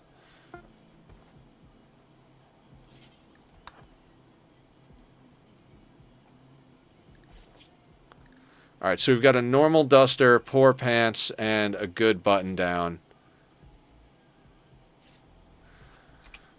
Yeah, so let's just process through all of this stuff.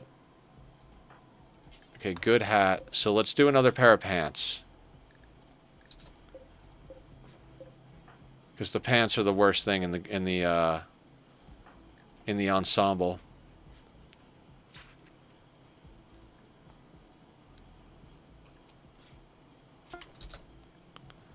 Ugh, poor pants. I mean, they're 1% better than they were. How much do pants cost again? 40 fabric. We've got 37. Not cool, game. Not cool.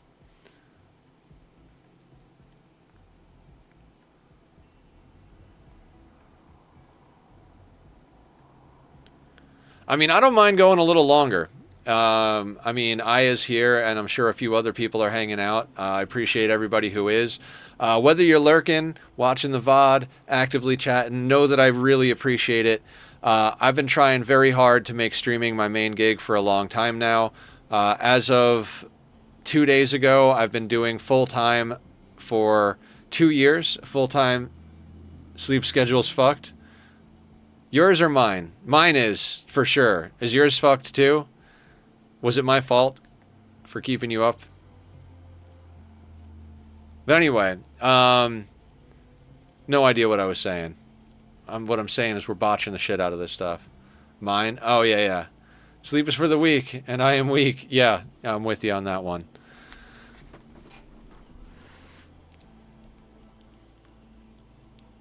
Yeah, I don't know. I'm like...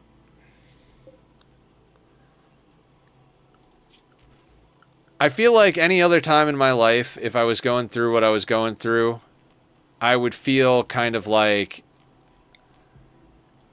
I want to say, like, I'm like kind of like worse, but yeah, I would definitely feel worse. Like, going through stuff, like everybody goes through stuff, a lot of the same stuff out there in the world over and over again, and some of it's sad, some of it's happy. And when you go through the sad stuff, it's easy to get lost sometimes.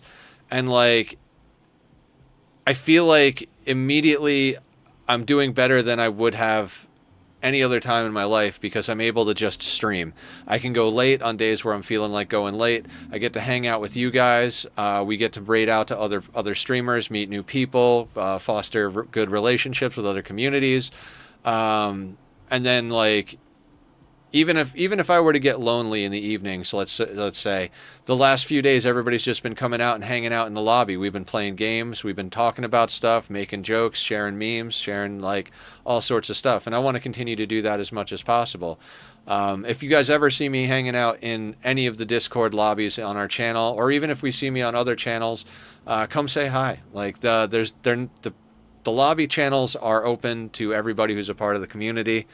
And if anybody does have issues with anybody in the community, like new members that don't get what we're about, don't hesitate to let me know. Like, we defend ours violently and with fervor, because we're all about taking care of each other here.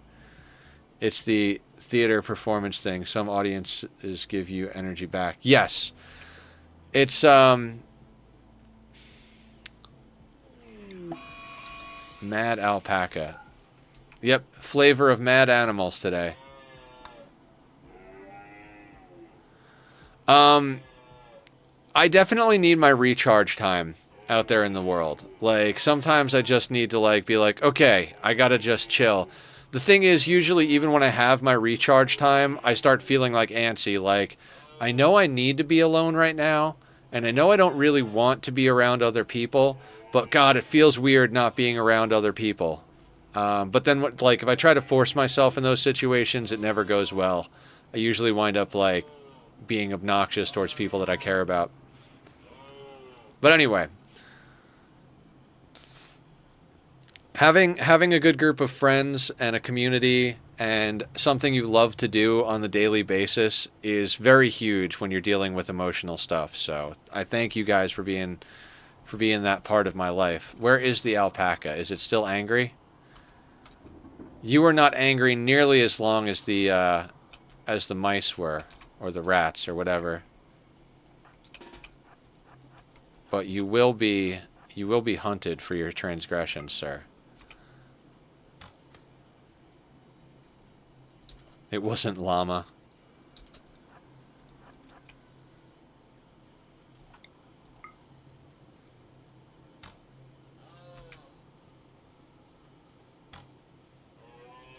Nice. You know, for some colonists that we've had that have like low shooting, we seem to be getting some good hits on some good hunting. A lot of this stream.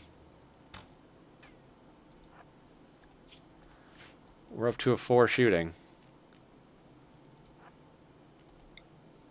Hey, look, Ambrosia again.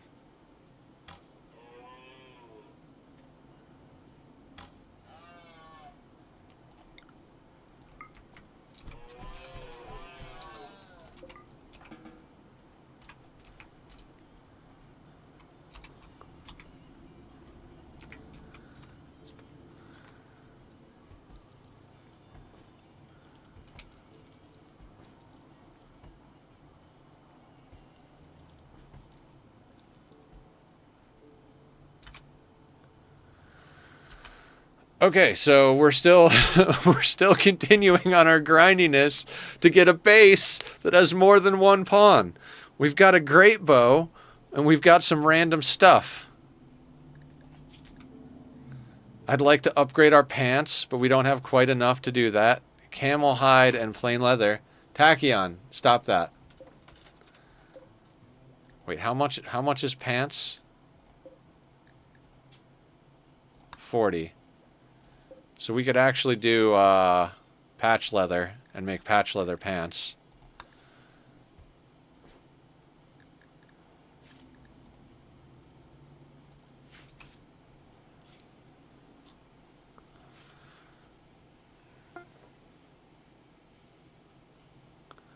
Tachyon, I don't know what you're looking at on the ceiling, but dear God, you are going to destroy something.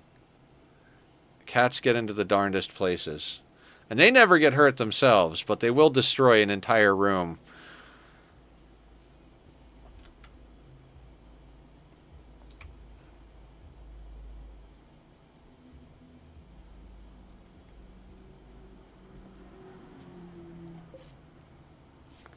Alright, we're making patch leather pants.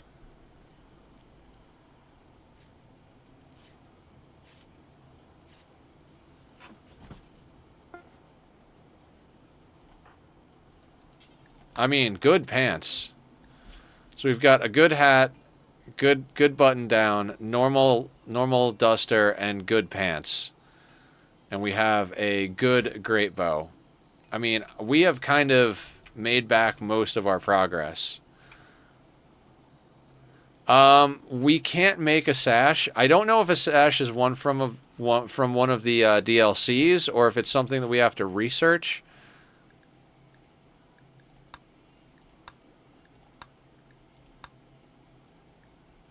I don't think it's from. I don't think we can get it. Like, it's obviously not any of that, and not that. No, we're not doing Ship to the Stars. Screw you. And the horse you rode in on. I can't think of anywhere it would be.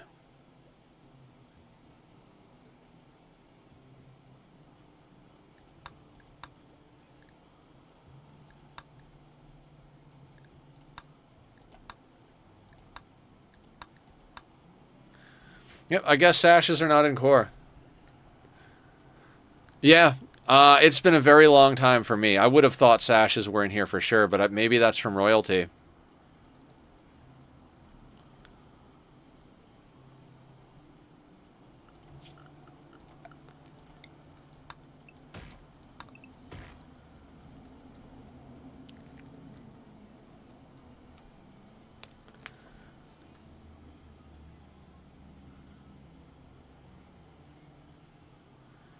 Yeah, I have no idea. No idea what's going on.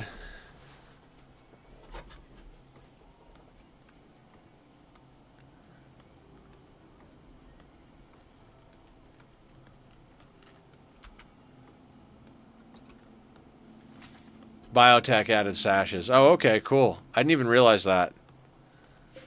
I would have thought either ideology or royalty added sashes, but the fact that biotech added sashes, that's crazy. Because I didn't really know much about sashes. Literally, I started messing with sashes when I did my peaceful playthrough, where I had like an off-camera playthrough where I was just messing around with peaceful characters, enjoying the story. And I noticed that the combat suppliers would buy sashes. Because I've definitely tried to... I think maybe we messed around with them on some other stuff, because, you know, we're always looking for ways to get the maximum everything at each turn. I knew it wasn't royalty or IDO because I got those last. Oh, okay, okay.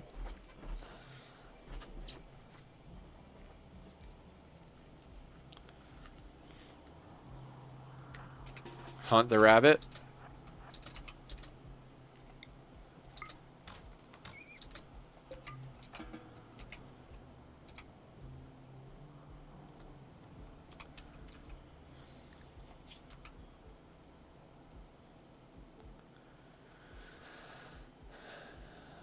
I mean, we're doing pretty good.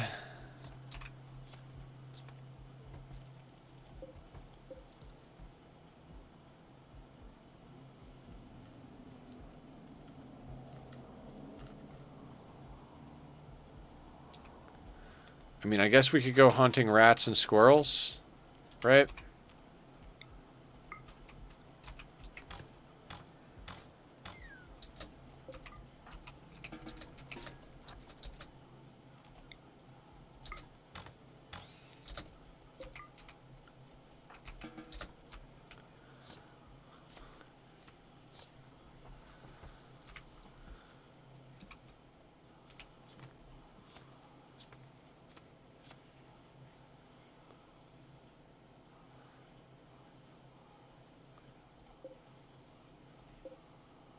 We can make another batch of patch leather. That gets us up to 60 patch leather.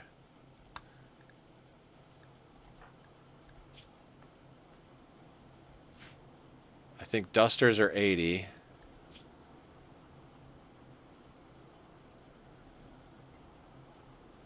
Everything else is good quality, so...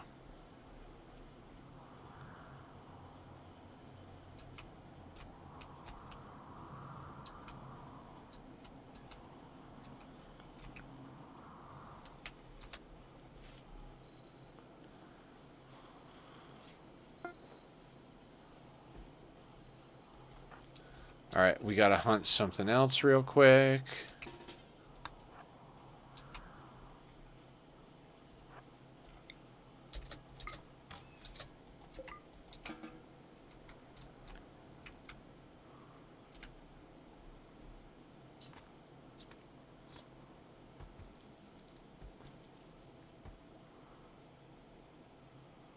Yep, small game hunting. I'm hoping to get just enough stuff that we can put together another article of clothing. I'm really feeling this like, ooh, shadow javelins. Chris, fast learner, beautiful, body modder, good at shooting, good at medical. You know, Christopher here is not a bad pawn.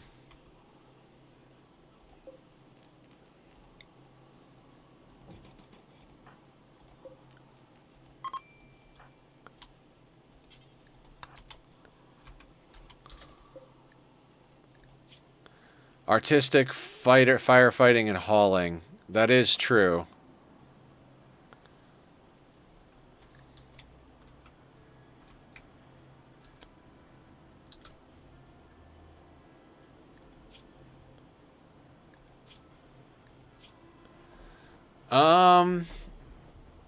I don't know. I'd say like... I mean, the fact that they can't haul kind of sucks, but the fact that they've got a 10 medical and they've got a 10 in shooting... Yeah, I think we got to try and bring this pawn online. Like, they're a better shooter, so...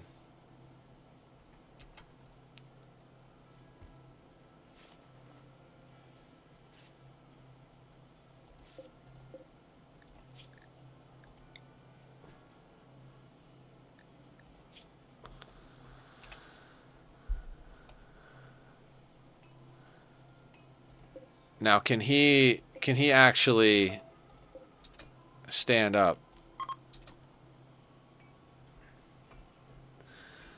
I mean, I guess it is time to expand the base. How much sandstone can we get from those things?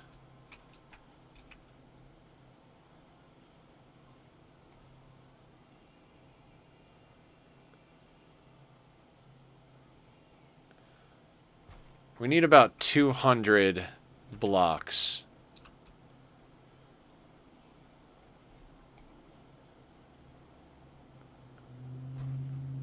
That's 60. That's not bad. Our pawn can't sleep. Yeah, true.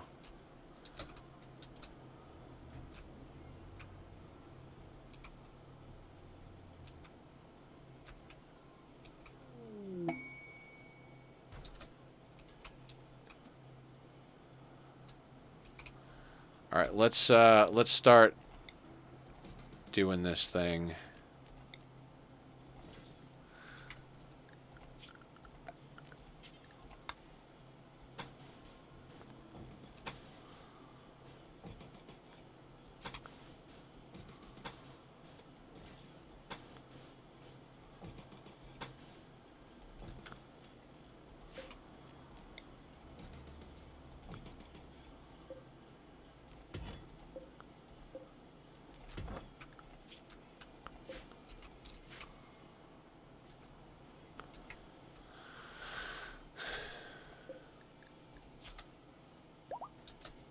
Oh, there he goes.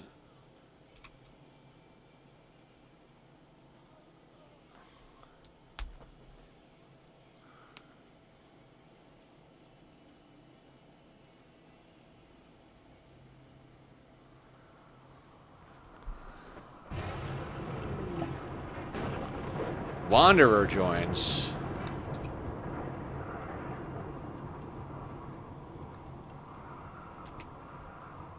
Will be like having a wood foot. What do you mean?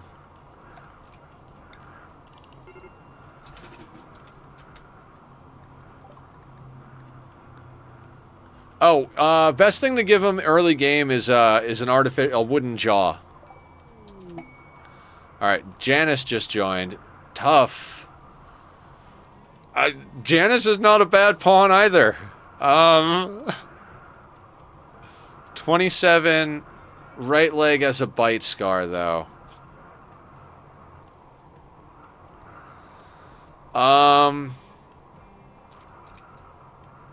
Well, good thing we are expanding the base. Yep.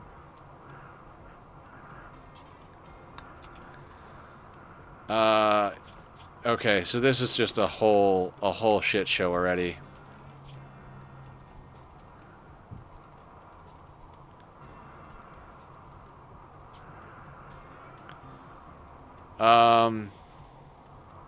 I have no idea. Our faction, core only. Our settlement, I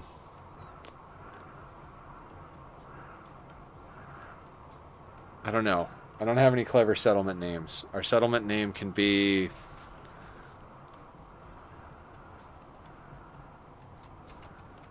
Jack. Where do you live? Jack. Alright, okay.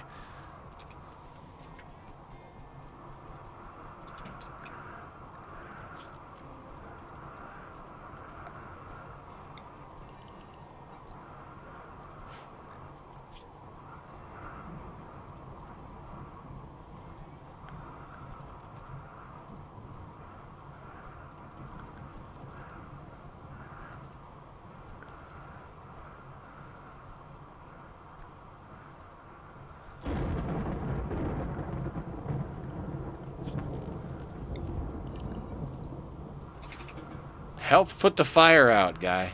Oh, I guess I told him to take the bow.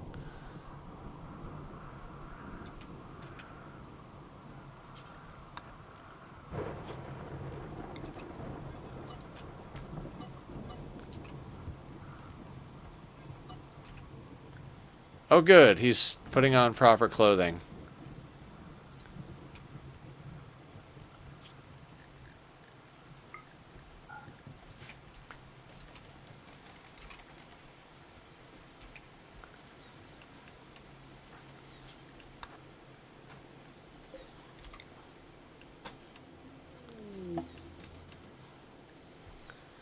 Visitors seem to have a few items for trade.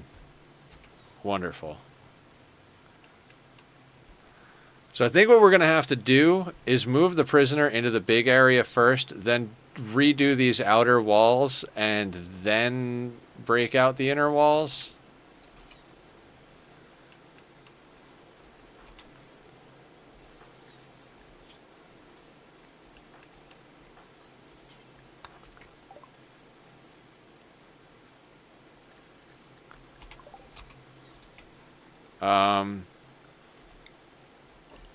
I think that stuff not being in a stockpile zone means that they don't actually see it.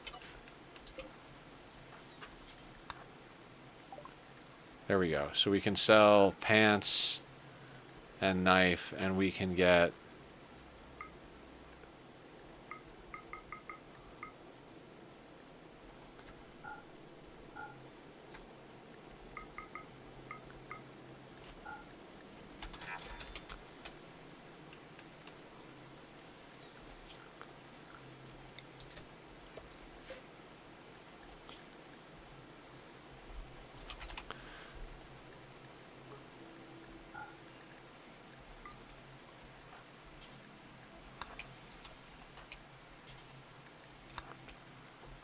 Okay, so we kind of need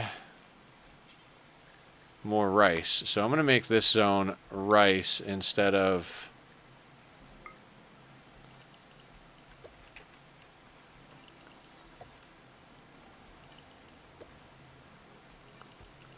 We're just going to make all of this rice now that we have 3 people that we need to feed.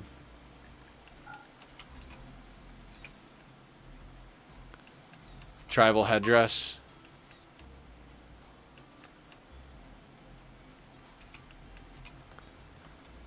It's definitely nice to have 2 people building.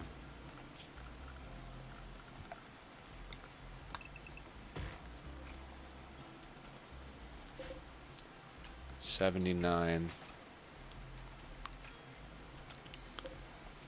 That should be enough to finish out these walls.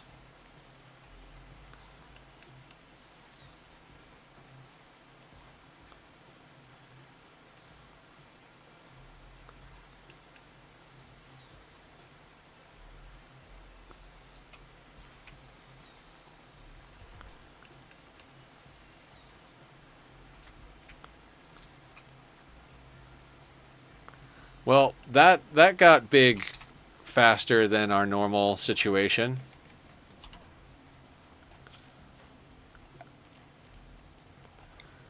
It's like, oh, it took us 5 hours to get a base up and running. Next base is like, oh, it took us an hour and a half to get the base up and running.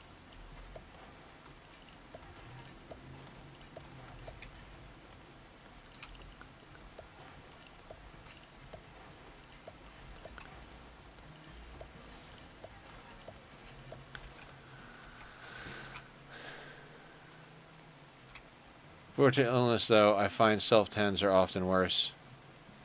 Yeah, absolutely.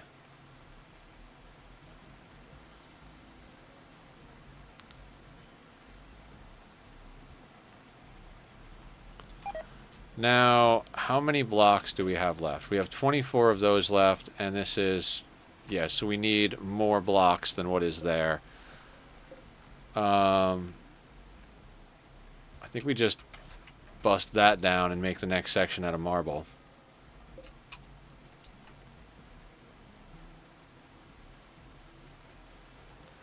Hiya, Tom.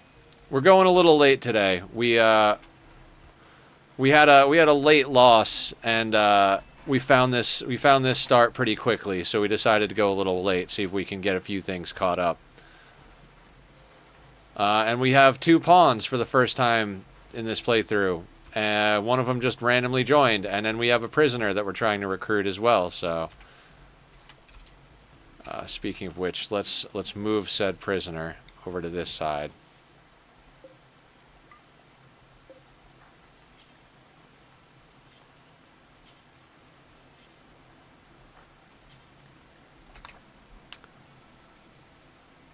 Yes, Linu, which is why Linu is the pawn on this one. They earned it.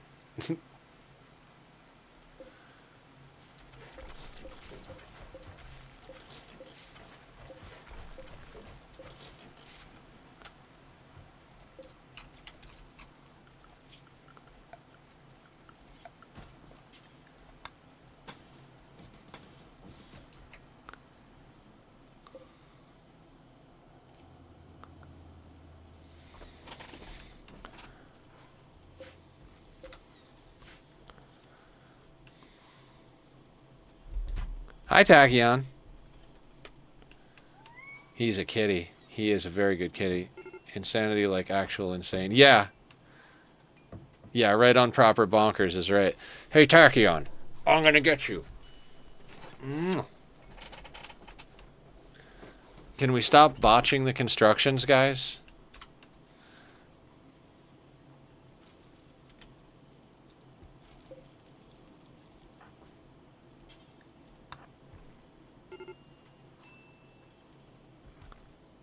Wow, the amount of botching.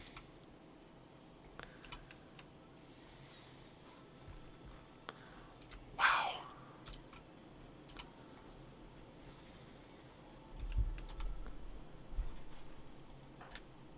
Are we serious about this? Okay, there we go. Now we break that, break these out. Tachyon, I need this to stop, buddy.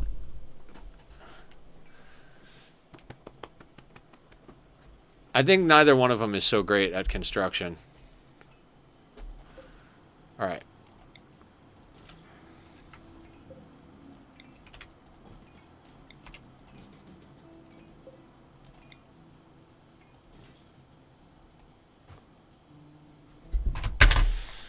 Stuff it! Oh, you're frustrating me. Driving me nuts, kid. You frustrate me.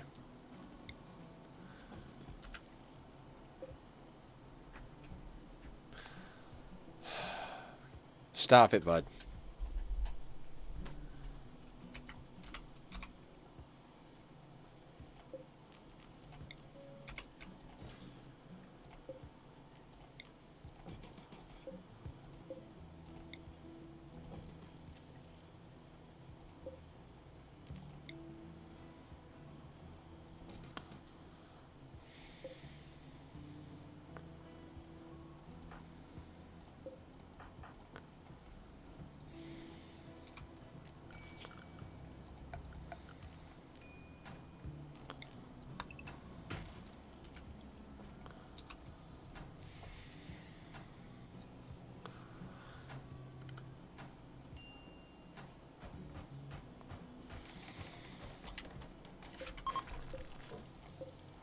Poor and awful. Let's try that again, guys.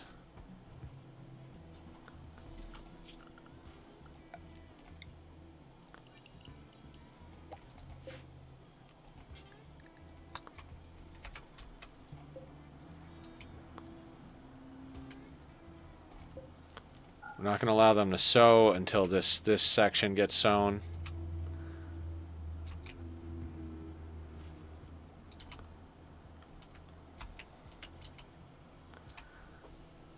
We kind of need to hunt. Like, we've got 3 mouths to feed now. So all these, okay, that's at 10. This needs to be up at 9 or 10.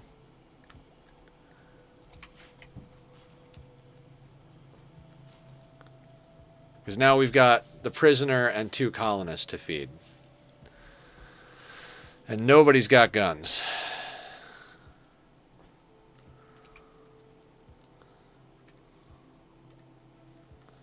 We might want to actually switch gears and go into, yep, going to switch gears and go into recurve and great bows because we need them and we don't have a way to get them reliably, of course.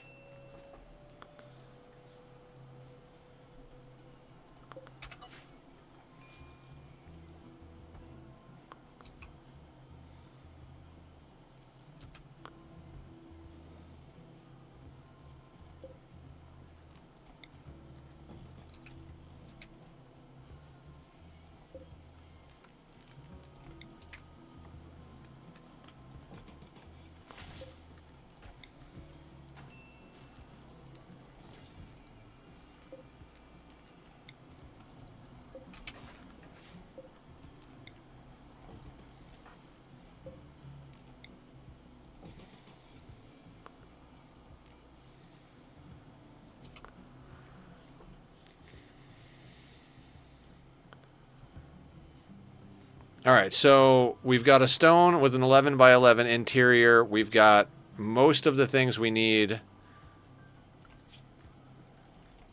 Everybody's on clean first and then do whatever else you do. Home zone, we need to expand out to encompass this whole thing.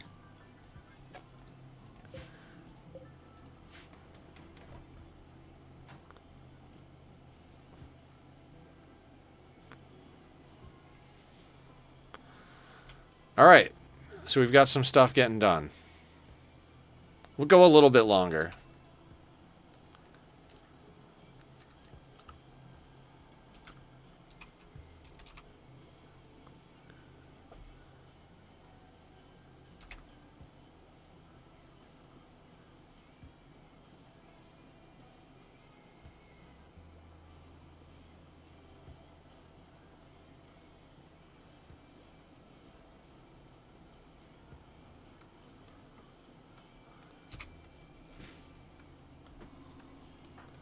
Now, what was our... Okay, so they're tough. They've got a bite scar on their right leg, which is going to slow them down a little bit. They're walking at 3.35, which makes them not an amazing pawn, but first one on the prosthetics slash bionics. Don't forget you can get some blocks from those floors if needed. Yes! I was looking at that. There's a lot of, like, random junk down here, like floors, tables, urns, steelies...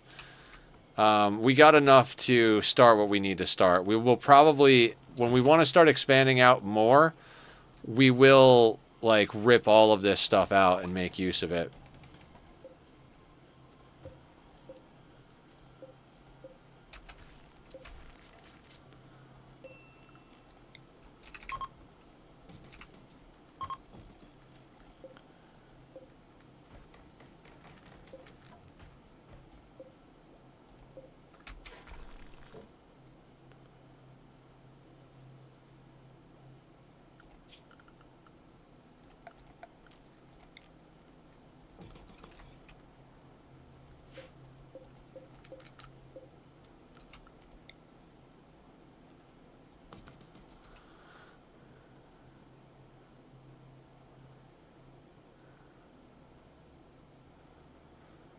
Okay, okay. Should we go shoot that turkey?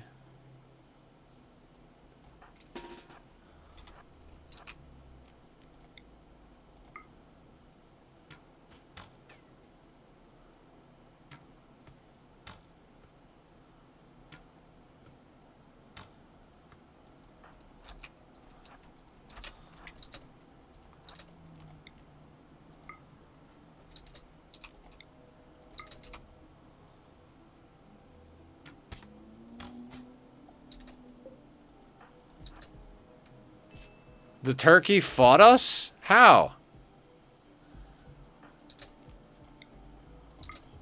We, like, went up and punched the turkey and it fought us back. That's just so bizarre.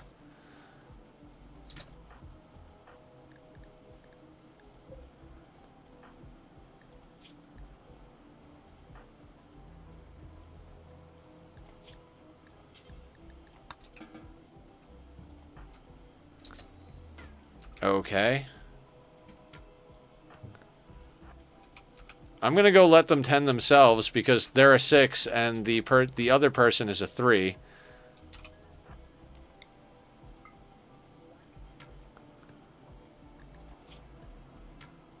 No good shooters in the group, of course.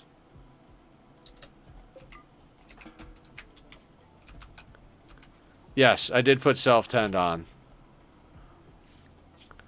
Because they got right shoulder, right arm, left foot, left big toe scratches, which scratches can get infected and they can scar.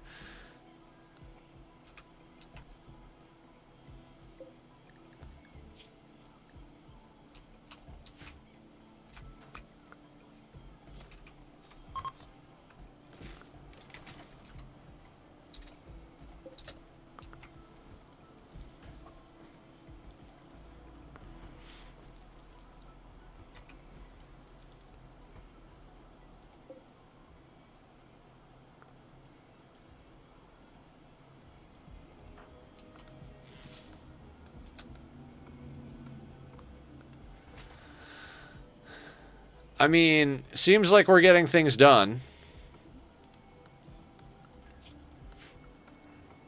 it is taking us forever to get any research done because our people are kind of dumb. Like 2 on this guy and 1 on this guy.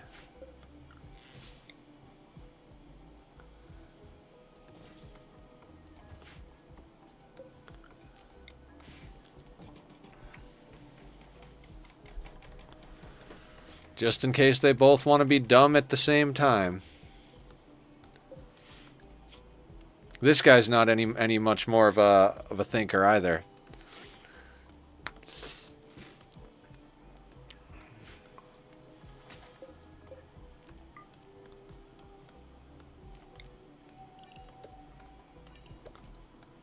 But he's a fighter.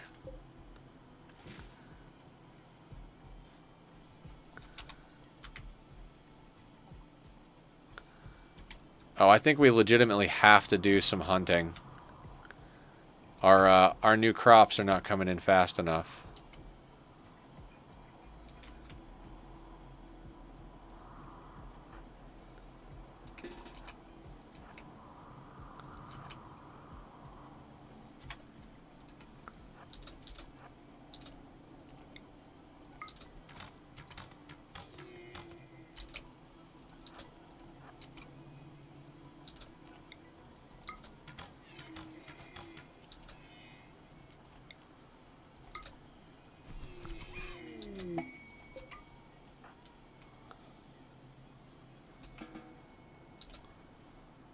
Bulk goods trader. Okay. Maybe they'll want some of our nonsense.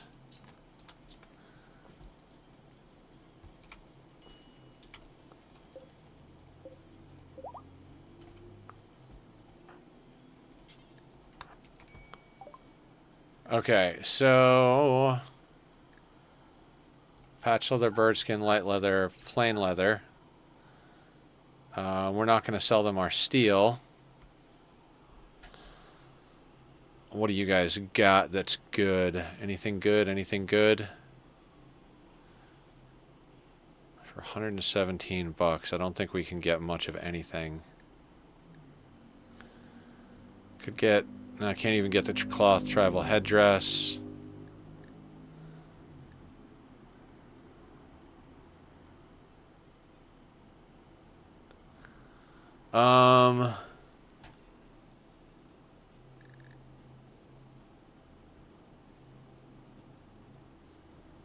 I was just going to say, I think meat, of all the things, I think meat is probably our best bet. Here you go.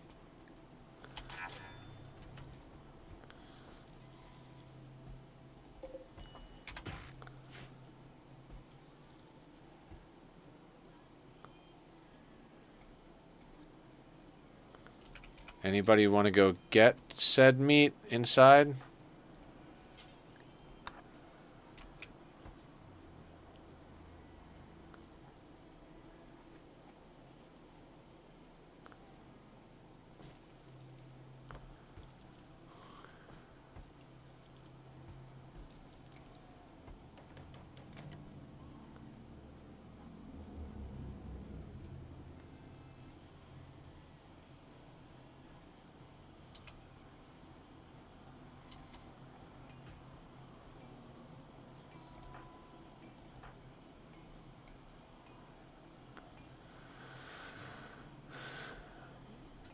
All right, we're, I guess we're cooking right along. I mean, what do we got? We've got a good bed, and a normal bed.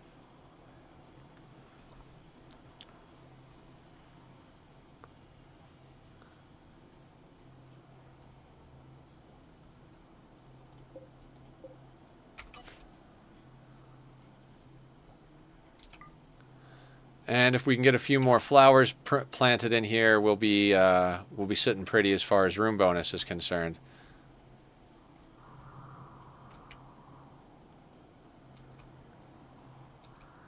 Again, nothing crazy that we like. There's that time when there was a mega sloth right there was awesome.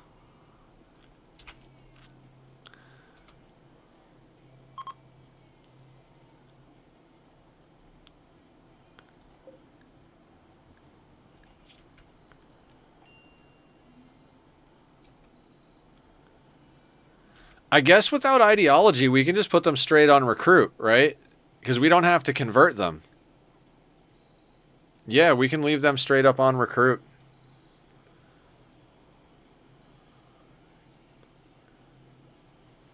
Yeah, because we're not going to do maintain, release, or execute.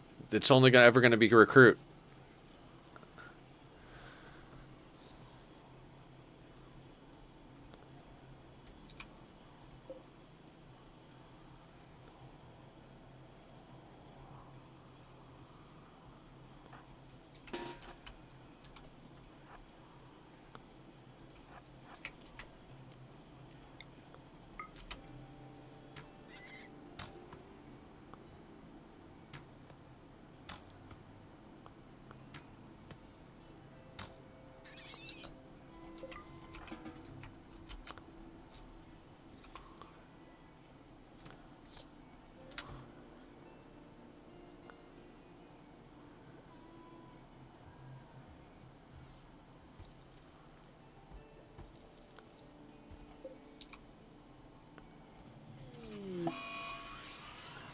Psychic drone low.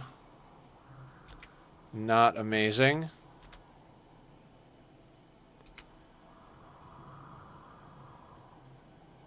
Not amazing.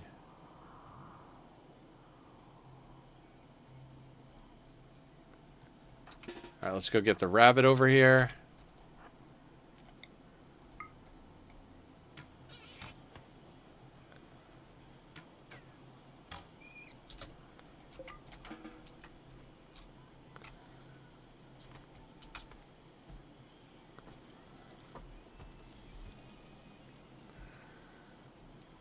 Our rice should be in shortly, but I'm not gonna not hunt. Between needing the experience and needing the food, we might as well be out there doing the work, you know?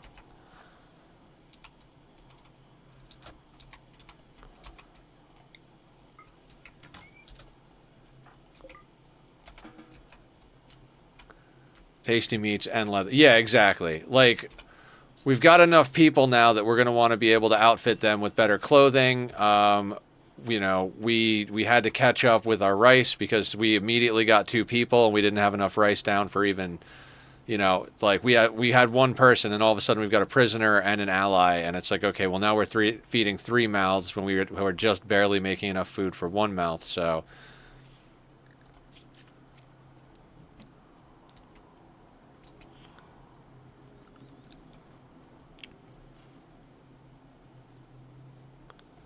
like we're gonna have to get them into some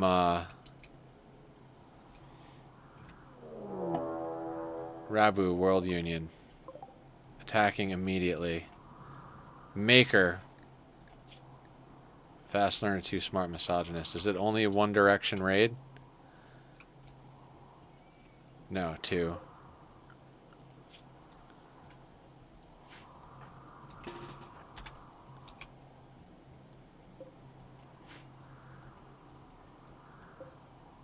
Oh, he's got a bolt action. That's not good.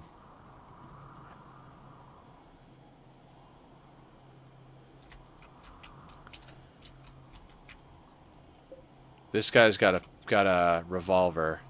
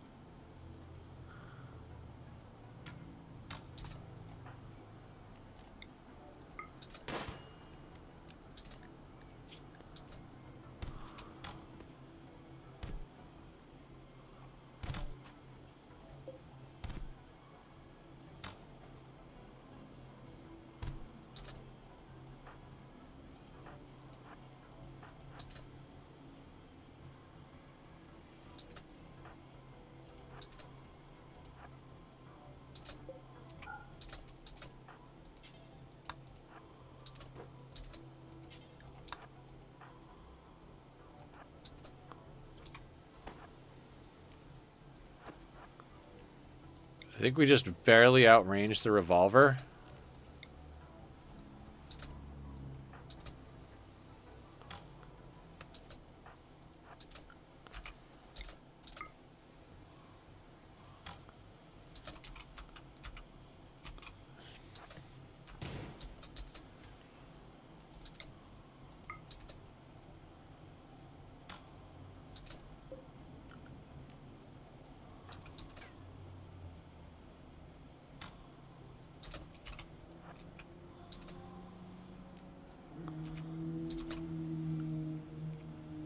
I got this, slow and steady. Yeah. Our guy over here.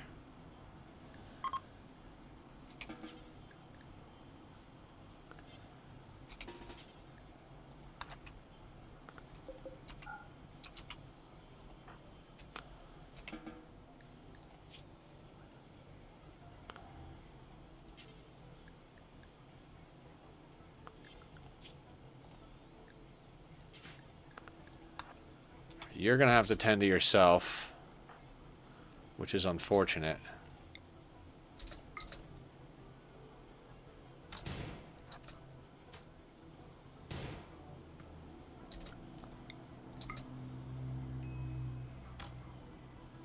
Okay, excellent.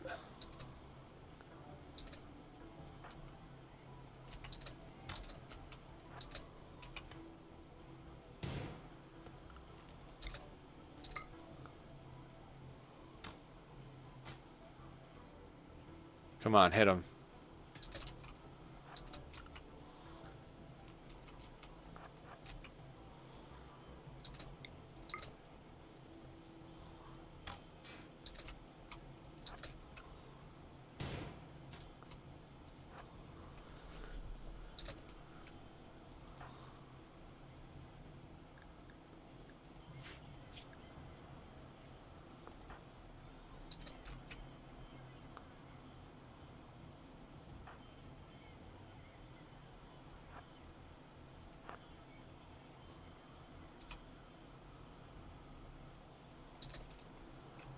Oh, shit.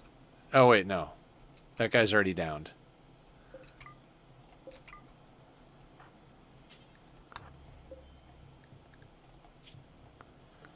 Trigger happy. I mean, do we want to capture another person?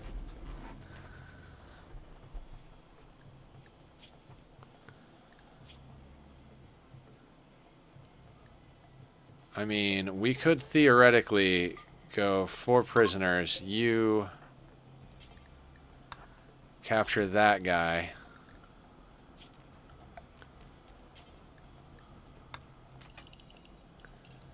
Make area 1 the inside area. Assign everybody to that. Capture.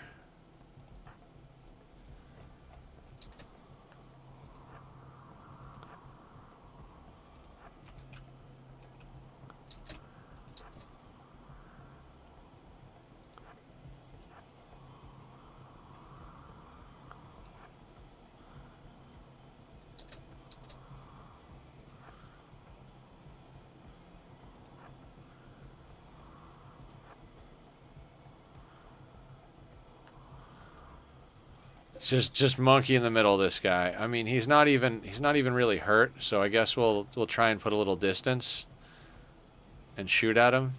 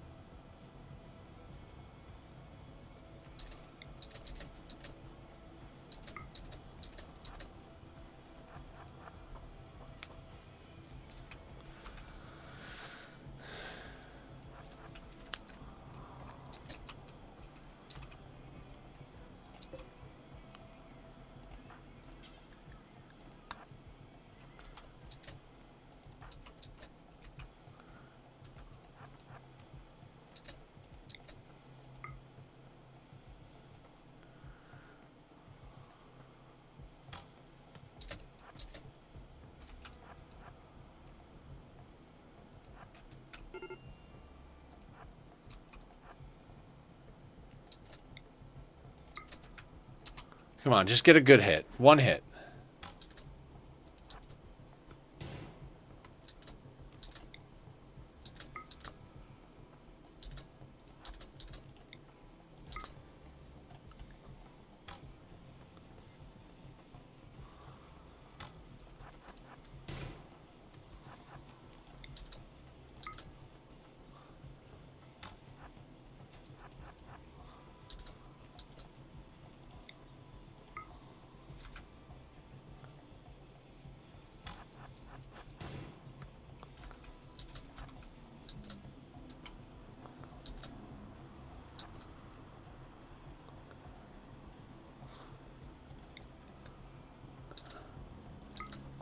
Come on, one hit.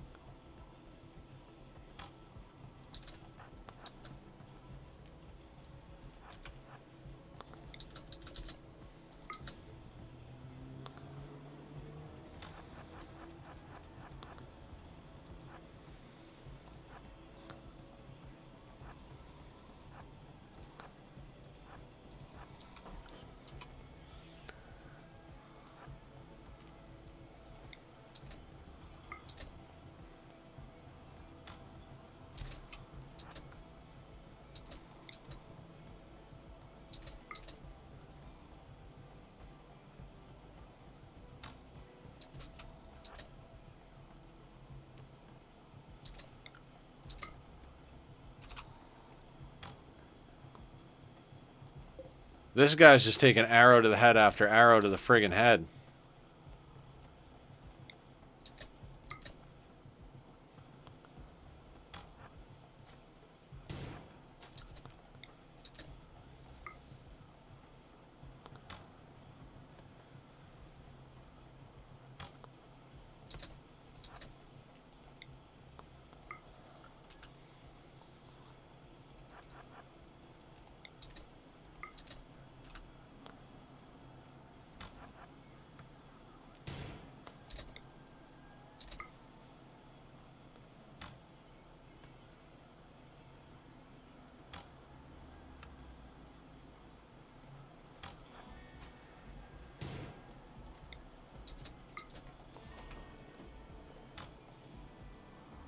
Come on.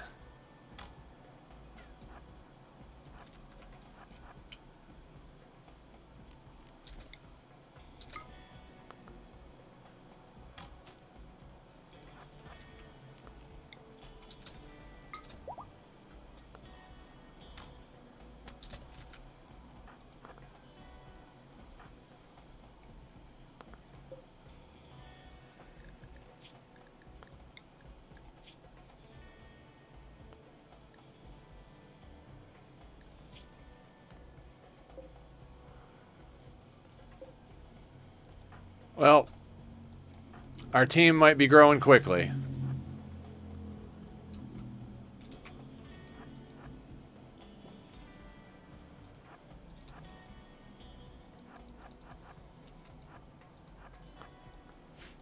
All right, Maker. Why don't you make your move, Maker? Maker's just bleeding over here. I'm gonna die in 10 hours, but I will run you down around this obelisk.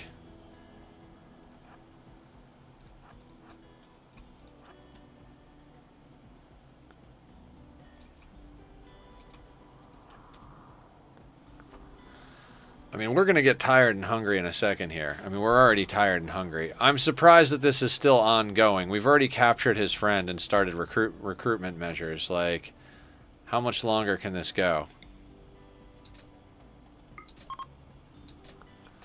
Alright, they have given up and they are leaving. Tending to Heath. It doesn't look like they've taken any permanent damage. Bruise, bruise, cut, bruise, bruise, crack, crack. We might have a couple of viable subjects here. Trigger happy 3, mining 4, plants 10, medical 9, intellectual 9. Not bad pawn. This guy can't do artistic or hauling, but yeah, okay. Okay, we're doing this.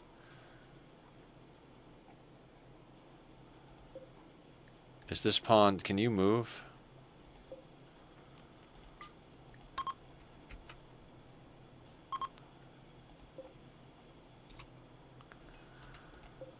All right, so that's entirely craziness right there.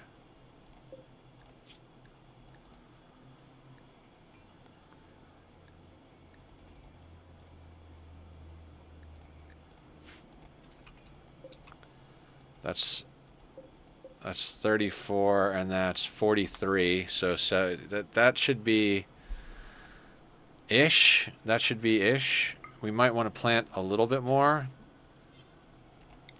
Do like one of these. I think.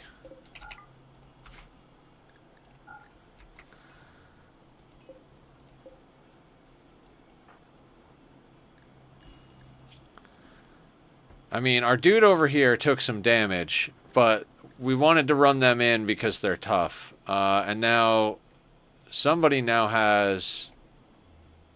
Oh no, who's our best shooter?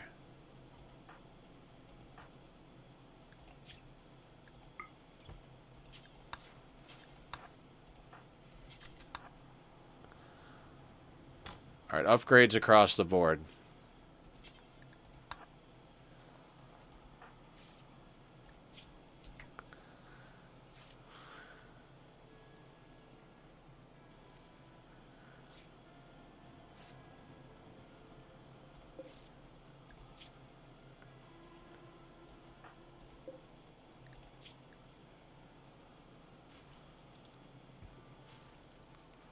Rabo World Union.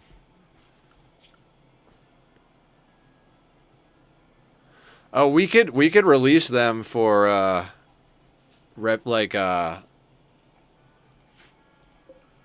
what you call. I don't know that I want to do that though. They're actually a pretty good pawn. So, I think we recruit them. I guess I could put them on reduced resistance, and then if they heal all fucked up from their wounds, maybe we don't keep them. Our other dude over here has a scratch scar, but we knew that grabbing him. And then Janus over here has a bite scar on their right leg. Our initial pawn, Linu, is doing great, though, so... That should be plenty of stuff to do things and stuff and stuff and things. Food is getting a little low. But we've got plenty of rice that should be... Yeah, rice is ready to harvest. We just had a whole fighting thing, so we need our workforce to actually do workforce things. Are you not doing any of this?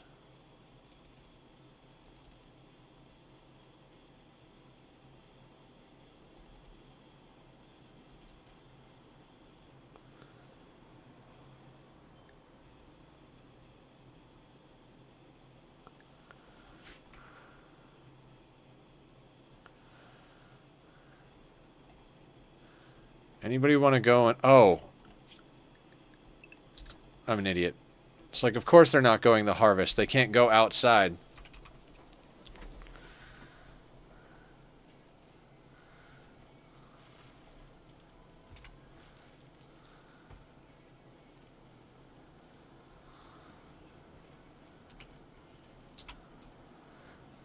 I'd like to bring on one more person before we end the day here. At 0.6 resistance, Chris should be on board pretty goddamn quickly.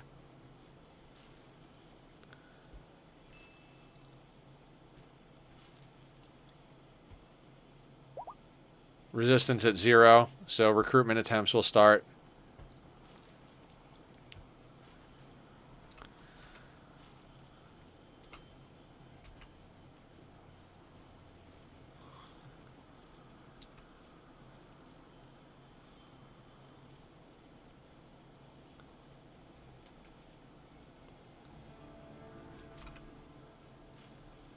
Alright, we've got a good amount of rice coming in here.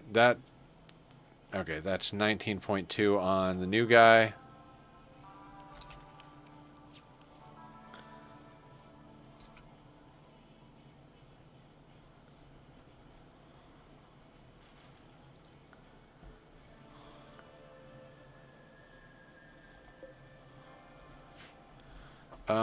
I kind of need you guys to... I mean, you know what? It doesn't matter.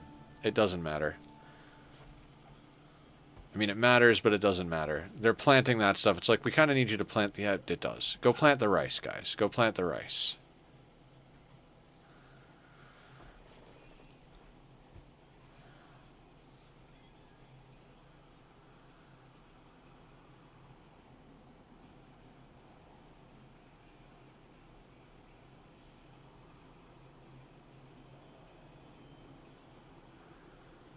All right. Wealth check. We're at 11,850 with 2 pawns and 2 prisoners, about to be 3 pawns. So I'm actually pretty stoked about all of this.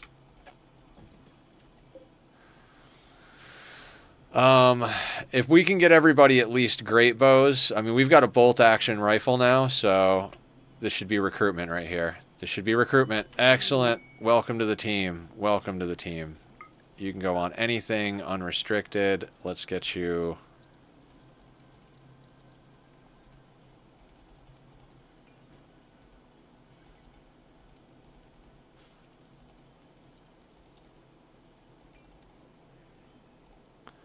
Everybody likes to build.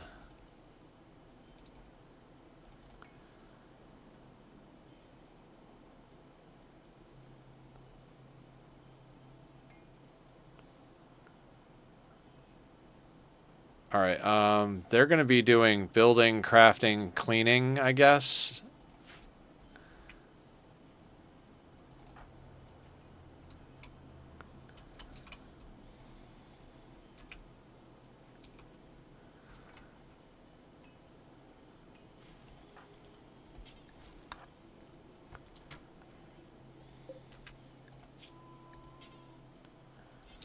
Yeah, we don't even have the capabilities of making a great bow because we got our first one and we didn't think we'd need to get a second one right away. So we've got an awful short bow, a good great bow, and a normal bolt action. And that is our whole arsenal at the moment. I mean, at least we've got a single bolt action, but... And then Heath over here... It's going to take a while to recruit them. We're not going to get that done today.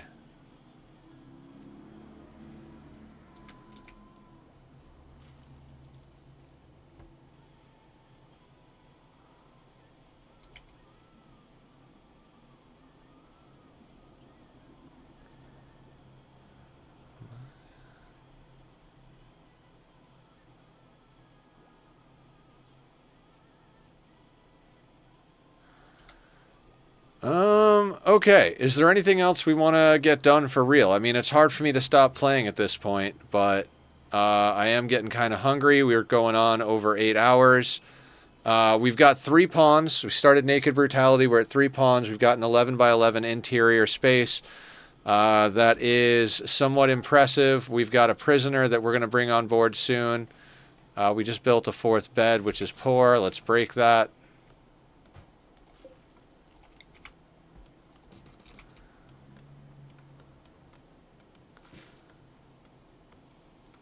I mean, realistically, we just need to train up shooting on everybody.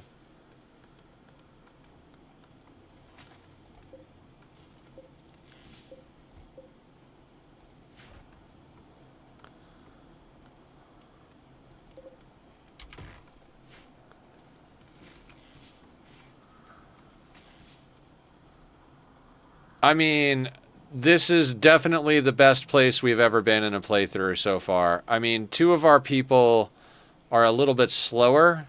Like Chris over here moves at 4.14. Heat stroke initial. Why do we not have anything in the passive cooler?